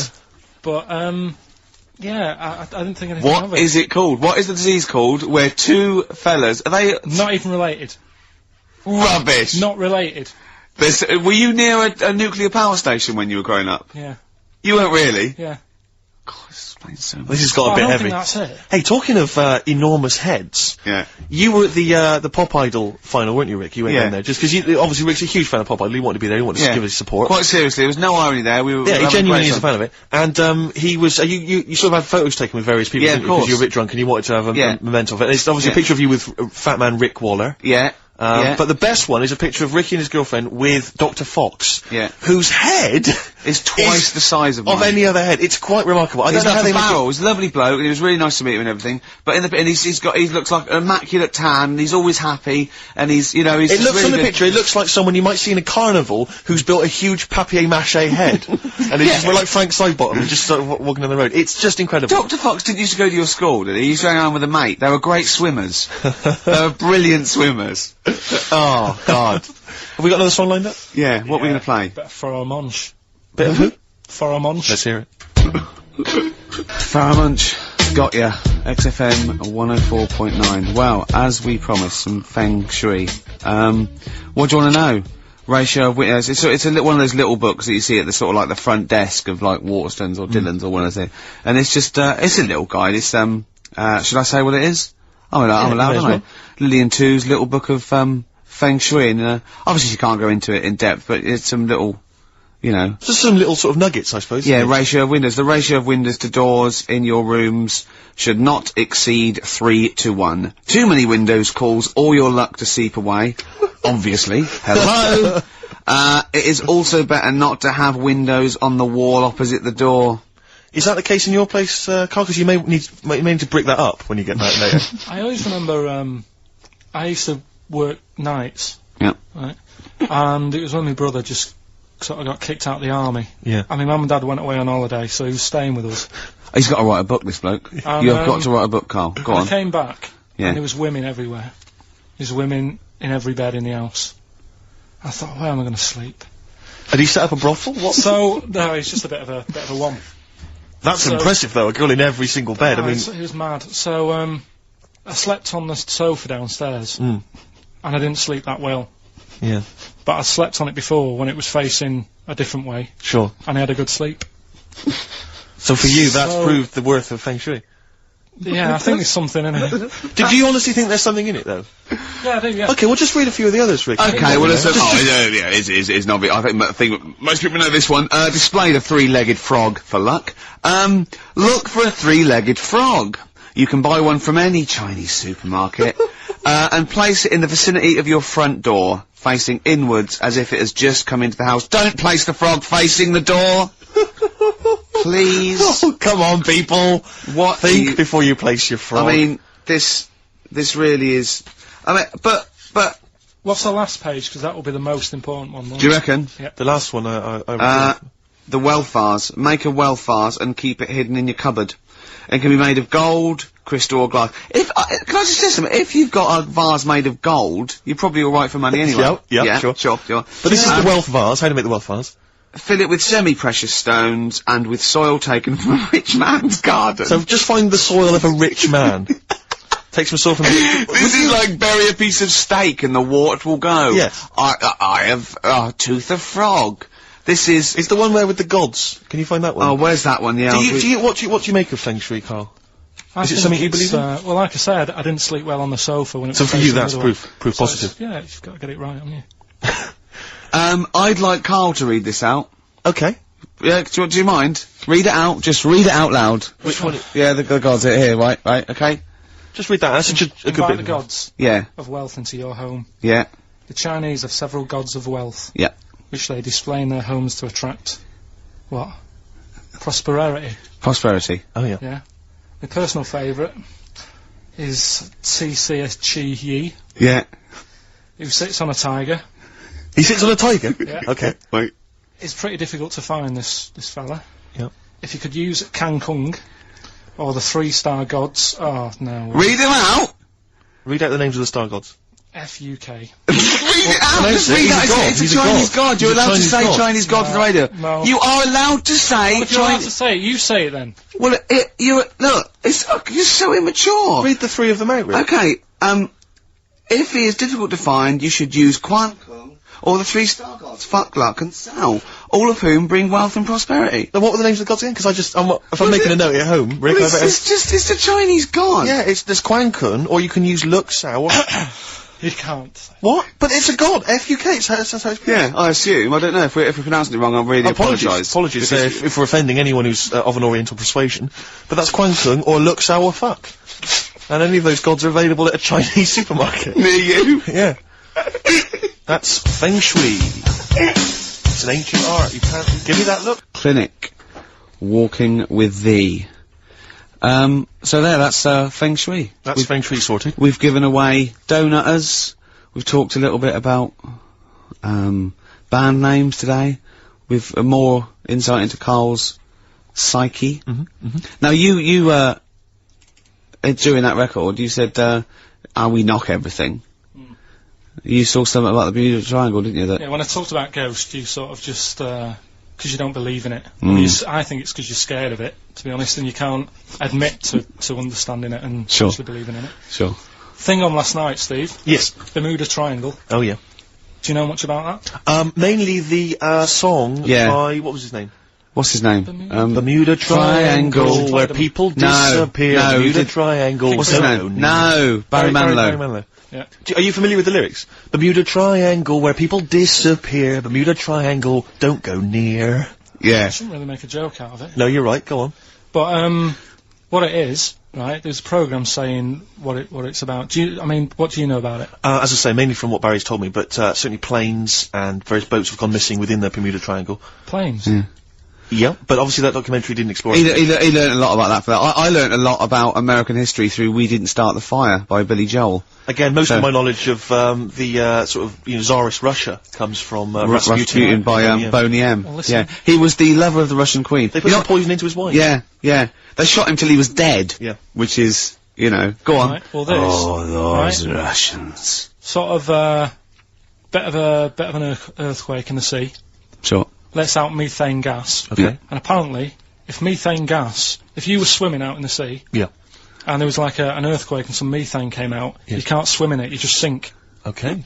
Even if you're a good swimmer. What happens if you're two lads from your school and they Big heads. Yeah, that's like a buoy. Doesn't So you can work. see them a mile off, No. and their webbed hands would get them into shore. Because they did actually say, even if you're wearing a life jacket, if the water's full of methane, right? You just sink. You just sink. So what it's saying is, boats have gone across the sea, got a load of methane in the sea, and the boat just sinks. Right. What about the planes? Is it then sort of planes with little sort of floaty things Could on? be. That'll be the sort they've landed in the sea. Right. And methane's coming. Well, sorry, Carl. What did the documentary say? Not I imagine. Yeah, your hypothesis might be one Yeah. thing. What did they say on the They documentary? didn't cover that bit. They didn't do cover the planes. They didn't do the planes. Something else they said about it though. Go on. Loch Ness, the monster, Sure. probably doesn't exist. Okay. What it is, Interesting. Hold on. Interesting. Oh, interesting. Is- What they thought the Loch Ness probably didn't exist. Curious viewpoint. Hold on. What proof have they got for that, Carl? How can they go around saying stupid things like that? it's methane, Right. Again, in Loch Ness. and people have seen. What's the lake it's in? Loch Loch Ness. Yeah. It being the Loch Ness monster. Yeah. Yeah. That's where it lives. That's how it finds its way home. That's You're certainly the never clue. gonna learn. Yeah, Again, Carl, that's the clue. Yeah, it's a clue. And if it's out wandering, it goes, excuse me, would you know where, I'm being the Loch Ness monster, where would I be going? Oh, you'd be going to the Loch Ness if that's your home. It's way over there, you So big anyway, monster, you. So the bubbles from the Sure. methane bubble up out of the water. Yeah. People think, oh god, it's a monster's head. But it's not, it's just water sort of shooting up because of the bubbles. Well, that's two of the great mysteries of the universe solved by Karl P on a Saturday afternoon. That is fantastic. Yeah. So, that makes me think a lot of things. So when mediums are sort of like going, oh, I've got something coming through. Do you think they are exhaling a lot of methane gas? And thus making them not think straight? Do you think everything's down to methane gas? Do you think that all the mysteries of the universe are down to methane gas, Carl? What did it say in the documentary you saw? About what? What was the budgie happy? We know that budgie was sad. Was it in a room? Because they used to take canaries down the mines, didn't they? They used to take canaries down the mines, they'd smell the methane, and then the budgie would be happy. I'm not going to teach you anymore. Play a record. The long and winding Should we introduce this, shouldn't we? Go on, then. Oh, it's Beatles, Long and Winding Road. Smooth. Are we getting paid for this? Our Freaks Electric, Richard X and the Sugar Babes on XFM 104.9. Well, nearly through. We've had a few laughs again, a few tears. Absolutely, as always. Excuse me, and don't be alarmed. I look quite frightening, but I'm merely a nice monster. I seem to have lost my way home. Could you direct me in the right direction? Nice to meet you. Yeah, Karl Pilkington. Hi. What's your name? Why do you need to know my name? Well, it might help me to find out where you come from. Oh, my name's the Loch Ness Monster. Okay, alright. Give me a second. What was your name again? Loch Ness Monster. See, this is what I mean. When you came in, you're all over me. Like a rash. Being nice to you. Yeah. Gets towards the end, you get nasty. It's the phone. Answer it. See who it is. Can you give us a second, listeners? Just amuse yourselves for a moment. We're Who just is it? speaking to, Carl's just on the phone there, speaking to someone. We'll just, keep you abreast of who that is. Current time, it's, 10 to 3. Wants to know if you're doing a live show somewhere tonight. So, just a private call now, asking Ricky. if I he's am, performing yeah. later. But Ricky, of I course, don't want to has say it appeared now. recently on television. I don't mind one person. in I the don't want hit to sitcom get The out Office, and often performs live at different venues around the country. So while those two take care of business, all right, guys, have you finished that private call? That was a mess. Jeez, that was outrageous. You know you're a fan of Feng Shui, Carl, and you believe it's all true. I just run this one past you just on the off chance. Yeah. Because it may be that you change your opinion slightly. Yeah. Feng Shui teaches you to use your environment wisely. Sure. If your land and the surrounding area is undulating, it's said to house auspicious dragons. When land is flat and featureless, the dragon is missing, and the land is said to be less auspicious. Excuse me, they call me the Brixton Dragon. Sure. I seem to have lost my way. I know it's South London somewhere, but could you help me find my home? What's your name? Well, they call me the Brixton Dragon. Right, where are you from? I see what you mean. I see what you mean, aye. Oh, okay, man. So does that make you query it at all, the dragon? I'm not into it that much. Right, I'm sure. just saying that if you have your head at one end of the bed rather than the other, it might make a difference to your night's sleep. It's not so much Feng Shui, though, is it, as sort of good advice, generally. When you went home... Don't sleep on the end of a spike near a cliff. Good I mean, that's good advice, isn't it? You know what I mean? Yeah. When you went home and the house was full of women, why did you sleep on the sofa? Why did you not pop upstairs and sort of... Into a warm bed. Yeah, with a woman. Were they dressed, or... Is your brother still sort of have those kind of parties, or...? I haven't seen him for years. Sure. Where's he living now? I don't know. Okay. What's his name? Mark. He's not known as, like, Moss Side Mark. Because that could be a clue. 10 Dawlish Road Mark. He's never out of prison long enough to get a nickname. Hey, Really? steady on, it's getting a bit heavy, isn't it? God. Is this what's motivated a lot of your anxiety? Yeah. The hair loss, that sort of thing? We always go a little bit too far, don't we? They're a bit dark at the end of the show. I know. Well, it's, well, Do a sorry about request that. then for Pete. Oh, Pete wanted a little bit of Muse. Yeah, if Pete wants it. I mean, I'm not a big fan. I don't mind Muse. I've still not got over them doing that, summertime song. What was it called? Nina Simone cover, wasn't it? Yeah. Anyway, listen, let's not bring the show down. No. Let's play Muse, and then we'll be Pete pretty in much South finished. Kensington. Plug in, baby. Let's enjoy it. Star Sailor and Poor Misguided Fool. With me, Steve Merchant, and Karl Pilkington. The K-Man, round of applause for K-Man. Yeah. But no one's announced who you are. Ricky Gervais. Ricky Gervais. It's XFM 104.9. Saturday afternoon. If you didn't know that, I don't know why I mentioned it. That was stupid, really. You must know that by now. Well, we've got some great things coming up. We have haven't indeed. We've got songs and chat and things. We'll also, of course, be running through the white van man questions from the Sun again, but this time Karl will be answering them. I look forward to that. Yeah. Can we do that fairly soon? Oh. 'Cause there's some good questions this week. Yeah, we will, but, as I was coming in, there was, like, a bunch of, posh lads, I think university students, trying to get in, because they're doing one of those, scavenger hunts, that they have to get points for charity and do stuff, and one of theirs is get on a live radio show. Right. So I sort of sort of felt sorry for them, so I said they could come on here just for 5 minutes. Who are that's they? all right. They're just Are they toffs? they are sort of like toffs, but they're trendy toffs. They're obviously Trendy toffs? I don't Yeah. what's that? Is that like Lady Victoria Hervey? Is she a no, trendy I don't mean that. No, they're both sort of like that. Will of Pop Idol. Right. They're like him, sort of like trendy but posh. Okay. They seem nice enough, and they're doing it for a cancer charity, and they just get They've got, for what is points. it, like they got their sponsor to do various Exactly. charities? I don't know quite how it works, but they're gonna come on and because we get for coming on this live radio show, they get 17,000 points. Right, good. If I can put that in context, Yeah. if they were to say did it help deliver a baby, they only get 7,250 points. But it's much easier. It is. There's lots of women just Happily gonna let dropping a couple of sprogs posh all posh. over the place. You can't get on a live radio show these days for love nor money. That's true enough. You know what I mean? Yeah. So When are they coming in? Carl said they're going to just 1:30. I had a word with them. Okay, what did you make of them? They are posh, Really? but they said they're going to wander about and go and see if they can deliver a baby and that, and then come back here for 1:30. And I don't know if it how many I hope they don't like leave a baby sort of half out. You know, if they've got it. You know, they're push. Sorry, we're gonna have to shoot off. We've got to go and see. we've got to play an instrument in a marching band for 8,500 points. Well, I did say be here definitely at 1:30 because I don't want you getting in the way of the white van questions. And Sure, the other thing is, right, they get 7,500 points for delivering a baby, but they get 9,000 points if they cut Peter Stringfellow's hair. Well, he's very precious about his hair. It's a more delicate operation, isn't Absolutely. it? There's more that can go wrong. That's true enough. Take an unconventional animal for a walk in a park. What is An an unconventional unconventional animal? I think that could be a dog that just doesn't play by the rules. Yeah, that's a dog that's into Slipknot. Yeah, that wheeze in a urinal. Yeah, exactly. Standing up. Exactly. Yeah, well, I'm looking forward Well, to yeah, that. I'm sure they're lovely guys. Good luck to them. Yeah, we'll see later.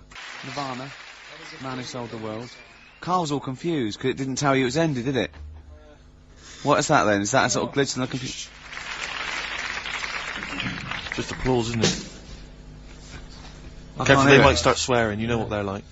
Yeah. Rock stars. Yeah, Their blue language. Yeah, and all their habits and all Oh. that. Yeah, like it says track ending now. It's a bit Stop late now, talking about innit? it. You're giving away all the secrets of radio and that. People think it's like an old piece of vinyl that we've put on a needle, you know, like those old bits of footage of Tony Blackburn. That's what they think it's like. They don't realise there's computers doing it all.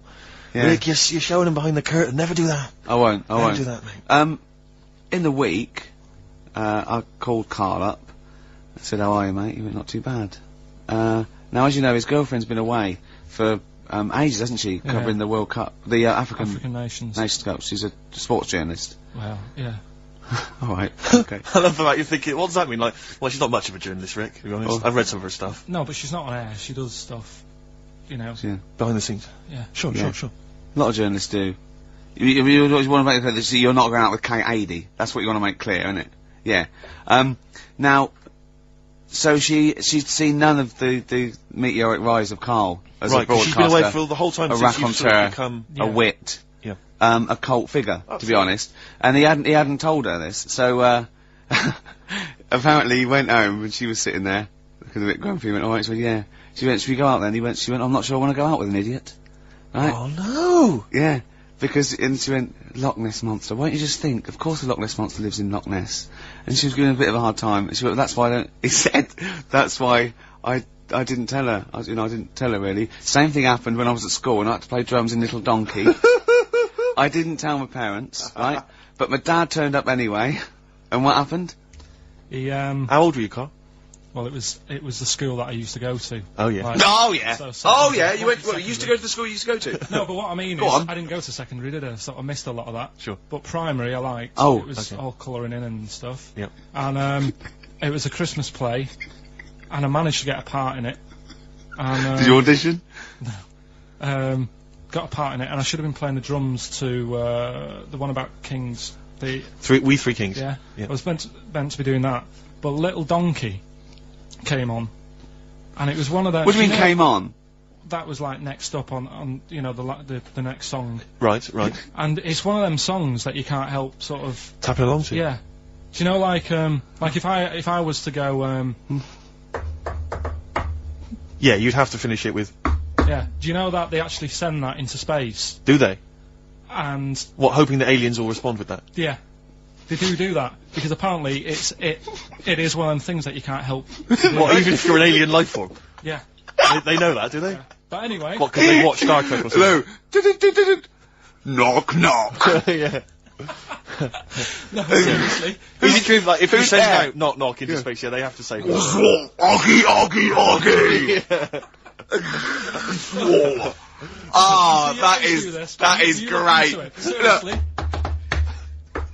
Oh, hold on, what's something out there? What's a little green fella? That is great. Yeah. So anyway, That is Little Donkey is like one of them tunes that you can't. And I was there, and I had the drumstick, and I thought, oh god, The drumstick. I could feel myself. And anyway, just wanting to do it, yeah. I started going along and playing Little Donkey, which I wasn't meant to do, but it went down such a storm.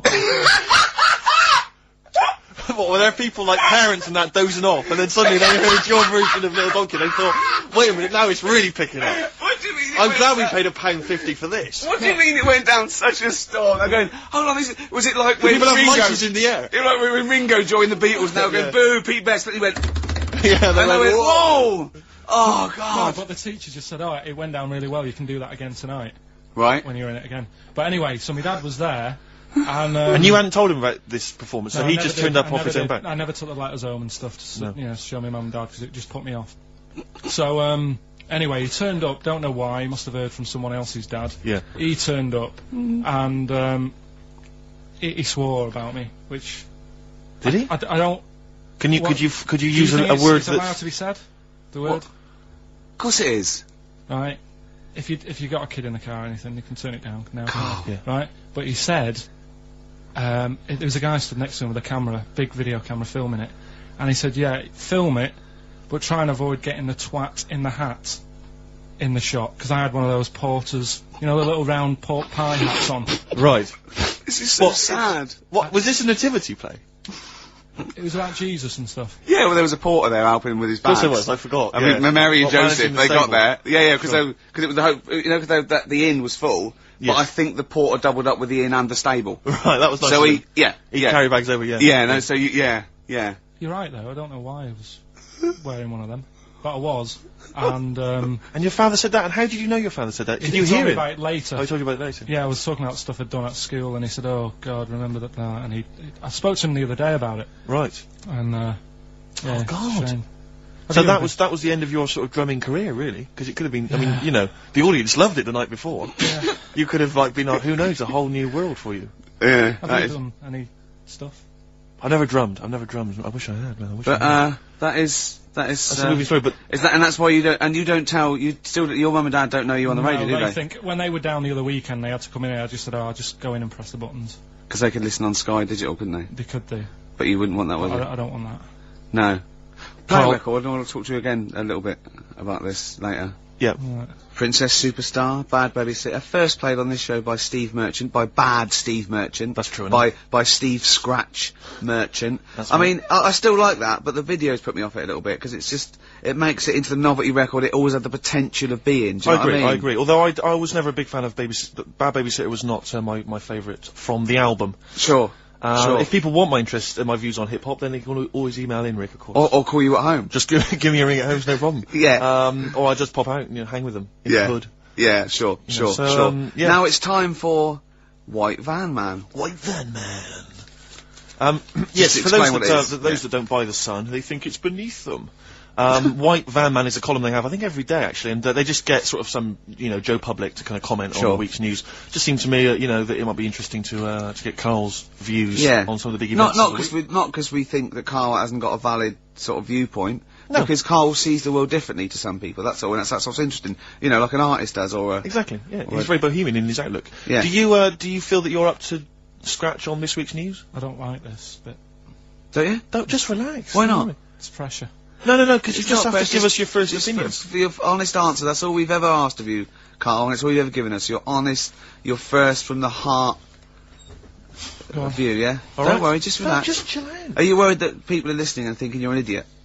If my girlfriend's listening now, go and have a wash or something. Go and have a wash. Not very nice, is it? Is it the opposite of Napoleon and Josephine? Yeah, go on. If you're going to visit me again, Josephine, for Christ's sake, wash. Well, I'll yeah. ease you in with something fairly easy, a music-based question. Kylie Minogue versus Dido as Queen of the Brits. What's your view there? Go and have a wash. It doesn't really matter, does it? It doesn't really What does it really matter? With the Brits. I was watching it the other night, and I think Kylie will be a good-looking old woman.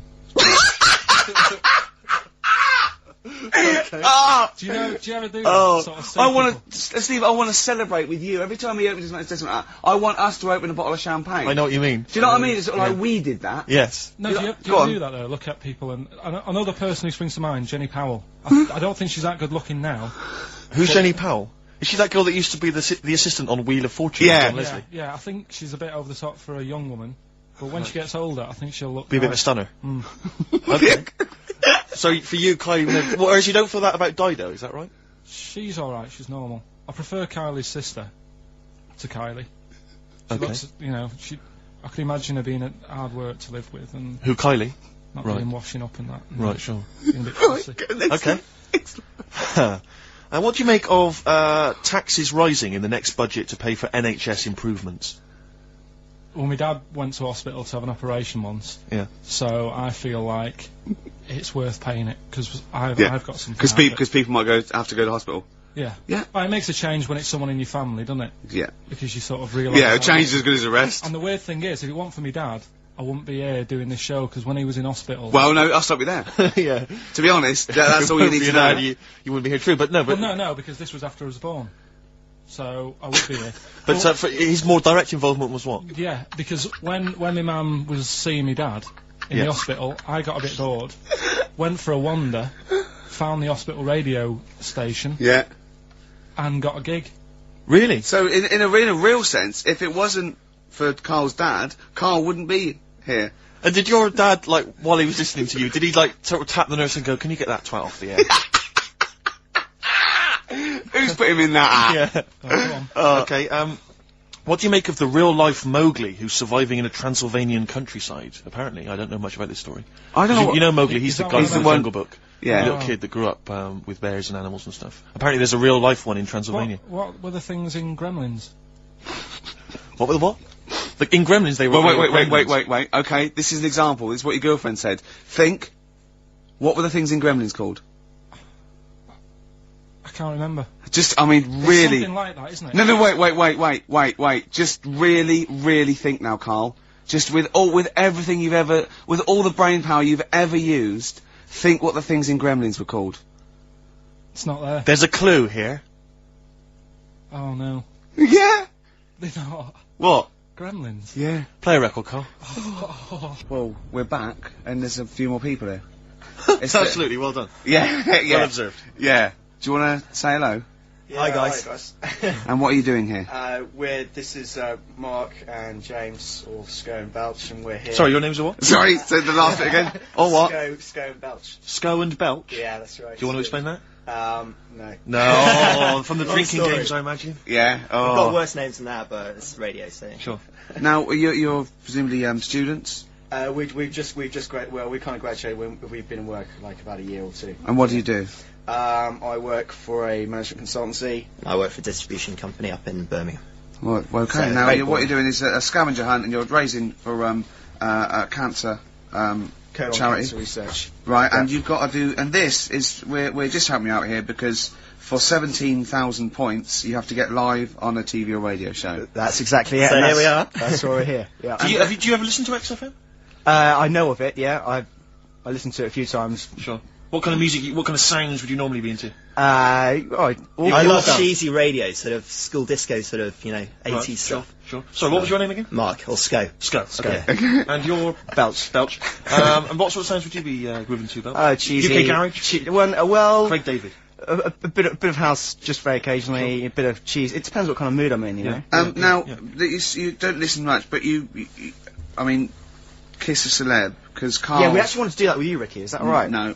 That's not going to happen with okay. Ricky, but Carl's now got his name mentioned in Heat magazine. Is that right? Well, So that's if you want to brilliant. snog Carl, we'd love to see that. I mean, we don't want to snog Carl, but I mean, we were thinking if there was kind of female presenter here, we might be able to do something. But What are you saying? A female placenta.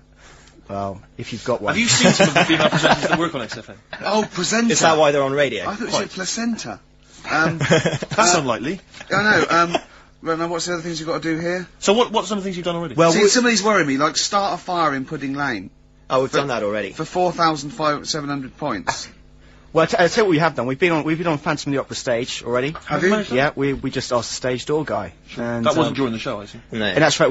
He actually mentioned that. We shouldn't speak about that too. Otherwise he'll get sacked. But yeah, he was really kind to let us on. We've jumped in Trafalgar Square Water with doing a sort of Friends impersonation, so that was Right. How many points pretty do you get cold. for that? We got 2,000 points for that. We got Right. 8,000 points for being on the stage at Phantom of the Opera. Yeah. And we get double that. We get like 18,000 points, which is almost the maximum for being here right now. Really? So that's well, absolutely great. Honestly, I wouldn't worry about the little things. I'd go for the big. Yeah, big that's it. bucks We're here. not interested in the little stuff. We want to go for the big stuff. Yeah. So what the big ones are? Get on stage with S Club 7. That's not going to happen, is it? When have you got till 6 today? Well, Yeah. S Club 7 are on at the London Arena at about 2 o'clock. So, Good luck. Okay. but I think it's gonna be very, very difficult to get on there. But we never know. I think so. Yeah. Get in the vaults of a bank. Yeah, You see, some of these are bordering on the illegal. That's 20,000 points for that. Like getting a cage at London Zoo. Don't do that. I mean, it's 10,000 points, but don't do it unless it's a penguin cage. Well, that's what we were hoping. Just some kind of timid animal we might be alright with. You know? Yeah, sure. If anyone's got any good ideas for sort of funky things to do on air, then Okay, well, if you leave your number and anyone calls in, they can help you. Then Well, maybe some of S Club 7 are listening. Or let's hope so, because I mean we love them to bits. If they are, it is for charity, and the points get awarded into money for colon cancer research. So it'd be absolutely fantastic if we could. Yeah, so Bradley, John, Tina, if you're listening. Yeah, if you're listening, or any celebrity out there who's a female celebrity, we need to snog them. It doesn't need to be a long wait a snog, minute, wait a but minute. if we can, that'd be great. This is good for 7,000 points. This looks like a good one. Play the organ in a church. That must be easy. Is that a metaphor? Yeah, but you know what church people are like. It says the bigger the better, so it might be. That's got to be euphemism. Yeah, it's got to be, hasn't it? Yeah. Well, thanks very much. Good luck. Good luck, guys. Guys, Get thank a you. Thank you very henchman much. standing outside Les Mis looking Miz. That's going to happen. That's good. Man, a big gun type thing on the HMS Belfast. That won't well, we've got happen. a big gun. It's just finding the boat, which is the problem. Oh, so. calm down. What was your name? Bo? Poe? No. Poe? Let's go. Go. Thanks very much. Guys, thank you very, very much. Cheers, guys. Cheers, bye. The streets, let's push things forward on XFM 104.9, the home of charity. That's true enough. Yeah. I've got to slow down because I'm doing a little bit too much for charity. I've got to worry about myself sooner or later. Do you know what I mean? No, come on. We were halfway through White Van Man. We were before indeed, yes. Those lads came in. Getting Carl's views on some of the big stories of the week Yeah. from the news. Carl, what do you make of the fact that the British Olympic curling team won a gold medal? I watched it. Uh-huh. I thought it was really good. The only thing that's getting on my nerves now is like, what was that? Is that a trombone player just sneaked in? That was me moving this microphone. Right. Incredible, wasn't it? Yeah, What an go on. amazing noise. The only thing is, That shouldn't sound like that, should it? That's incredible. What a shoddy tin pot station this is. Well, we know that. Sorry, Carl. Go on. is like in all the papers now, in like the the Star and the Sun all week, they've been like traipsing models over a bit of granite. Do you know like how those things are made out of granite? The things they throw, Oh, yeah. and it just that bit annoys me. Okay. The What, way the that Daily Star? no, the way that this sport nobody had ever sort of heard of it a couple of weeks ago. Yeah, yeah. Sure. We win a gold medal, Yeah. and now in the papers it's like They've gone crazy. They've gone curling mad over mad. it. Yeah. It's a good game though. Yeah. Good. Okay, next. All right, good. Let me see. What about the fact that the world's tallest man is living in a semi in Neasden? It's alright, isn't it? Something that someone told me in the week is that, do you know all these tall people like this guy? Yeah. It's just a bit weird they've only just found him, considering he's the tallest man. I think that's a bit weird. Yeah, yeah. Someone genius. told me that, do you know the guy who was in James Bond, the big bloke? Yes. Jaws?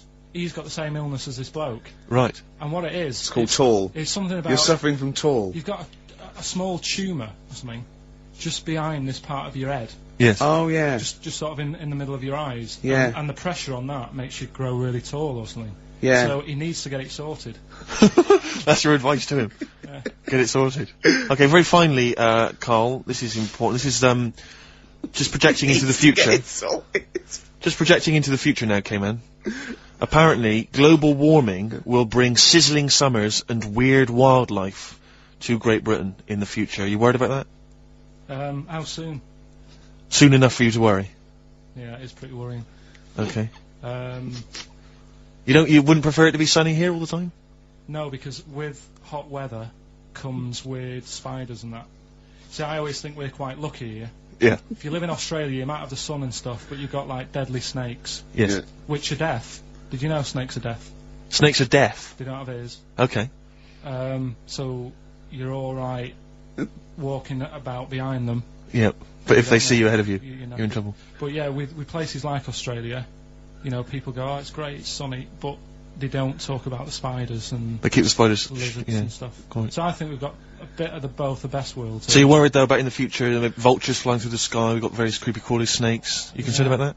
Yeah, well, there's a load. I saw something in the news in the week that a load of sparrows or something was somewhere. Maybe that's the start of it. That's an interesting story.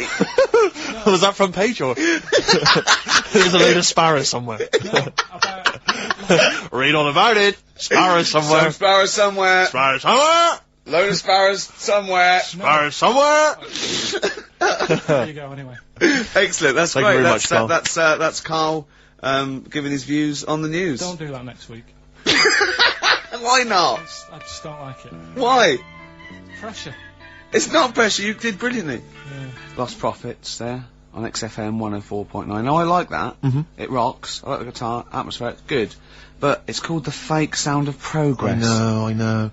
See, what always annoys me is when people, they dismiss, say Enrique Iglesias, current #1, great song. Good video. Brilliant video. And they say, oh, it's rubbish and all that. But I think that songs with titles like A Fake Sound of Progress, much more something to get on your hobby horse about. What has happened in that Bad video? lyrics by good artists is always worse than if you're listening, or if you work for the record company, or you worked on that video, because he's got the money and the girl, and then Mickey Rourke beats him up, right, he has a fight, you just see him knock him over, and then it cuts, and the next scene, it's night, it's not in the desert, there's loads of, police cars, they're not doing anything. They're just standing and around. Somehow he's probably eating donuts. He's dying of injuries, but I don't know what happened. What has happened in that video? I think if you heard the 12-inch mix, there's a whole bunch of other sequences that explain what happened. Yeah, I mean, we're all thinking, also we think that he stole the girl off Mickey Rourke. I think he stole the girl off Mickey Rourke, as well as some money. Some money, yeah. Mickey's tracked him down. Yeah. And he's thinking, I'm going to stop running, I'm going to face Mickey this time. He does, and then boom, you're right, it cuts, and suddenly the police have shot him or something. I don't know where they are. Don't know what, the police seem to be leaving him to die in the arms. See, I thought that they'd called the police, because the sort of like the melee, but Mickey Rourke's off with his gang. The police are going, well, where are they? There's no evidence. They go, well, look, he's dying. They're going, but how did he die? Yeah. How is he dying? He's a bit wet for the rain.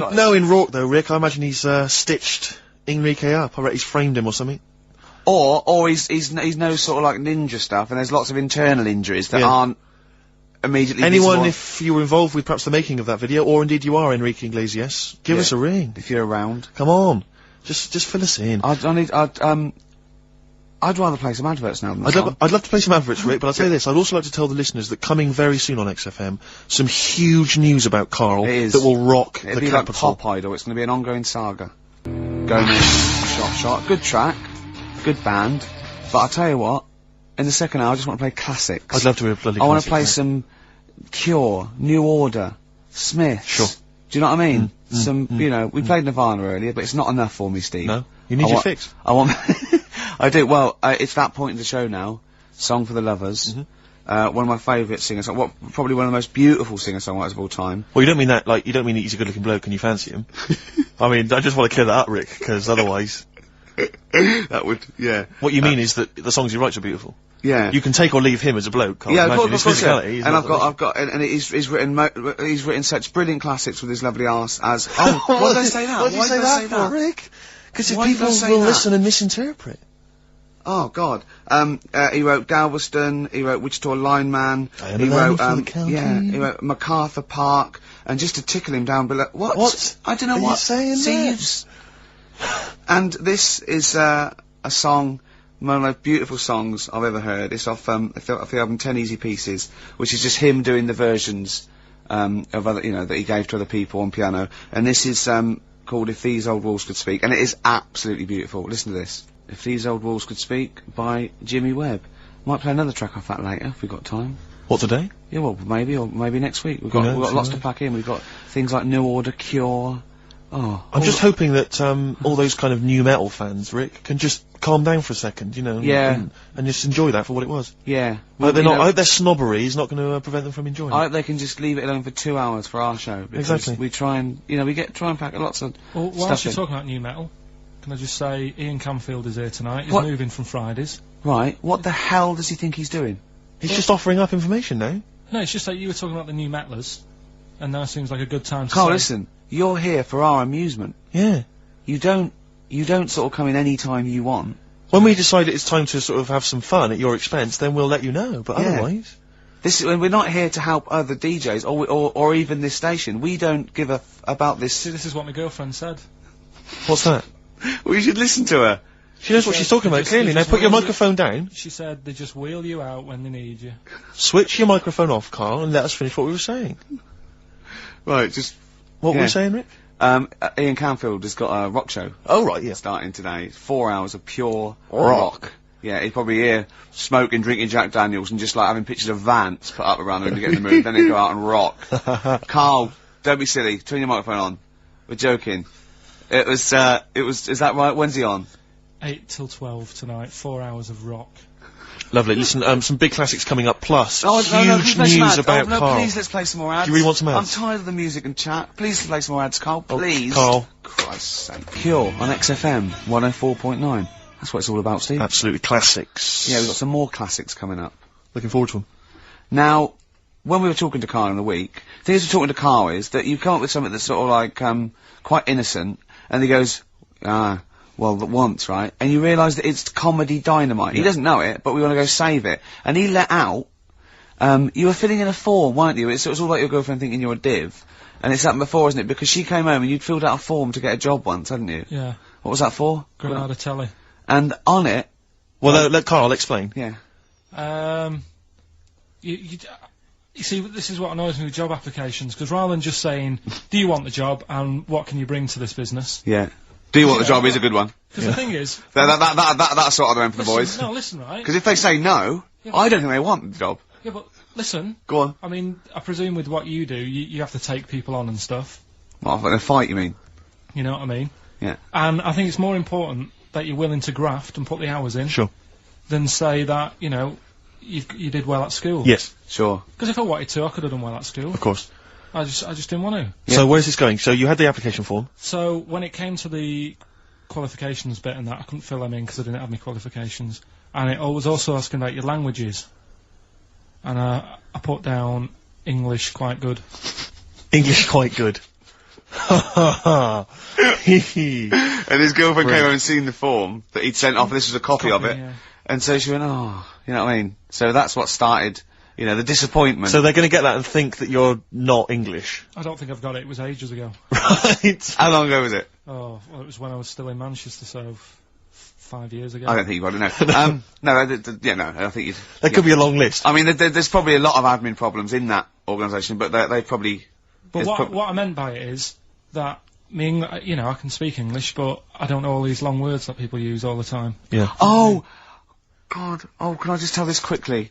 In the week, I'm talking to you now, the listener. Usually I don't. Yeah. Carl said, about embarrassing him on air and that, and he's worried about his education, and he was worried about not knowing long words. Like, we come up with any long words. And he said, no, I was scared, you were gonna ask me something about, someone, and he's Eastern European leader. His surname is Milosevic. And Carl said, so I learnt it this week, and learnt it so you can't catch me out in case you're out. I said, what? And he said, he thought about it, and he went, Flobodan Milosevic. Got the surname right, though, didn't he? So what's his name? Right? What's his name? That's how Bill and Ben would address this leader. How would they have said it? Flobodan Milosevic. What's his name?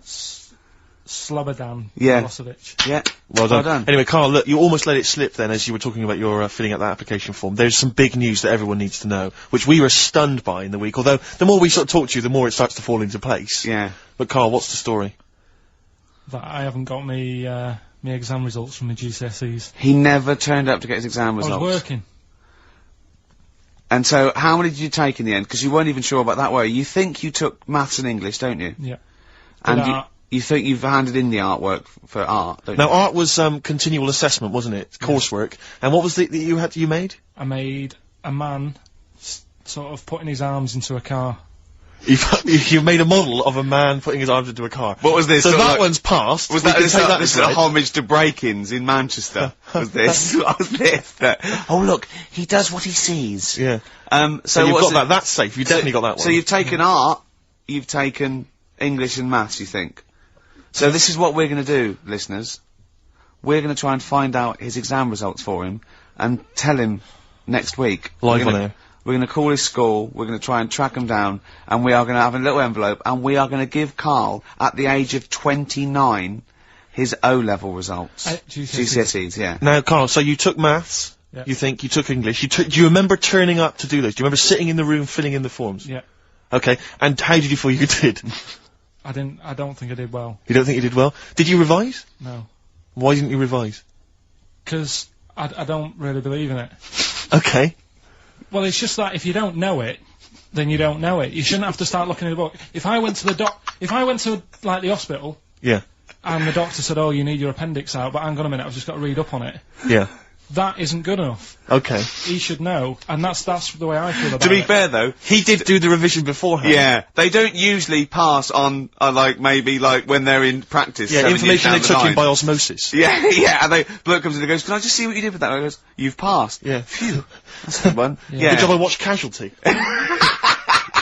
I just like the way, the things that interest me, I remember. Things Okay. like snakes not having ears and stuff. Yeah. I didn't have to read about that. No, you just learnt that, yeah. You saw it on the telly, didn't you? You saw it on that Ian Wright programme. Yeah. Yeah. And this is what Karl said to me. He said, it's actually, I called Karl up in the week, and Reese was with him. You know, Reese used to be on XFM, Yeah, and he took the phone, and he went, "Karl's worried after seeing that programme." He said, "Snakes don't have ears, right?" He said, "So you can creep up on them and pick them up." And he said, "Karl's worried." He said, "How do you ever put them down again?" Because then they know you're there. I woke up the other night quite late, Worried about that. and I said to my girlfriend, I said, "How do you put a snake down?" And she said, "What are you talking about?" I said, "That Ian Wright thing, this guy managed to pick up a snake. And do you know that thing where they clamp its head on a jar to get the poison out?" I do now. Right? They did that, but they didn't show you how they got rid of it, and I thought, it could really get nasty, because it's obviously annoyed that you've had its head pressed in the jar. Yeah. Yeah. Right? They hate that. Now, Especially as it's in front of their mates. when you lift it off, Yeah. right, you've got hold of it. Yeah. If you go to chuck it down, it's going to turn on you. It's gonna get wild, isn't it? So, I just wondered. Well, what you do is you never put it down, Karl. Yeah, that's why That's what that happens. bloke has got about 11 or 12 just carrying him. Exactly. Yeah, you never put it down. You sling it. Who cares? You just throw it, don't you, really far. That's not that. I don't think you should throw. But snakes. Karl, listen, don't worry. We're not asking you to get involved with snakes. We're just asking you now. You've done maths, you think? Yeah. Did no revision for that. No. Okay. English. Do you remember what it was? Did they ask you about Shakespeare? Did they ask you I about can't books? remember, but I must have done it because I thought that was. It was important. English language, not English literature, wasn't it? So it was Was it like spelling and all that So sort was it? No, was it like a comprehension? You read a passage and had to ask questions on it. Was it? Did you have I to might write a not have short done essay? I don't know. I can't remember any of that. Okay. I did a science, Okay. Physics or chemistry? physics. All right. Well done. And this is all you think? You actually took that. You actually took physics GCSE. You think? You're obliged to do a language, I think. Did you do French? I did French for a bit. I But don't think you are. I don't think you have to do a I language. think you have at GCSE. I think you've got to. Well, English quite good. I think that's his language he did. I So you don't know about I can't language. History? remember. Geography? Just we'll find out, won't we? Okay. But you just can't remember. I can't believe you can't remember turning up for these things because it's quite a big moment in people's lives. It is the thing that you've been working to all of your educational life. On the day that the things came out, I was working at as a printer, Okay. and it was a really busy A lot day. of spelling mistakes. That It was day a in really that busy paper, day, wasn't so it? you're bound to forget. Yeah, your yeah. exams. No, but I had to use gold ink that day, Oh. and it's. Yeah, I mean, you're yeah, not a yeah, printer, yeah. so you don't know. this. No, that's the biggie, innit? But it's tough. You've got to really get your rollers clean.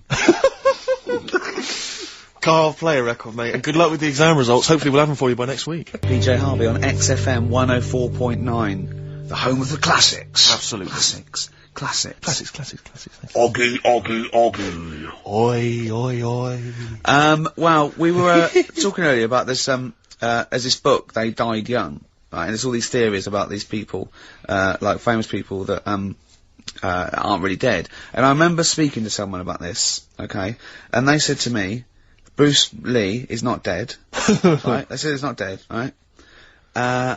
I said, well, how do you know? He's going, no, it was a whole big thing by the Hong Kong government, and he's actually working as an undercover cop in Hong Kong. using his kung fu powers. Now, no, apparently he faked his own death, Karl. Yeah. So that he could work undercover for the Hong Kong police, infiltrating gangs, the triads, that sort of thing. Now, my point is this. If you're going to use someone undercover in Hong Kong, right, you know, an undercover cop, I suggest using the most famous Chinaman of all time.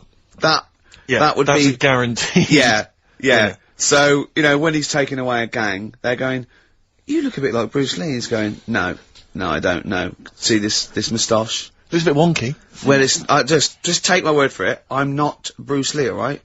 Well, all that stuff you did when you were punching us and kicking us and chopping, yes. But, I'm not. Yeah. It does look a bit like the stuff in my film, in his films. In his films, yeah. But it's not. It's just coincidence. No, yeah. The thing is, though, I'm not sounding bad here, not trying to offend anyone, but they do all look the same. They do all look the same. No, you know, we're having a serious chat. I'm not here to upset anyone. Right. And what I'm saying is, over here... I'm so sorry. No, I'm not... Yeah, but you know me, I'm not out to upset anyone. Right. You're not a racialist? No. What do you mean? Are you saying Orient people all look alike? Well, look at the people over here, right? Yeah. With, like, you've got ginger people. You've got people with black hair, you've got people who are fat, people who are thin, but they're all so sort of fit, which isn't a bad thing. They all do that sort of thing in the park. They're all fit. It's a place where black hair... I mean, when they come here, they take pictures of people with ginger hair, don't they? Because they don't get them over there. That's what I'm saying. So calm down. Jeez. So you're saying that Bruce Lee, the most famous Chinese movie star of all time... They can't tell him apart. Other triad members would... How are they going about the business at all? I mean, what I'm saying is, how would they even realise that was the guy? What do they have to do? Wear numbers in, you know, because there's a billion of them. When you know them, then you know... So what? Oh, I see. They can tell each other apart, can they? Well, they got signals. This is amazing, isn't it? That's how you got away with it. Simon, which one are you? Just raise your hand, Simon. Yep. Chang, which one's Chang? Chang, good. Yeah. Oh, it must be murder, mustn't it? Just people going into the wrong houses all the time, getting off with their mates' wives. Exactly. Yeah. It must be a nightmare. It must be a nightmare. Please don't complain. He doesn't know what he's doing. So I'm really sorry to anyone that's... he honestly does not know what he's saying. XFM 104.9. Yeah, but what I'm saying is... Go on. I don't think I am offending anyone. Okay. Fine, that's alright then. And you know that I wouldn't want to do that. No, I know you don't. Oh, no. I know. Radio, I said, right, if you've got kids in the car, turn your radio down. So before you make any potentially racist remarks, just point out if you are listening and you might be Oriental. Yeah. Please don't take offence. Or go... Oh. You know what I mean. So yeah. Go on then, so what was this other dead person? Who's not... Can't play a record, Ricky's having a heart attack. We'll come back. Well, the music of tomorrow is here. That's true enough. Yeah. XFM must be some sort of muck up with the post. Rick, a lot of the times when I've played Hip Hop Hooray, my hip hop track of the week, you've sort of scoffed, you've thought that maybe I don't have credibility amongst the hip hop fraternity. No, it's just the way you dance. Well, it's merely the way you dance that worries me. Because people can't see it, really. And it's sort of like... Imagine if Mr. Bean thought he was in D12. You know what I mean? It's that sort of... And I don't diss you. I mean, I know you're a hip-hop appreciator. You know, I wouldn't expect you to diss me. Or my black queen. But the point is that I just... there's a little something that Karl's got on tape for you that I think might change your opinion of my whole hip-hop credibility. Oh, no. Now, I've told you in the past... It's not a videotape, is it? Not at all. Actually, Karl, just play it. Yo, 1 2 1 2. We are the Dilated Peoples, chilling on Hip Hop Parade. That's right. With Steve Merchant, y'all. XFM 104.9. LA to London, Dilated People expanding them all day. Now, who got that? How about you did that, Karl? No, it was just when I was hanging out with my homies. Who did it? Did they come in the week? They were in the week, I think, and somebody got them to do it for them. No, that was when I was just hanging in the crib with them. No. That's very nice. And the guys just laid down some beats for me. Yeah. You know, just laid down some vocals, and I gave them max respect for it. You know, and the place was mad deep with girls at the time. I assume you're going to play Dilated Peoples this week, then? Well, maybe. Yeah. Let's play it, Carl. That's very good. XFM 104.9. LA to London, dilated people expanding. Respect, guys. Cheers very much. Out of here. Yeah, guys just maxing there. Lovely. Good to hear from them. Good to hear from the boys. I'll probably be heading over to LA, NYPD, and just, you know, chilling with them. I'd love them to meet you. You're having a laugh. I'd love them to meet you. We would hang out. I know all the jive. It's like a thing they do on, MTV or H, like, being dilated peoples, and they come in, they make us three look like a rap group. Wouldn't that be great? Listen, I told you before, I've always remembered the words of Snoop Doggy Dogg. Yeah. Bitch is a bitch and a hoe's a hoe, but if a man be acting like a bitch, he's a bitch-ass homie. Alright? Those are the words from the street. I would, it'd be like you two had won a competition or something, do you know what I mean? Like that. I just don't think you can believe it, that I'd just be hanging out, you know, with sort them of like in the crib. People of courage, and you get a chance to meet your favourite. It'd be amazing, wouldn't it? Listen, we were talking earlier about the fact that Bruce Lee, and it's a well-known fact, he faked his own death so he could continue his undercover police work, as opposed to being because no one would, he doesn't look different to anyone else. But I was talking to someone as well recently who utterly convinced, and you get this quite a lot, don't you, especially Americans, that Elvis Presley's still alive.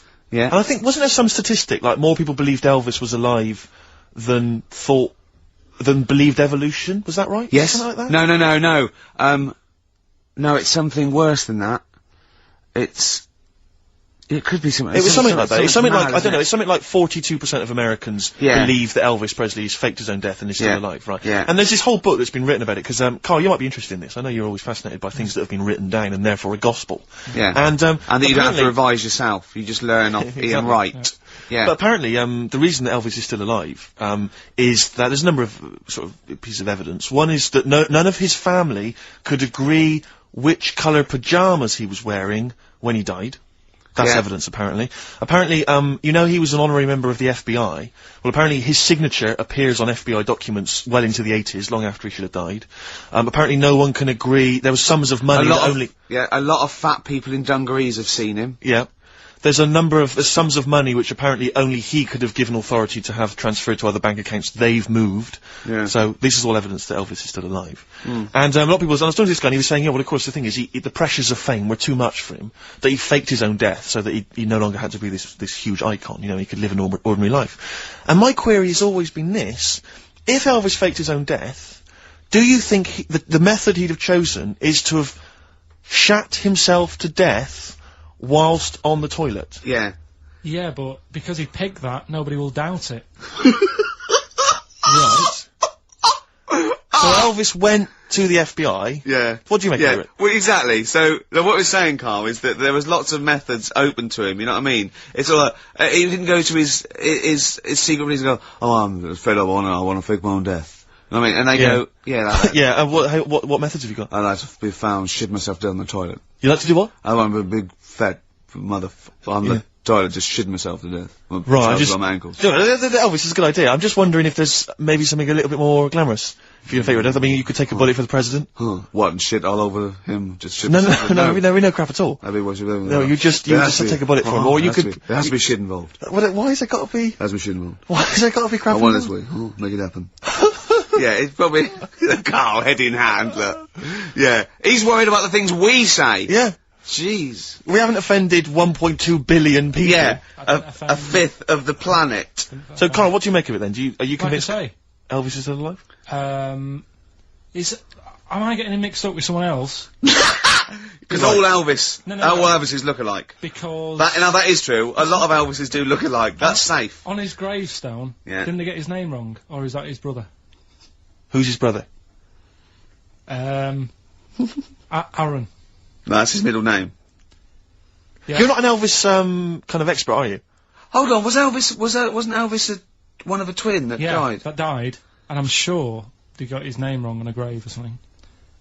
Oh, I don't know. But consequently that's proof he's still alive. No, the thing with the still alive thing, like I say, he picked that awkward death because nobody would be saying, hang on a minute, going round upsetting the family, wanting to talk about it because they'd be embarrassed to be saying, you know, he was found sort of in a pile of mess. Weighing 25 stone. Yeah.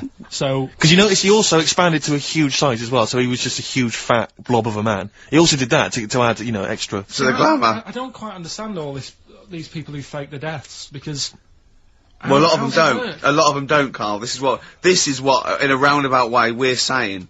We're saying that a lot of people that say people fake that they Well, didn't, who like else- Bruce Lee who else has said and James Dean and Elvis Presley, we're saying they didn't No, fake but their he, deaths. he did die, didn't he? His head come off, didn't it? Very good. Who's this? James Dean? His head came off. There is a light that never goes out. The Smiths, XFM 104.9. Nearly through. Absolutely. 2 hours of chat, great music. Bloody good music. Carl Of course. speaking it's been fun. before he He thinks. By the way, you know when he was talking about Mowgli? You know, he was going to talk about Mowgli and you said, oh, what are the gremlins called? Yeah. Were you thinking of, Mogwai, Mogwai. Yeah. But they To were be still, fair, they were called gremlins. Yeah. Yeah, It was, yeah. I know what you're thinking. I know, to be fair. But my girlfriend won't be listening now, so she'll still think I'm a bit daft. Why would she ever think that? How long have you been going out with her? About 8 years. Well then, why would she ever think you're daft? That's the only stupid thing you've ever said, the Mogwai thing. Why would she ever think she's going out with a, to be honest, a retard? I think it's a very beautiful relationship you must have, you know. Because it's odd, like, I mean, she's a professional journalist or whatever. Yeah. You know, and she works for, is it, Radio 5 or something? BBC Sport. BBC TV. Sport. And you're a man who never presumably, even, got her your exams English off. quite good. Is English quite good? Her? Really good. Yeah? So, And did she do her exams? yeah, she's quite bright. Sure. So what do you bring to the relationship? I think take the pressure off her. Take the pressure off her, to do what? You know, like, when she's had a stressful day and she comes home and talks to me, I think... Yeah. You would relax me, and that's the truth. I honestly, if you know, Carl, he can just go, wow, it's alright. Do you know what I mean? He don't get stressed. He sits in his little booth now, he doesn't talk to anyone, his little sound booth, all the week. And you're in your own little world, aren't you? Well, it's interesting because I wonder sometimes what your aspirations are. I was thinking this, I was watching a repeat of Family Fortunes on Challenge TV last night, and it was sort of mid-80s one, and I don't know if it's still the case, but it was the aspirations of the contestants. It was so kind of, it was like, and what's your hobby? Well, you know, like to go out when it's nice weather and stay in when it's not. If you win £2,000, you'd probably be going out when it's nice, can't you? Yeah. And she was like, well, and I sometimes like to watch TV. You know, and I was thinking, wow, man, you've really got some incredible dreams there. It's just like that, you're just waiting to die, aren't you? That's what all I feel sorry for, right? Two things. You know, in like Stars in Their Eyes, and you get a little fella, and he's gutting fish in some sort of factory in Bolton, and he comes on, and he does, you know, something like Bobby Darren, okay, and Matthew Kelly comes out after and goes, well, I don't think you'll be going back to the fish factory. You will. You will be going back. You will. Straight back, Yeah. mate. Yeah. Let's think of all the Stars in Their Eyes stars. Kelly, because that's a nasty thing to do. I'm trying to think of all the Stars in Their Eyes contestants that have gone on to great things. What happened to that little fella that looked like the little Alsatian puppy that did Krista Burr? He looks a bit like Krista Burr. He looked like he had problems. Well, now what was it? Is Ian Moore his name was? He was... well, it's interesting, my friend bought me as an ironic gift for my birthday, he bought me the live video of Ian Moore. You'll be pleased to know that Lady in Red was on there, among a number of other hits. But it was brilliant, it had a picture of Ian on the front, it said, Ian Moore, naturally. His jacket was too big for him as well. Of course. It was ludicrous, but I don't know if that meant Ian Moore, naturally, like we all know who this guy is, it's Ian Moore. Yeah. Or was it Ian Moore, he's no longer being Krista Burr, he's just natural. What did he sound like when he wasn't being Krista Burr? Krista Burr. Did he really? Because he met him, didn't he? Yeah. Well, I think Krista Burr couldn't wait to get back on the telly. Well, the thing is, I think Ian Moore is actually earning more than Krista Burr now. I think they could have got Krista Burr on there. Yeah, as a contestant. you can get Krista Burr for £1,000, but Ian Moore's going up for £1,200 now, just a PA to adapt. But he does Lady Made, he does all the hits. He does Don't Pay the Ferryman. Yeah. Don't even set a price. Does all those. Interestingly, I saw him interviewed once, and Lady in Red's not his favourite song. You're joking. It's bizarre, isn't it? But he was only going to play that if, it was the, fat, ginger, Sarah Ferguson. Oh, yeah, yeah. It was only if she was wearing some red.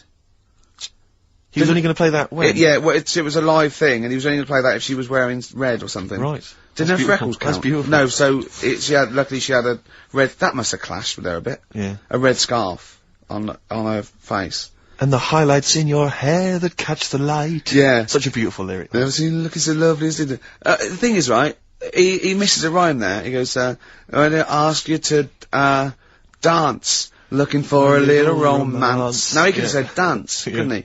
I met a man once in a bar. I was talking to him for some reason. I was annoyed by him. I was wound up by him. And, I said that I'd written Lady in Red. And, I never got any money for it. Because I found out he was like a music lawyer. And he went, well, give me a call, I'll investigate that.